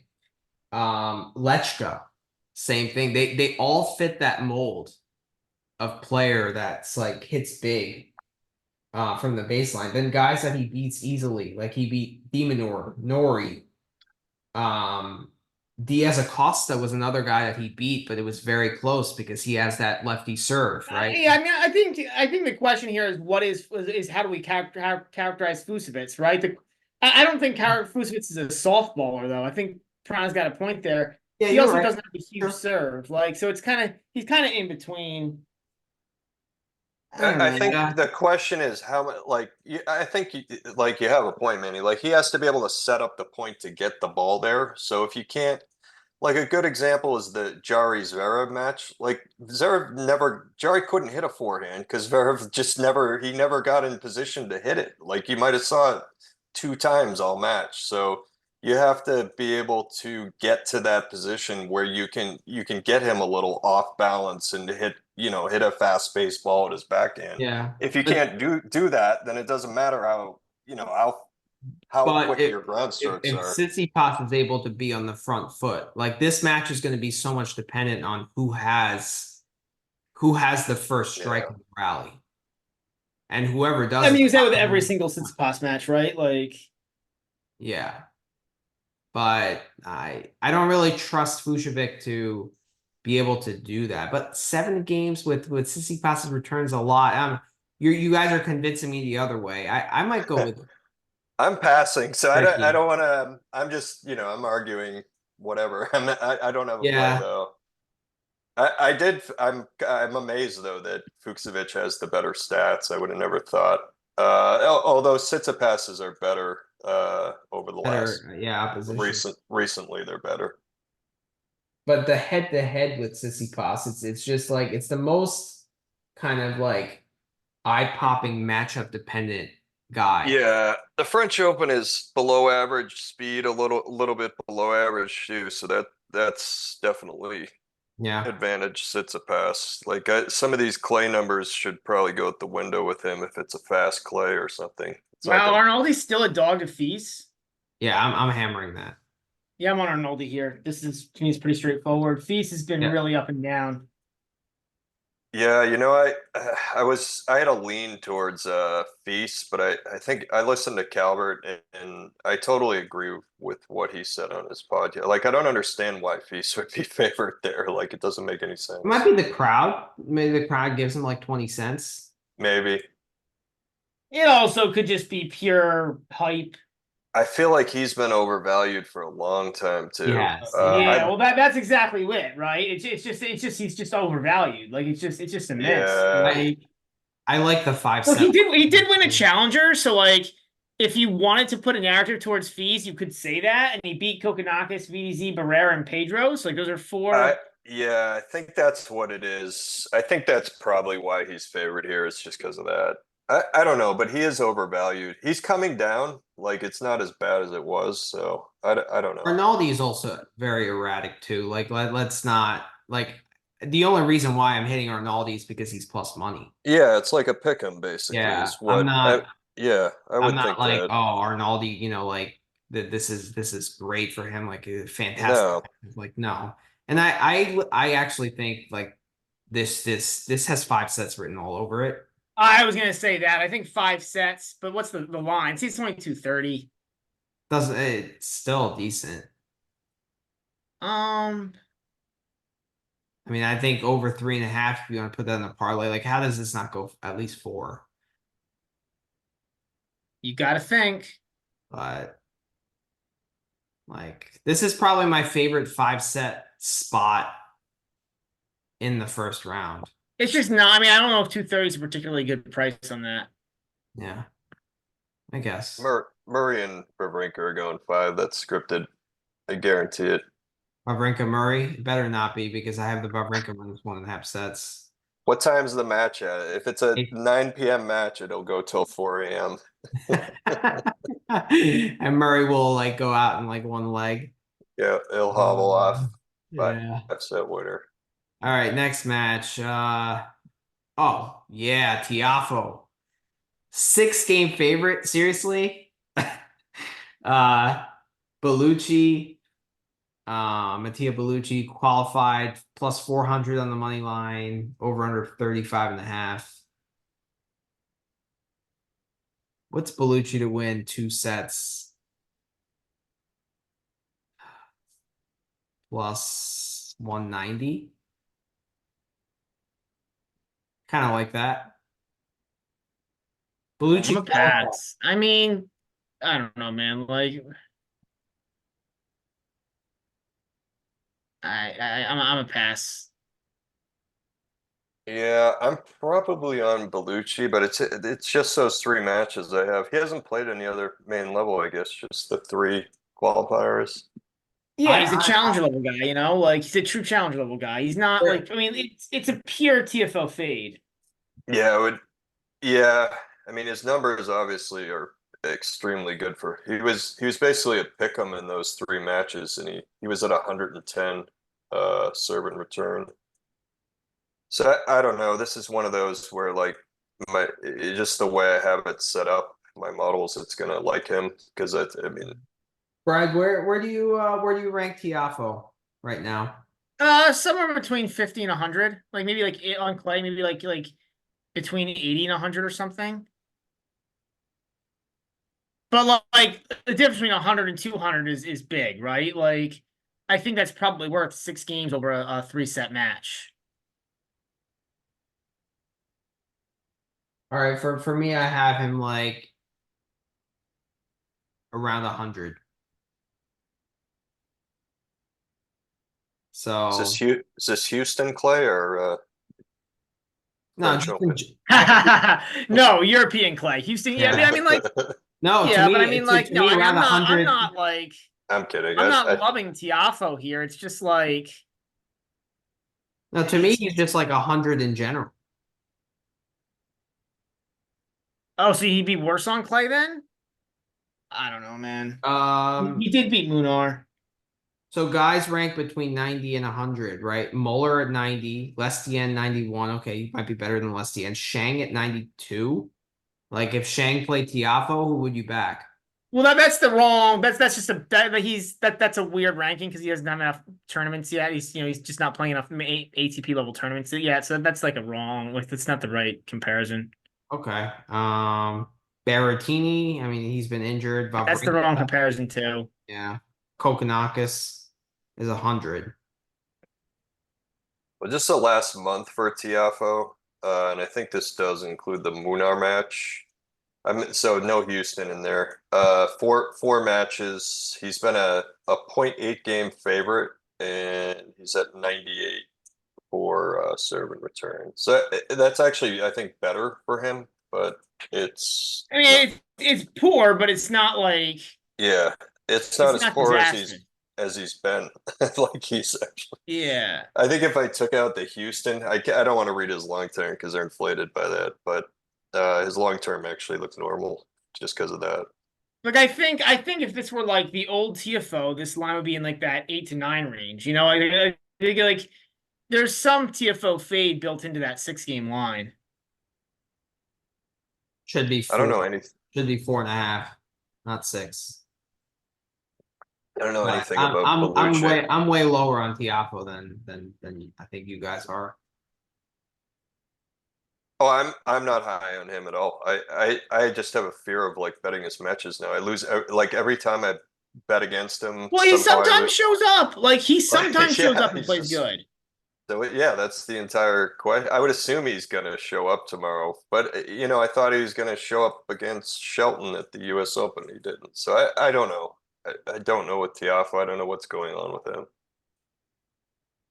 I'm probably gonna end up taking Bellucci, take the games, but I don't. I'm gonna do try. the plus 1.5 sets at plus 190. That's gonna be my play. I never win Tiafoe, Matt. Like 2-82 on his matches.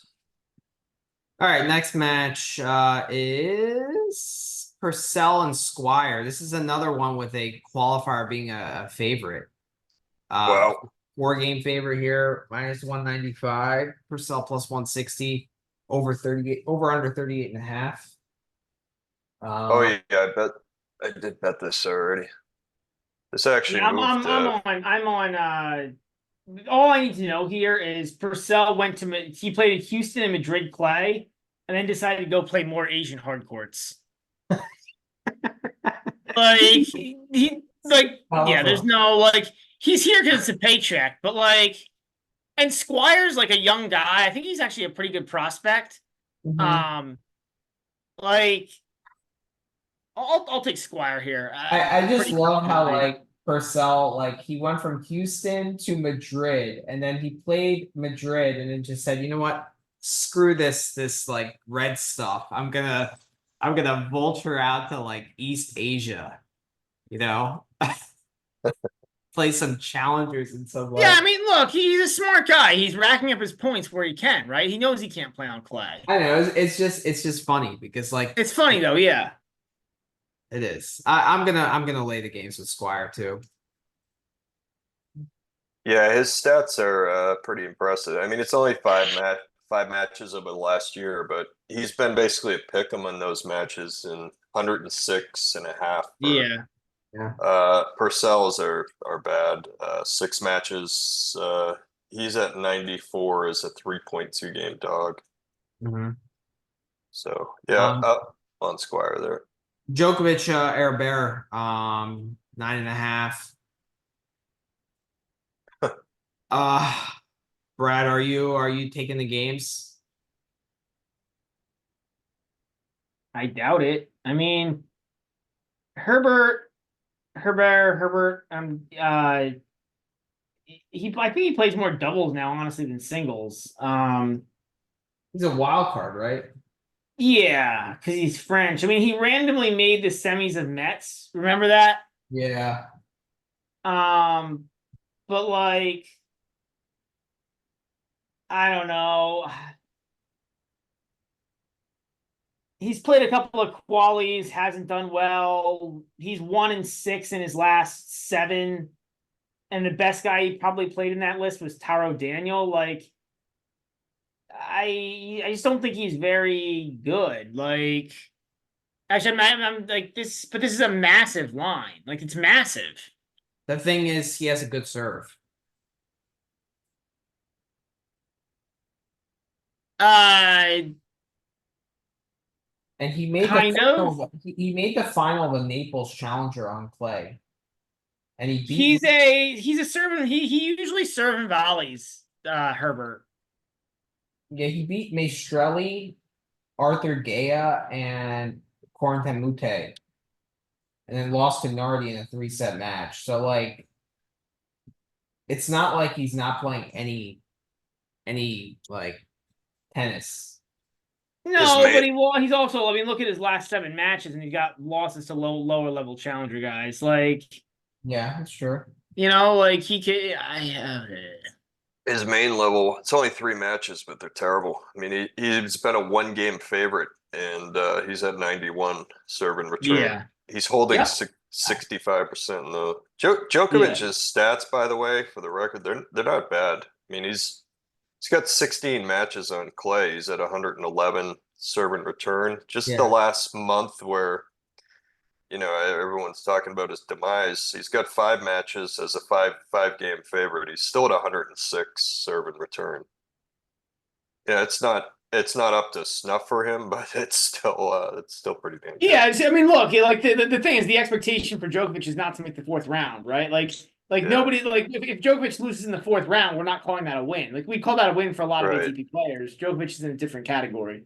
I mean, we just saw he can rattle off 6 games like no problem. Like he can certainly do that against Herbert. And How about under 18.5 plus 105? It's an interesting look. yeah, I'm probably either Djokovic or pass here. Like I don't know. I feel like you're like you're highest on Djokovic, Tony. You want the -5,000 money line, Piranha? No, I feel like he's gonna cut. I feel like there's gonna probably be a bagel in there. Like I think he might just absolutely annihilate him. Honestly, I don't think he's not gonna fool around. I think he's gonna crush him. Just knowing him, I don't like. He's not that far off his top level where he's not going to bury this guy. It would be my opinion. That's just, but my numbers like him too, so I'm probably going to play the spread. He's probably going to serve first. I don't know. Tony, if you like the spread, I would recommend playing that under 18 and a half if you think he's gonna like Yeah, beat him what did down you say the 30 line is on that? I don't know plus if plus 105. yeah, I like that. Yeah, it's a good one. I might take that. It's like let me you see if they could have that. win that 4-4-4, and like you would be nowhere near the 9.5, but you still win that bet at a better price. Mm-hmm. So, and Yeah, I like Yeah, that. but you lose all like the bagel sets. Like you lose all like the random like 5-4 and bagel, 5-3 and bagels, 5-3 and ones. Like there's, Yeah. I don't think they're that different. okay. I wonder what do you think the odds are at any point in that match that Djokovic wins 5 games in a row or 6 games in a row? We just saw it a couple times. I feel like it's gonna happen. Like I feel like I think that the odds of that are higher in the Zverev Nadal match than the Djokovic Bear match. I don't yeah, I don't think so. Because Bear does Maybe have a decent serve and a decent forehand, and like he plays an aggressive brand of tennis, so it's I mean, he really more serving volleys. He's a double guy, doubles guy. Like he's got a good, like he's more like his forehand's decent, but he's gonna be quick points. right. Right. All right. yeah. I Borges don't and know. Mahak. I love Nuno Borges here at plus 120. It's one of Me my too. favorite. I don't really know why Makach is. I mean, I guess maybe he's picking up some steam from the run to the final in Geneva, but I think it's a letdown spot, and I think Borges is like tough in best of 5. Actually, like he's so Pericard's not a letdown spot, but Makach is. well, I'm also looking at the opponent because like I weigh Borges way higher than Goffin. Oh yeah, of course, So, But yeah, so like if Pericard was playing Borges, I would like probably think differently too. okay. So I think it's a pass for me, which I'm surprised. I would have thought it'd be in Mahawk, but I'm not. Uh, yeah. Stats are So the problem is like McCock lost a match 2 and loved to Shelton. yeah. So you might need to pull that out. That seems like an outlier. yeah. And if you do pull, I mean, like it's tough because like the problem is like if you pull that out and you pull the altitude stuff out, you're left with one match where he beat Jerry Shang 4-4. Yeah. Yeah. Well, the stats I do have, well, Borges, 12 matches last year. He's been a 0.4 game fave. He's at 100 serve and return. He's been better the last month. He's at 102.7 over 4 matches as a 0.3 game fave. Mahach is not, yeah, Mahach is, his last month, 6 matches, he's at 101. Serve and return is a 1 game dog. So I guess, that must be including then the Shelton match. I don't know. I'm a little confused on Mahawks. I think that's fine. Like I don't like I would put him above expectation, obviously, but I'm not enough to take the Shelton match out and make him like way above expectation.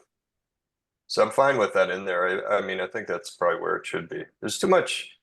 I mean, he went from like he can't. Everybody's saying he can't play on clay to like he looked really damn good in most of those matches. I didn't see the Rude match today, but he was up a break late in the first. I mean, every time I watched him, he looked great. Yeah, it's really hard to say because this year, like first of all, these guys gotten a lot better, like very quickly. And on clay this year, he beat Shang in Barcelona, beat Rusevori in Madrid, lost to Shelton in Madrid, and then made this Geneva final. So like again, like there's altitude, there's a lot of variables here. Yeah. Mahak. His game doesn't seem like it would play well on clay because he is erratic and he does have a lot of bad misses. So you would think that Rouse would be tough for him. So I think that's probably why people are saying he's a worse player on clay. But like, I don't think he goes down to being challenger level. I think I kind of have like an in-between view here. This is actually more of a positive commentary on Nuno Borges. Yeah. Like, I don't, Me you know, too. I think Makac is certainly ATP level, but I think Borges is probably top 50 on clay. Fair Yeah, enough. Yeah. I trust Borges like in best of 5 more just And on because top of it, you got the whole, sorry, Manny, go ahead. I just trust Borges more in best of 5 because I think he's more stable than Mahak. Like I think Mahak has a higher upside, but I don't think I think like over a best of 5 match, you want more stability. And especially coming off a Geneva final where he has to also get acclimated to different conditions. Like in Geneva, there's altitude, Paris, there isn't. I think that could be problematic for him. Like That to me is the biggest thing here. I think this is a letdown spot for Makac. It's also, I mean, it was his first ATP final, and he was competitive with Ruud there for at least for the first set. he was, yeah. He oh I yeah, think he was I up think a he break. served for the first set. Yeah, he did. He did. I think he was up late in it. He was up a break late in it. Um, yeah, it's a pass for me. I gotta watch Borges. I know I've seen him, but I don't remember anything about him. So Is that Pretty GBM poor worthy, using- Brad? What? To me, that's GBM worthy. Yeah, it's GBM worthy. Okay, that's good. All right, we talked about Kachin Paul, Rinky, and Darderi. Ugh. Oh God. Yeah, exactly. That's a pass. I can't lay 8.5 with Darderi. With especially I'm actually really tempted to take Rinky here plus 8.5. I was gonna say the market's really adjusted fast. I think Tarderi, like he really jumped yeah. up, And he's jumped played up a lot there of quick. tennis, so there is some regression with him I'm coming. gonna take Rinky here plus the 8.5. I know he's not good on clay, but Darderi, like, I also feel like Darderi plays a lot of close sets. He's very serve oriented for a clay player, or at least like aggression And oriented. he does play better at altitude. I'll give you that. So, yeah, I mean, yeah. I think it's a And he's pass for got me. 1 win by 7 games on clay, 1 by 5. I mean, maybe it's like it really, yeah. I mean, I'm gonna take the 8.5 with Rinky. Like Rinky's not good on clay, but he'll compete. He should be able to win some games. Darderi's down on money on the spread. 20. He's been a favorite 13 times in the last year. You'd be down 2.5 units. The last month, where you'd expect him to be up, he's been a favorite 3 times in the last month. You'd be down 1.1 units on the spread. So the market, Yeah, he's not particularly good at covering spreads. Like he plays a lot of close sets, yeah, and he loses a fair amount of sets too. You know what, He's- Brad? You might have something because like his last 3 matches, like he played Munar and it was 4 and 5. Kokonakis was 4 and 5, and then Offner was 3 sets, and it was like 4, 4 and 3. So he's not losing like 6-1 sets.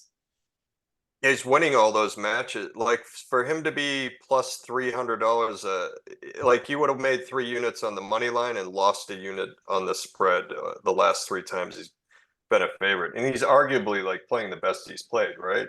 Yeah. So they're overpricing something. It looks like potentially. I'm very surprised he beat Brad, money betting on him. I might have Like to. how- I might have to back you and take the 8.5. That's what you're doing, right? Yeah. I'm tempted on that one. Yeah, Darderi, I don't. It looks like he serves first, and Brinky either mixes it up. Looks like he mixes it up. He's right at 50%. Mm-hmm. I'm not positive on that. I don't have a lot of data on Darderi. Actually, I can pull up the clay. Anyway, we can go to the next one.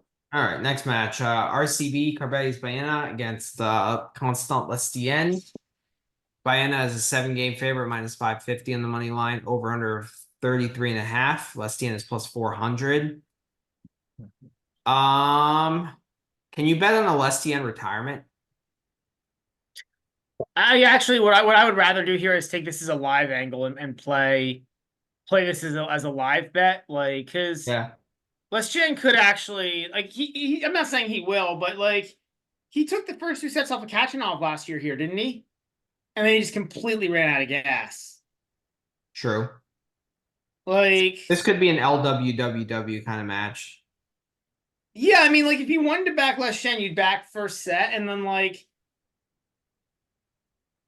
Yeah. man, I don't know how Baena loses this match, unless Lesjen just blows him off the court for 3 sets, but yeah.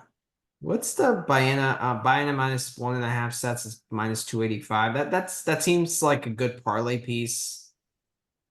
I prefer this as this for me. This is my live betting play. Like, Okay. You have anything here, Tony? I think probably a pass. I will say Baena looks like it's been horrible the last month. 4 matches. He's been a 1-game dog in those, and he's at 91 serve and return. So something much- I've noticed about Baena is that I think he really, like, I think he plays better in heat when it's like when the conditions are more difficult for his opponent. But it wasn't hot in Barcelona, and he played well there. But did he outside of the Musetti match? How do you guys remember these match? I can't remember a match I watched yesterday, and you guys are like I literally I didn't realize I had watched Mute until you reminded me I watched the match against Djokovic last week. Like, you guys will get old too. Don't worry. Oh, it sucks. I don't know, I'm man. doing all Like, of this while I'm running a pharmacy on top. I know. I don't know Yeah. how you could do it. It's incredible. Oh, Baez beat Baena 6-3, 6-0. That's why his stats are terrible. I mean, he hasn't been good his last 4, but Demon beat him 6-3, 6-2 too.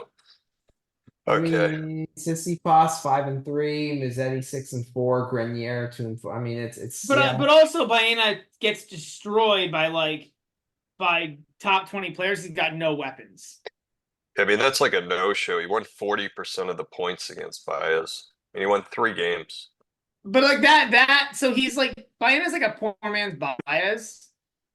Manny, would you agree? I agree with that. That's a good way of putting it.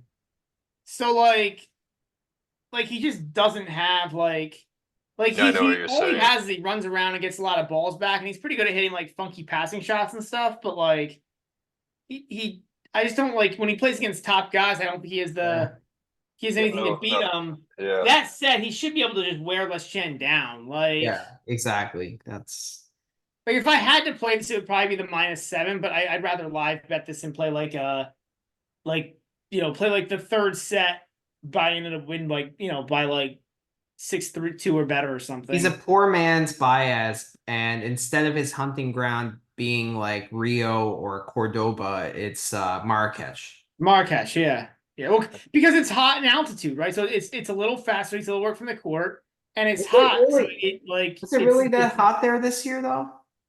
I thought it was like cloudy, and, like muggy and rainy.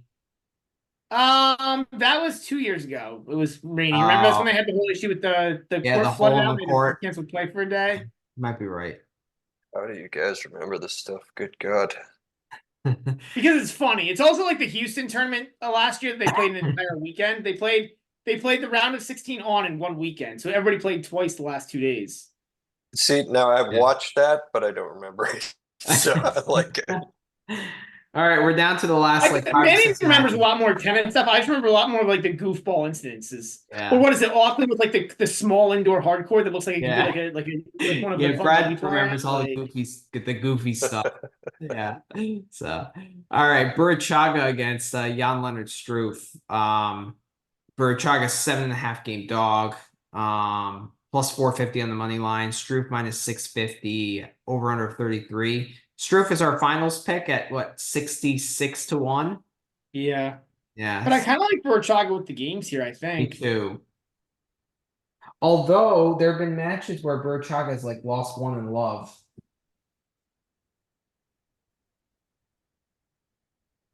Right? Like just out of nowhere. Yeah. He lost to Enzo Quaco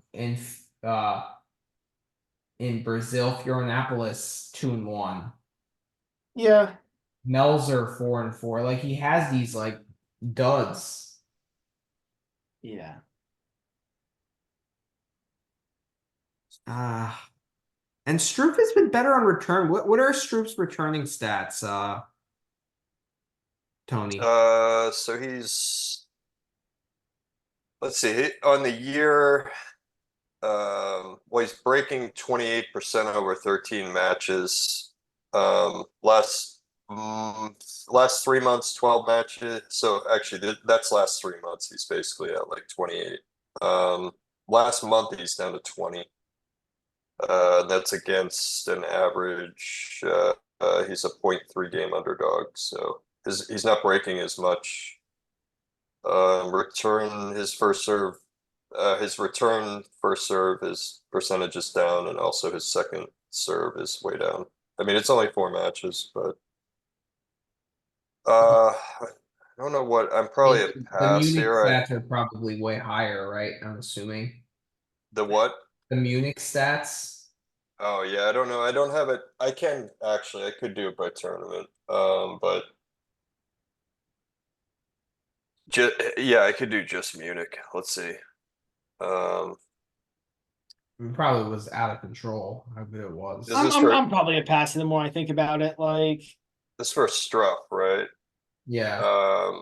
Yeah, he's up to 37.5% break with 46% return points won. His hold plus break was 127. That's insane. Yeah, this one, both guys, pretty good. I think Struff better though. So on the year, Burchaga 12 matches, basically a pick 'em. He's at 102 serve and return. Against a way lower opposition. Like, I think that's Yeah, relative to himself. So, and I'm rounding off at this point, just so you know. So, Struff half game dog, on average over 13 matches on the year. He's at 105.5. So that's really strong. I guess it's those stats. If I took out the Munich, it'd obviously be much worse. break But percentage on play this year is 29%. Pretty high. yeah. yeah, I think he's going to be able to manufacture some breaks. So I think the spread is accurate. Yeah, I'm probably a pass the more I think about it. Yeah. Struff. What's Struff minus 2.5 set? Maybe. I don't like the straight sets. I've kind of, as I've been betting more, I realize how hard it is to straight set guys. These guys coming out of quali's too good. I didn't talk about the underdogs, but they're very good too. They're not 12-0, but they're still like you'd be up quite a bit betting on them. Qualifying. Yeah, I feel like round one, they get a nice bump. It's round one. Yeah, it's round one. Yeah, not against this quality. Like if Burchaga was playing, True. Yeah, it might. Like, Although I think we could debate the quality of Struff. Like, I don't know really if like, I think the altitude really helps him. Okay. All right, next match. We got Claylor. Oh, I'm all over Claylor here. This is one of my favorite plays, Yeah, man. this is really good too. Like this Awesome. is like I think this could be like 10. And I might bag like I mean, it's just a matchup thing. Like Fritz, I think just like the only problem is like, man, the only problem is Fritz just doesn't play well in opening sets of tournaments. But he should still squash Coria, man. Like this is the perfect matchup. Like this is even better than Baez because like yeah. I will say this. What does Coria do to win points here? Fritz is really good against the spread as a favorite. This is something I noticed with Hard too. He's 18 matches this year. You're up 5.6 units betting on him on the spread. And it's Hard is the same thing over like 40 matches last I looked. Like he's just a cash cow. Like he beats up on guys he should beat up on, it seems like. I mean, not always, but I'm on Fritz here. Everything I have likes Fritz. I'll take Fritz. I'll lay the 7. It's like I know he's not good in the first like round of tournaments, but Not against this kind of opposition. Yeah, I mean, yeah, I I mean, also like them. it's just a matchup thing. Like he should just drill Coria. This Like, is one I what is actually. under 18.5 games for Fritz? That's a good point. They don't even. Fritz Plus is 125. Oh, wow, it's not even listed. It's under 19 at plus 125. That's amazing. Then you even like even if he plays a bad first set, you can still Yeah, let's take that one instead. let's take that one. Yeah, under 19 games at plus Yeah, 125. I also like the 230 minus 115, but this is the best line, the under 19. Oh, the under 19 is way better. Like he's not. This isn't going to be like I mean, Because you might end up pushing, but still that's insurance. yeah. Yeah, Fritz spread for me. He's serving first. That too, on top of it. I might take both. Yeah, that's a pretty big play for me. That's a GBM for sure. 100%. Yeah. And then return of Claylor. Yep. We talked about Montero, Kecmanovic, Echeverry, and Kazo. I'm thinking has Kazo played since like Montpellier? No, he's been hurt, I think. Yeah.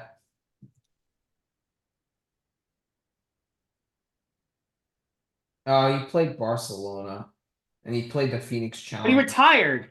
Yeah, I have no Yeah, data on. tired. He Oh, retired 2 matches in a row. I think he re-injured, like he got injured against Mayo in Miami, and then like he re-injured something.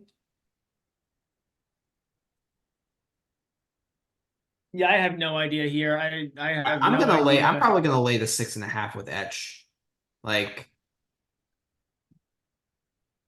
I have everything coming up Etch, but I don't have any data on it. I have Etch as actually being unlucky too. It probably has a lot to do with the match today too. would Etch serve first? That's a good question. Looks like no, Kazo. Because I remember Kazo serves first, and I think Etch is either return or possibly he opts to serve once in a while. So it should be Kazo serving first there. I might actually just pass it. Yeah. It's hard I to don't know. say because you don't see much from Castle, but like coming back from an injury to play a tough clay quarter with only 6.5, like I'm probably gonna lay it. I think you'd rather play that live. See how Kazo's looking. Yeah. I know like everybody was hating on Echeverry. I thought he played pretty good when I was watching. Like maybe he wasn't He's done aggressive. well. It's okay. I mean, not He great. wasn't really making many errors. I mean, he wasn't aggressive enough, maybe, but He was a little tentative, yeah. I mean, he had a match point. It's not like that guy played. Pericard is playing good. I mean, he's tough. He got a big serve. He gets to everything. He's coming to the net. Like that's not an easy task there. Seaboth, Welch, Kopfer, and Darderi convincingly, in Lyon. Yeah. That was a decent week for him. Like Yeah. it's kind of like getting back to, where he belongs almost. Like it was a good move for him to play that week to, build because he has quarterfinal points to defend here. So this I really like. Vashiro against Volkina. I'm all over Vashiro in some capacity here. I mean, I think that's way too long considering how big of a mental head case Volkina has been. Like, we don't have the spread yet, but like, do you have any lines on Penny here?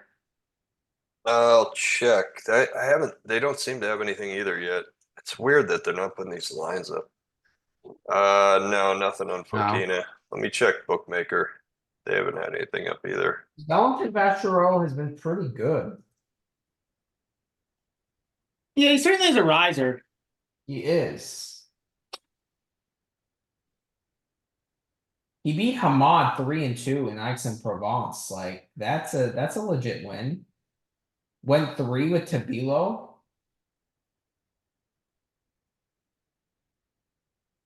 Is that like Yeah, I when gotta look down a Hamad? little bit more, but my initial head says Baccarat in some capacity. Maybe Yeah. I mean I may even take the money line here. I know you have the favorite long shot bias that you're running into, but I might take That seems like back row here. a hefty money line. Plus 525 against a Fokina who can't keep it together for more than 2 games. Sometimes. I mean, sometimes he plays good, but yeah. He's beaten. No, I mean it's a decent run in qualifying. It's not great.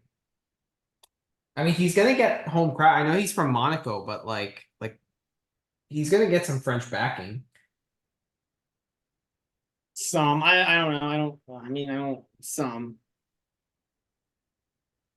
He played- won't have the flag, and I don't know if the fans know who he is. Yeah.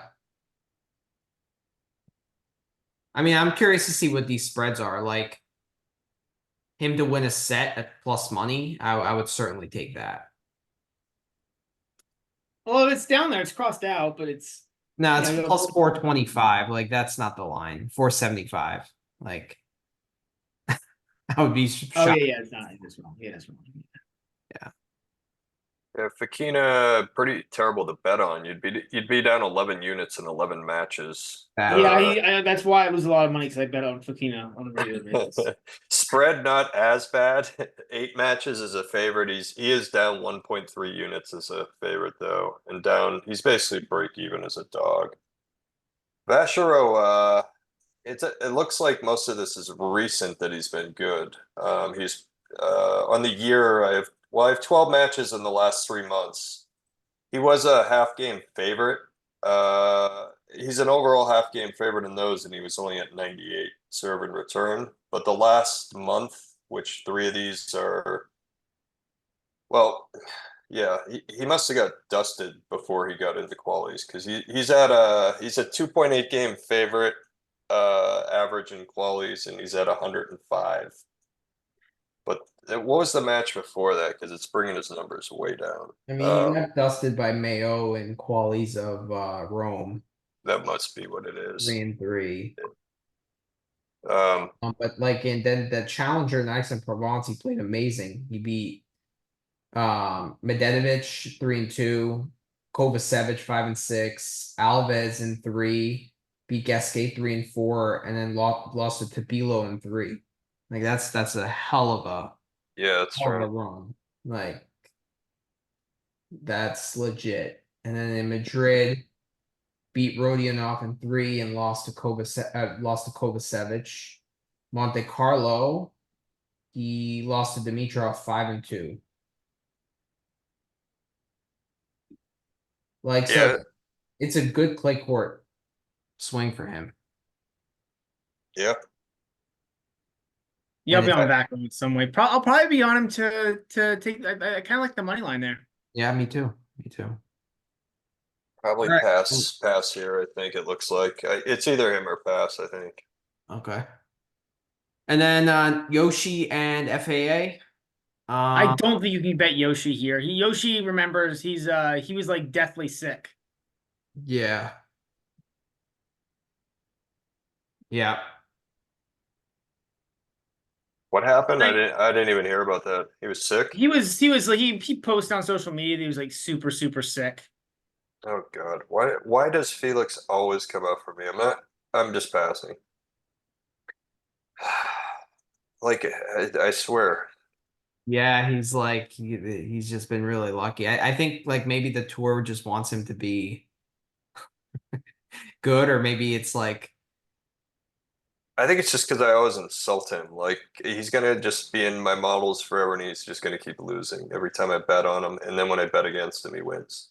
Like I can't tolerate watching another match of him. I mean, it's just was it his last match against Demonor that he lost? Like I think he like double faulted twice to close the match to like finish. No, it was Rublev. Manny had a no tiebreaks bet, and the FA saved him by double faulting twice in the last game. Yeah. Well, I think he did that against Demon too, though. He had 13 in the match. Yeah, he double faults to lose matches probably more than anyone on tour. This was like I went like.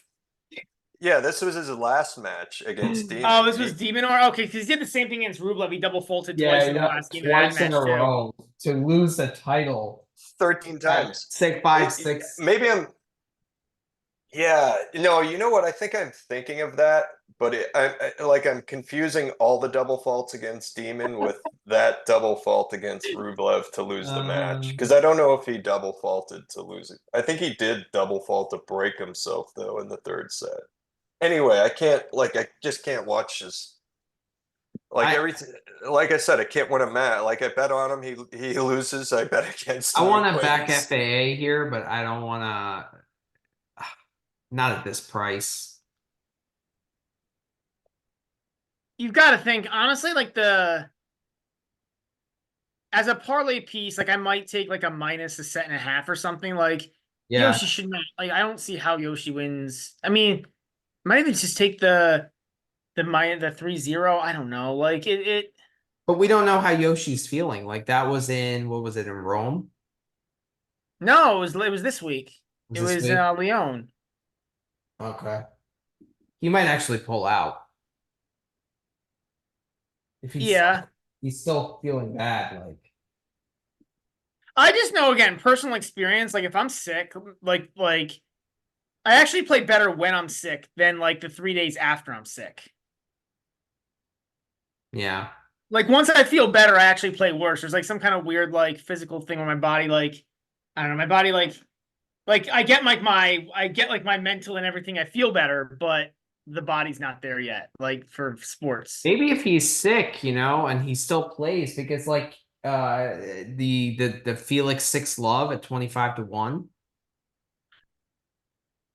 No, there's no. I don't know. I mean, like, literally could double fault 4 times to lose you that bet. They played Madrid, it looks like. Felix And I think won. Yoshi won the first set, right?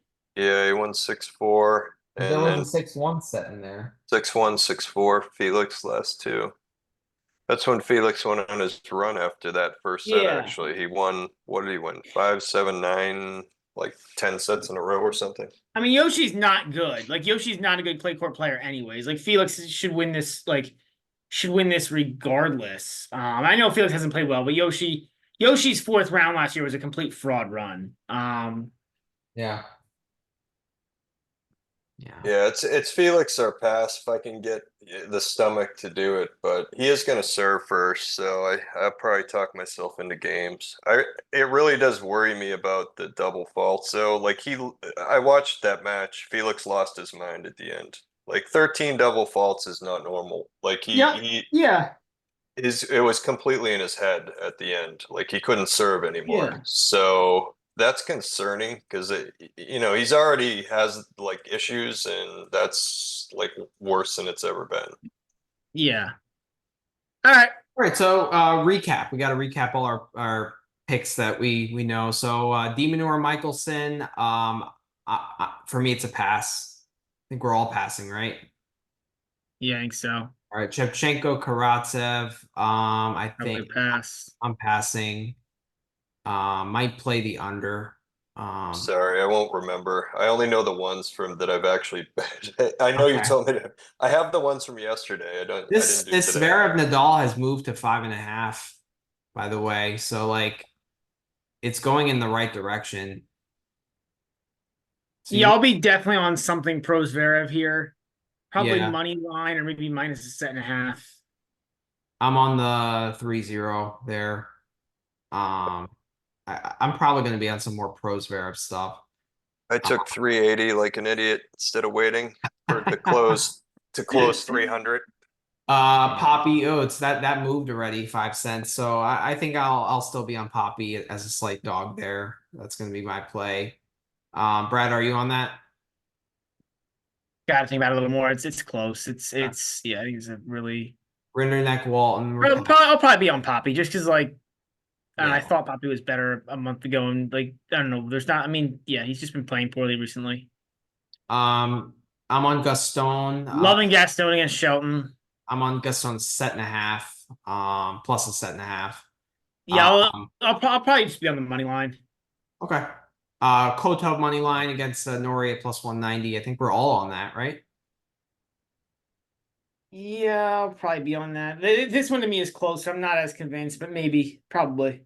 I'm playing the center under 18.5 against Eubanks at plus 145. I really like that play, actually. That's GBM worthy if you want to tell me.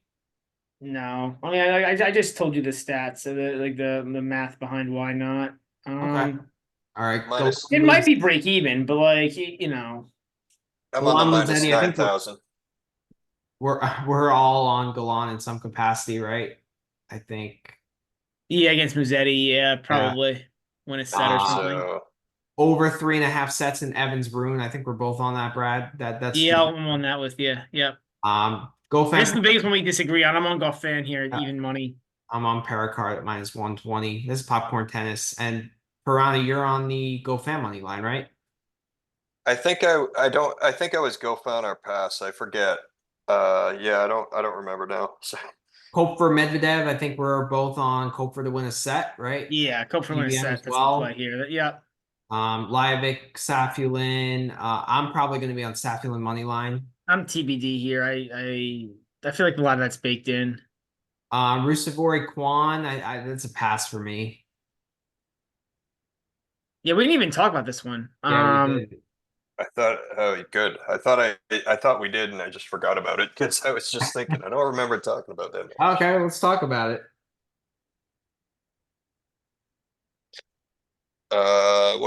What's the line? That's a high line, right? It's like 700. It's 7.5. I mean, I don't even know if Kwan's played on clay recently. I think he's been hiding out in Asia.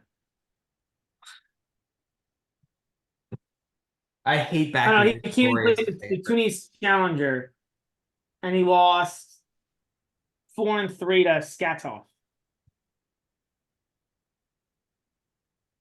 I have no idea what to make of Kwan at this point. Like,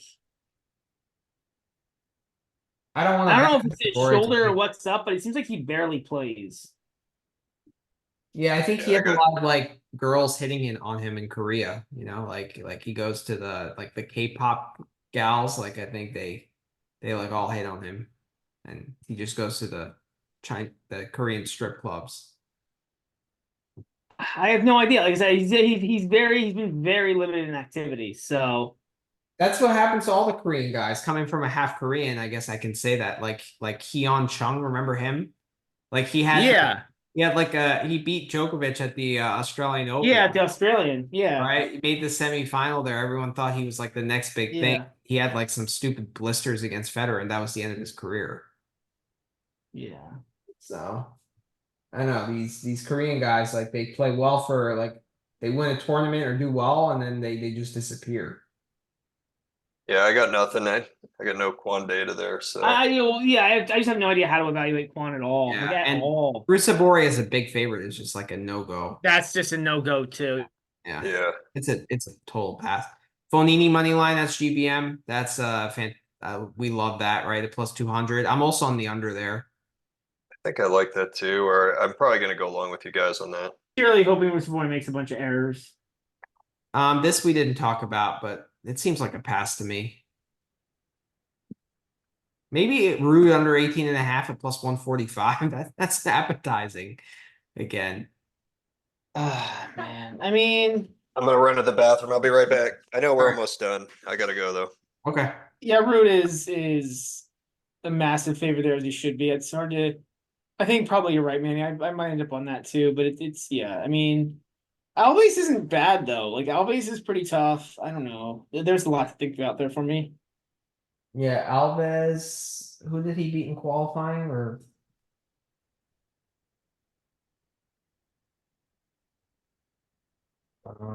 he beat Fatik, Kolar, and Faria. I mean, okay. I mean, all in straight sets though. Yeah. Oh. All right, Misalik O'Connell. I think we're all on Misalik, right? Yeah, we're all mislook there. Yeah. On his too. He told us to. Kaboli and Hamad. I think we're all on Hamad in some capacity, but we're waiting to see. I think I'm closer to a pass there. Pass. Okay.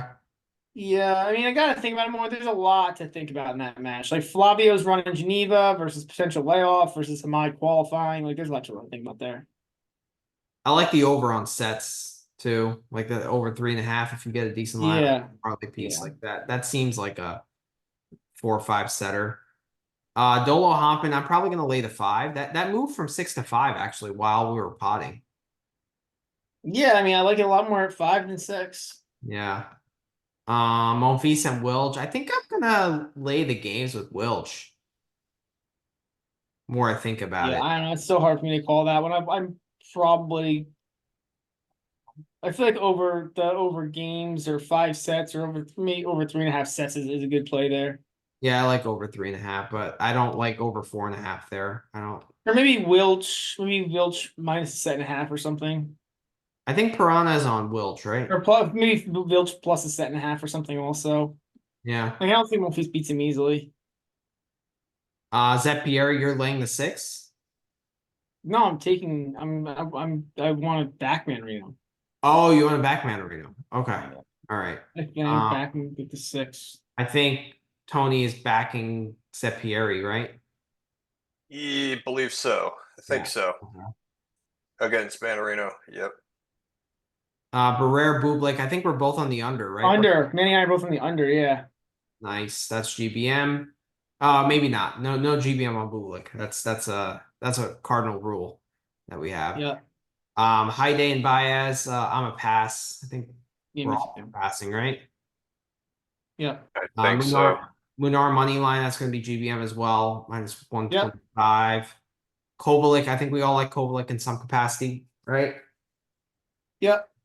Kachanov Nagal, I think we like. Oh, Kachanov 3-1 was a play. Yeah, this was Sumit in the first set for me and all the catch on all the 3-1 stuff. Yeah, but the 3-1 will be the GBM at plus 245 or something like that. I'm passing on the Chapeau Van Ash. I'm gonna play the under 37.5 there. I think I passed that. Mhm. I'm probably gonna play McDonald against Griekspoor plus the 7. I'm laying off there. Oh, Navoni Busta, the line is up now. 7.5.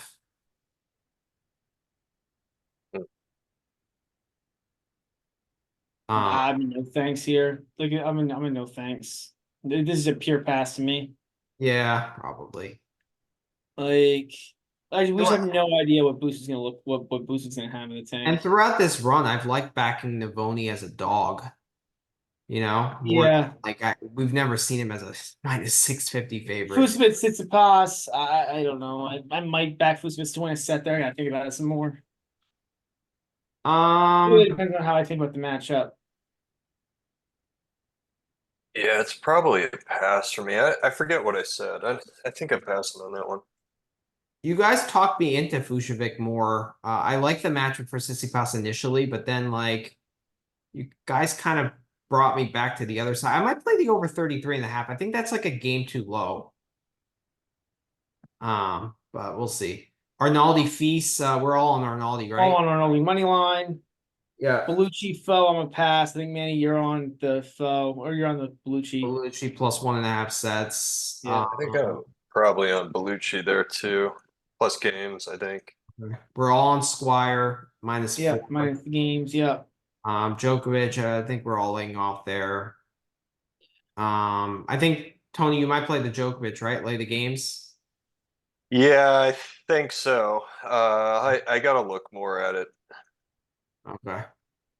Manny and I are both on Nuno versus Makach. That's GBM as well. Kachin Paul. I think we're gonna play the minus 7.5. I thought. Well, that's right. We were gonna play my semi football. I agree. Yep. Yeah. We did say that. Yep.